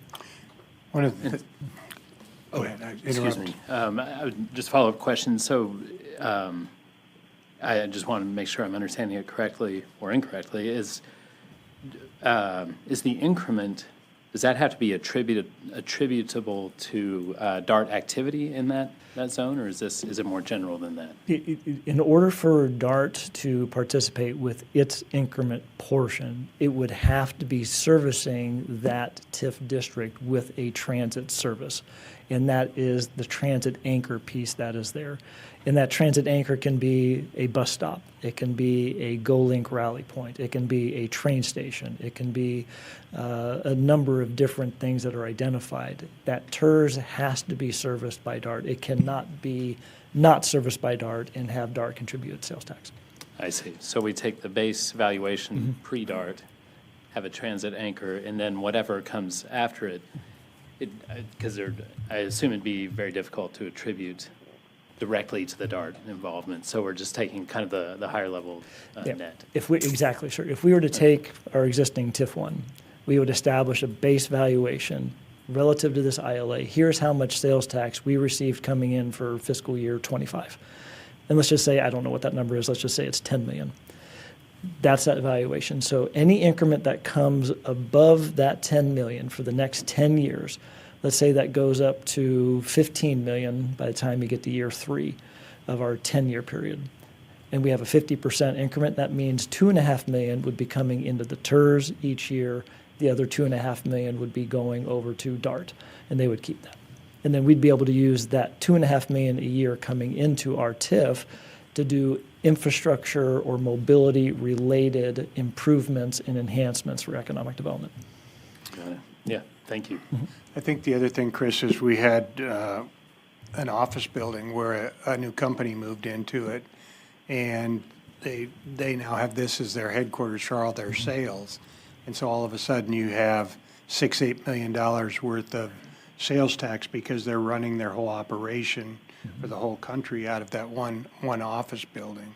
So you can, the challenge is because we don't have the penny and we don't have any money dedicated through our property tax to economic development, the only two tools we have is sales tax and property tax. And so property tax, DART really doesn't get much from that, but when it comes to sales tax, they get 100% of what we get. We get the penny, they get the penny.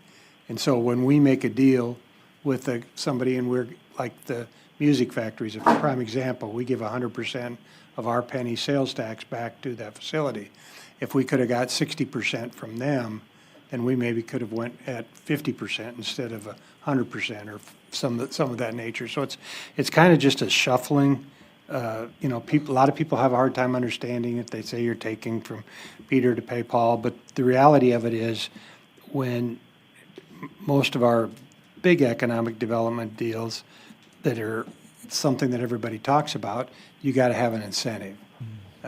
And like I said, I can't remember where I was at the other day, that probably less than 8% of the economic development and businesses that we have in the city even come to us for that type of a deal, but it's usually the ones that it's a $40-50 million hit.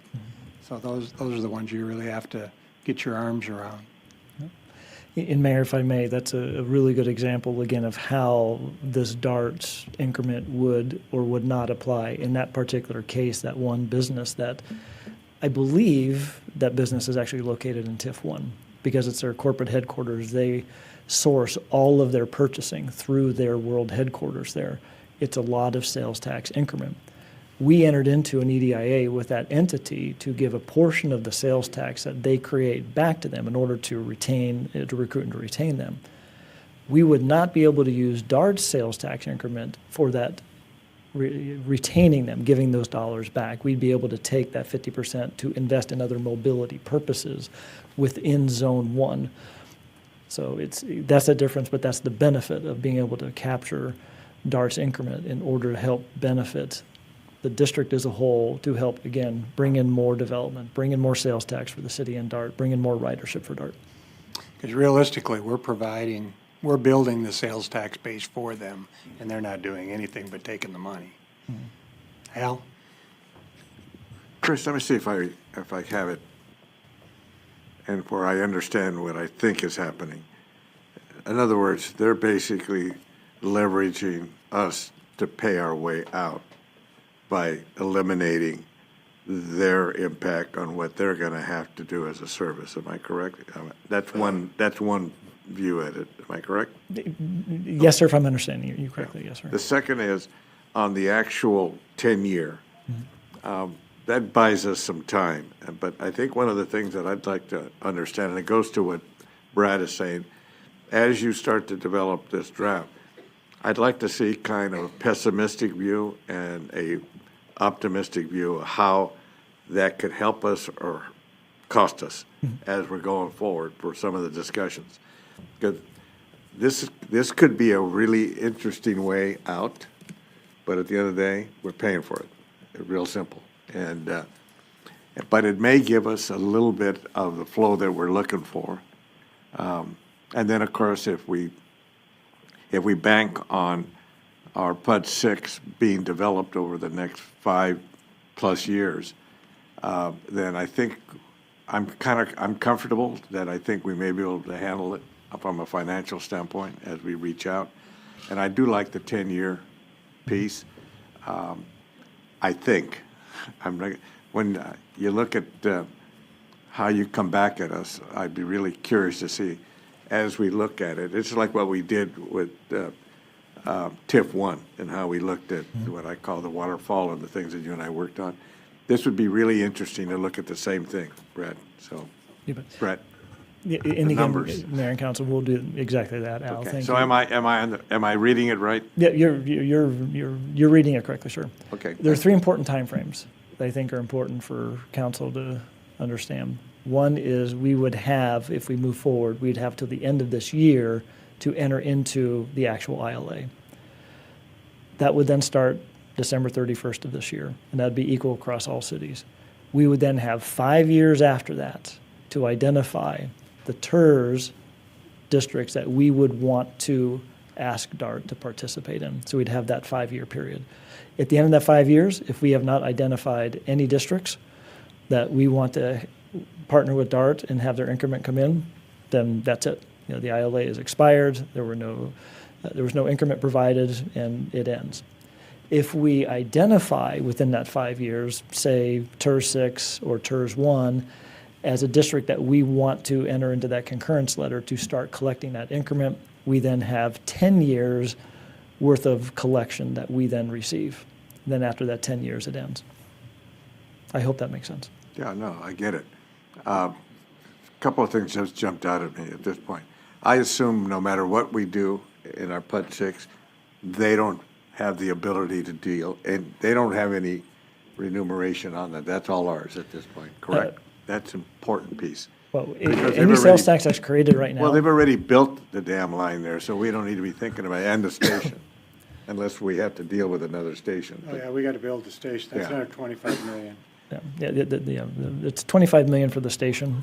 They have told us initially that we are responsible for building that station. They have identified $4 million of DART funds to help build that station. We have already identified, I believe it was $15 million worth of what we were provided 2 years ago in the ILA agreements that we had with DART. We set that $15 million aside. We're going to need additional dollars from either COG and or the property owners, developers to be able to do that station. So right now we do not have enough of the dollars yet to build that station, but DART is requiring us to build that station. Chris, the number was 12.5 million. Oh, thank you. I appreciate that. Thank you for that clarification. Thank you. Another kind of a two-part input in that, the 5-year. That's why 5 versus we're going to be in a 10-year relationship, number one. And the second part of that is as we're moving through this, you said December 31? That's a calendar year versus a fiscal year. Is that positive for us, or is this, what is that doing to us? Okay, in answer to your first question, the reason that the 5 years was established is DART wants to be as flexible with the cities as it can be in order for us as cities to identify or create, or identify an existing TERS, or to create a new TERS, or to start that clock ticking when we would want to collect that increment. So there's a couple of really reasonable approaches by DART to give us the flexibility as a city. So it's just not automatic, because we don't want to start the clock ticking in collecting increment when there is no development out there creating the increment. So they're working with us and being flexible with that. And I apologize, I forget your second question. Oh, by December 31st. The initial thought was that this would be implemented and executed when each different city would execute the ILA. It was just determined that it would be best if we had all cities starting and stopping on the same date. And relative to a calendar year versus a fiscal year, I don't believe that that would make a difference, and I don't believe that that would have a negative impact. Okay, thank you. John. Thank you, Mayor. Thank you for your work on this, Chris. I really appreciate it. So, a couple of questions about the timelines. So, when we identify a TERS, that starts the 10-year, correct? Well, we would identify it, we'd submit the documentation, the CEO and the city manager would sign the concurrence letter, then yes, that would start to. And then once we go through that whole process, 30-day notice and it's accepted and signed and agreed. If I can qualify, my apologies if I'm jumping in here. Even when we sign that concurrence letter, we can then say it either starts immediately collecting the increment, or we can even continue to wait and then give them a 30-day notice to start that increment. Gotcha. So again, that's a little bit more flexibility for the city as well. So TERS 6, for example, we could go through that whole documentation signing process with them on January 1st next year if we enter into the ILA. Yes, sir. And say, we're going to wait and give you 30 days notice when we want it to start. And as long as it's within that 5-year time frame, presumably up until January 1st of 2030 or 31? Yeah, December 31st of 2030 or January 1st of 2030. Yeah, okay. Yes, so any time within that time frame, we could give them 30 days notice to start that 10-year clock. Yes. Okay. So we could, for example, with PUD 6, we could sign the ILA, have that done by December 31st, January 1st of next year. We submit all of our information. We sign the concurrence letter, but we say we don't want to start that clock ticking. However, that 10 years with that concurrence letter has now started. Right. But we're going to say we're going to wait for 30 days before we actually start collecting. We could also wait till the end of that 5-year period, if need be, then sign the concurrence letter, then we'd have the 10 years after that to collect. So again, there's flexibility by DART that they want to be partners with, which I really do appreciate. They want the flexibility for the city. So in that documentation for the transit anchor, would the planned station in PUD 6 qualify? If it's kind of, this is going to be built. It's not built right now, but it will be before we start the clock. What I would want to do is look at all the different transit services that may be already provided in PUD 6. Okay. We may have a bus stop already, for example, over by Currig. The UD station, I believe, that's in PUD. So right now, we already have a transit anchor with the UD station operating that would serve as our transit anchor. Now, for some reason, that station isn't there in 5 years, we can switch that over to another transit anchor. And again, this ILA would give us that flexibility to identify multiple, identify one, switch that over, but you always have to have at least one transit anchor. Right. I was using UD, or not UD, PUD 6 as an example, though. So when we provide that documentation, does a transit anchor have to exist in the documentation, or No. does it just have to exist before the 10-year period starts? You would have to, it's either or. You could have a transit anchor already identified, or they give you 5 years to construct Gotcha. that transit anchor. Okay. And then even at the end of that 5 years, if that transit anchor has not been completed, there is a process for an extension that DART and the city can work through in order to extend that, so long as they see progress towards that transit anchor being completed. Okay.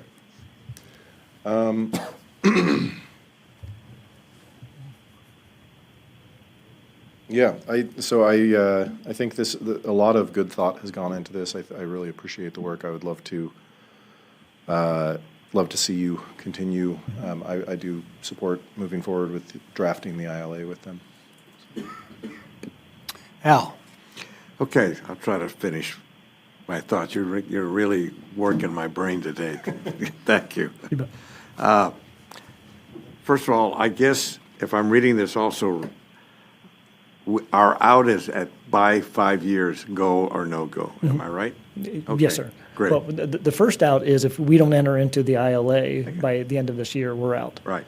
And Got then it. we would have 5 years after that, if we do, to identify a TERS. If it doesn't have a transit anchor, build that transit anchor. But we'd have 5 years after that to identify what we want to do. If we don't go forward, Mm-hmm. is there a penalty or what's the cost? There is no penalty or cost. We just would not be able to Okay, collect DART's good. increment. And the last input, I would not want to share any of our, I guess I want to be really clear on this one. Our TIF 1 in particular, because it's right next, it's right there. Because that's the golden pony for us. And so you know where I'm going with that. And so I do not want to let them in. We've got a lot more we can do throughout the city. Okay, but not that one, so. Yeah. Again, this would not be providing any of our existing TIF dollars over to DART for their use. This would be DART's money coming in on an increment basis for us to use as a city within our established TERS to use for mobility purposes, to build roads, do intersections, anything mobility related, and there's a number of things that we can do it for. So again, they're not using our dollars, we would have the ability to use theirs for mobility purposes within this TERS. It's a win-win. It's a win for Thank you. DART. I get it. It's a win for the city. It's at the speed of business, and it's equal across all member cities. Okay. Right? See what you can Right. continue to You bet. work Thank you. through the drafting. Good job, Chris. Keo, do we need to attend to the legal issues? Why don't you read us into executive session, and then if we, by some unknown, get out of it in 10, 15 minutes, we'll come back to the others. Do you want any of the other items in executive session, Chris? No? Yes? Can we put, You want to do the rest of the exec items? Or do you want to come back out and get the public? Yeah, let's go ahead and do the executive, and then Mayor, to your point, if we have time, I was we'll come gonna back. say- If not, we can push. why not, if we could, can we put the library and the financing in executive session? There are pieces of that need to be in public, Okay. so Yeah, I I'm may just- need that background to Okay. then have the executive session Okay. presentation. Okay. So, the Mayor, do you want to maybe talk about, we can push 9.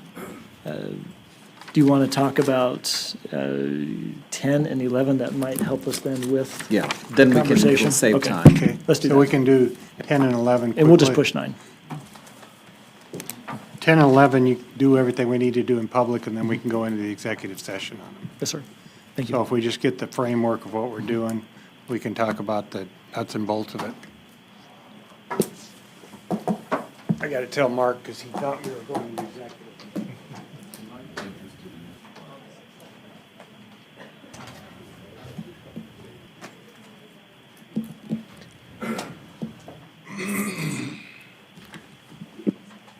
All right. Oh, all right.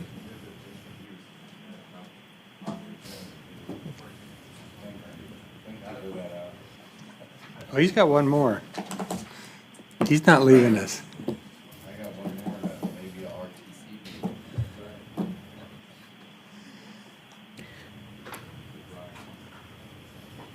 Okay. Ready? I'm going to stand up too because I'm Good just evening. standing up because I'm stretching. Go ahead. Irving Public Library Director Lynette Robertson, and I'm going to speak to you about our new library branch number 4. So just to give you a little background historical information, we've had ongoing discussions about a 4th library location for several years now. Valley Ranch Library opened in 2007. We had West, which opened in 2011, and the South Library opened in 2015. The library locations have grown and expanded as the city and our communities have grown and expanded. There have been discussions about a 4th location in the city center for years. Those culminated in a discussion in 2019, and that was put onto a discussion, which was, there was a presentation made at council work session about possible bond election projects. The feedback that had been coming from the community indicated that there was a desire and a need for a 4th library location in that city center area that would provide library services to more of our residents. And in 2021, residents approved a general obligation bond authorization for a little over $20 million, with $15.275 million set aside for a new library facility. So the map on the left illustrates where we're looking at, and the labels and the little pins show our current library locations. Valley Ranch, it's 26,000 square feet. West Irving Library is 25,000 square feet. And the South Irving Library, it's 2-story, it's just over 52,000 square feet. Just kind of give you a little frame of reference as far as what we're thinking about.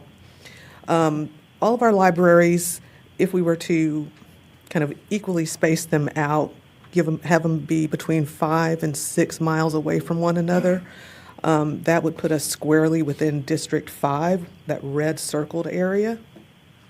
The map on the right shows the households within that 2-mile radius area where we have library card holders. You can see we've got kind of towards the middle what we call a library card desert.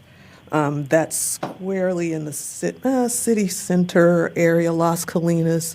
There's a little bit of overlap with it's Cottonwood Valley and a little with Hackberry Creek. We think that a lot of our residents in that area utilize the Valley Ranch Library. So again, like we discussed earlier in the day, we would pull some of the pressure off Valley Ranch. So these are some stats as far as our community assets within that 2-mile radius area. We've got over 30,000 residential dwellings, that's single-family, multifamily households, 11 schools, over 1,400 businesses in that area, 12 city facilities, including 9 parks. So we would definitely be able to pull some traffic to the library.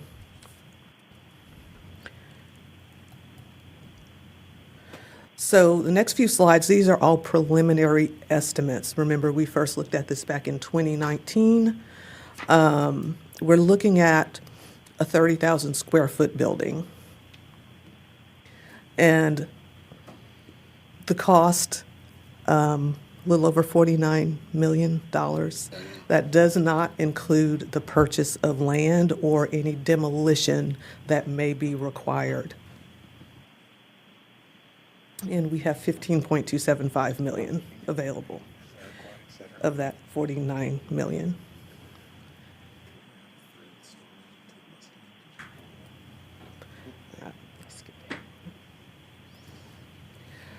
So we have a preliminary staffing estimate. This is kind of based on the West Irving Library. They have 17 employees at that location. Valley Ranch has 23. So we're thinking it's going to be a little bit busier than West, but not as busy as Valley. Although one caveat, that first year of a new library's opening, it has the halo effect. If you build it, they will come. Everybody wants to visit the bright, shiny new library location, so you're going to see increased foot traffic that first year. We are planning to pull 2 or 3 of our current staff members who are part of our functional team who fill in at the locations to that location as well to supplement those 18 anticipated staff members that we believe we're going to need. That also includes or assumes 4 service points like a main circulation desk, a reference desk, maybe a pickup window, which is popular at the locations, maybe maker space.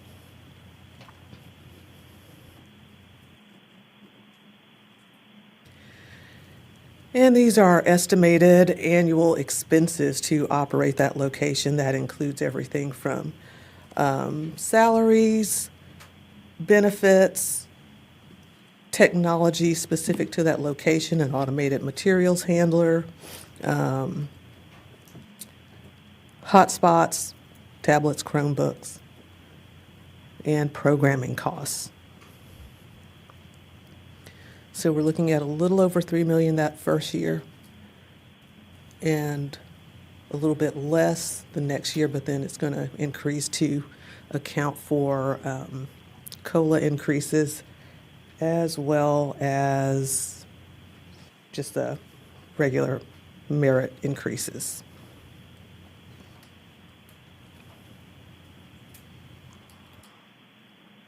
So this is the point where we're asking for council's guidance on this. We need your feedback. Now that we've provided you with some information about this proposed library location, we'd like to speak with you about locations, if we need to complete a feasibility assessment, and talk about some additional financial resources for funding it. Mark. Yeah, thanks, Lynette, and thanks, Chris, for all the work and moving it to this point. And we've been talking about this for a while, and I think that there's broad consensus here on the council to move forward with it. The cost is crazy expensive. It's unbelievable how expensive things have gotten. But as you show from the map, we have the library desert in the middle of the city, and there's extra pressure on the other libraries for that reason in part. So it's a benefit to the community, to the middle part of the city, to my district in particular, and I'm in favor of moving forward. Yeah, I think we're all pretty much. I think we got heads nodding in the right direction, so that gives you the opportunity to look at the potential locations and potential sources of revenue. Chris will put that on your, put another 50, 60 million on your hit list. We put a couple $100,000 here, and I think we threw another 4 million here, and so this is only, we're only up to about 85 million today. That's an easy day. Yeah, we're less than 100. Al? Lynette, can you just give me a little bit of Kentucky windage on the comparisons as to the operating cost of the 1, 2, and 3 versus 4? Because then I'd like to look at, and you don't have to give it to me now unless you want to bring it back to us, and then take a look at, because you've got a solid number, what you think the first so many years will be.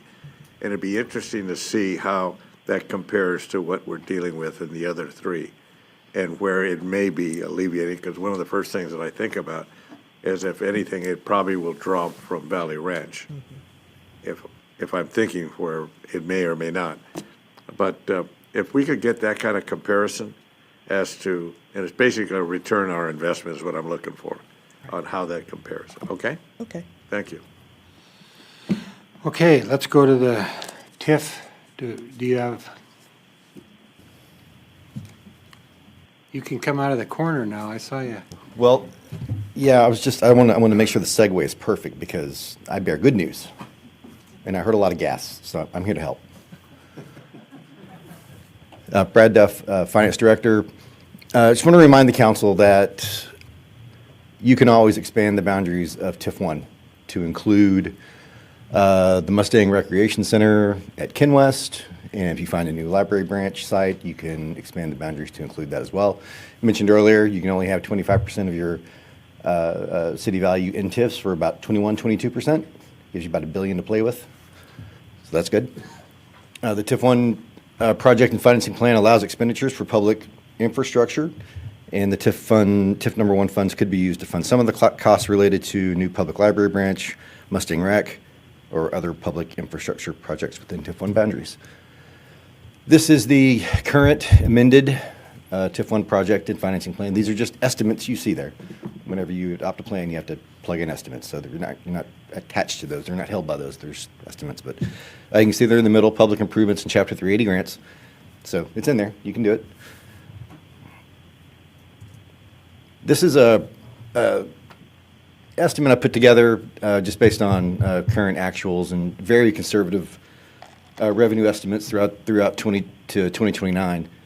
And what we did was we contacted DCARD and asked them what their ask would be for the next few years for the Lake Wall at Lake Carolyn. So there's $32 million plugged in there. DCARD capital costs, $32 million plugged in there, along with the $19 million for Wells Fargo, $4 million for Christus, and $1.6 million for Hotel Indigo. That's in there as well.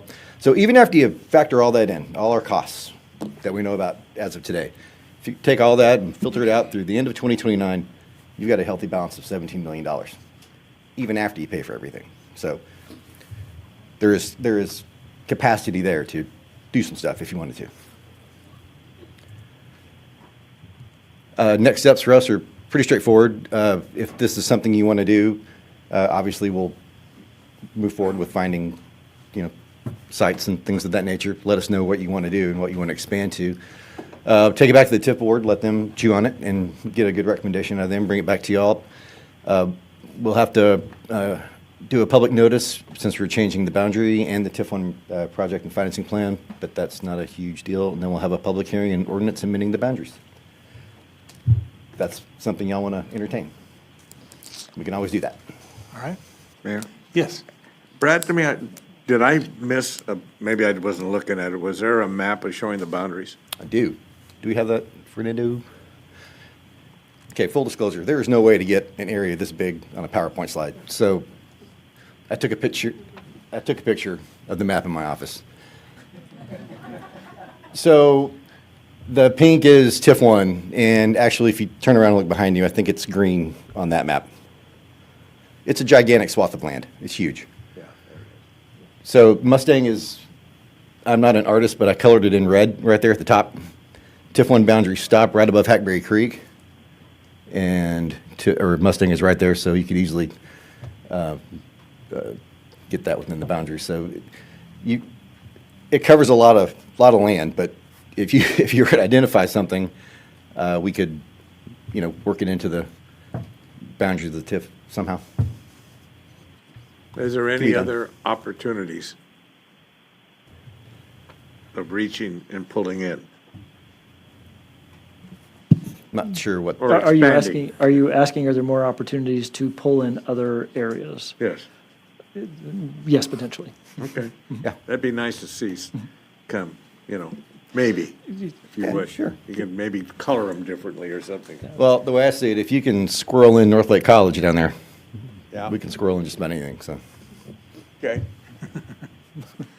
All right. Thank you. Sure. So we've got information And on we can talk a little everything? bit more in detail in the executive session. Okay. At this time, we'll go ahead, if KO would read us into executive session. Sure. Happy to do so, Mayor. The time is 5:48. The Irving City Council will convene into a closed executive session to receive legal advice, to deliberate on real property, and to discuss economic development negotiations, security devices, security audits, pursuant to Open Meetings Act Sections 551.071, 551.072, 551.087, and 551.076.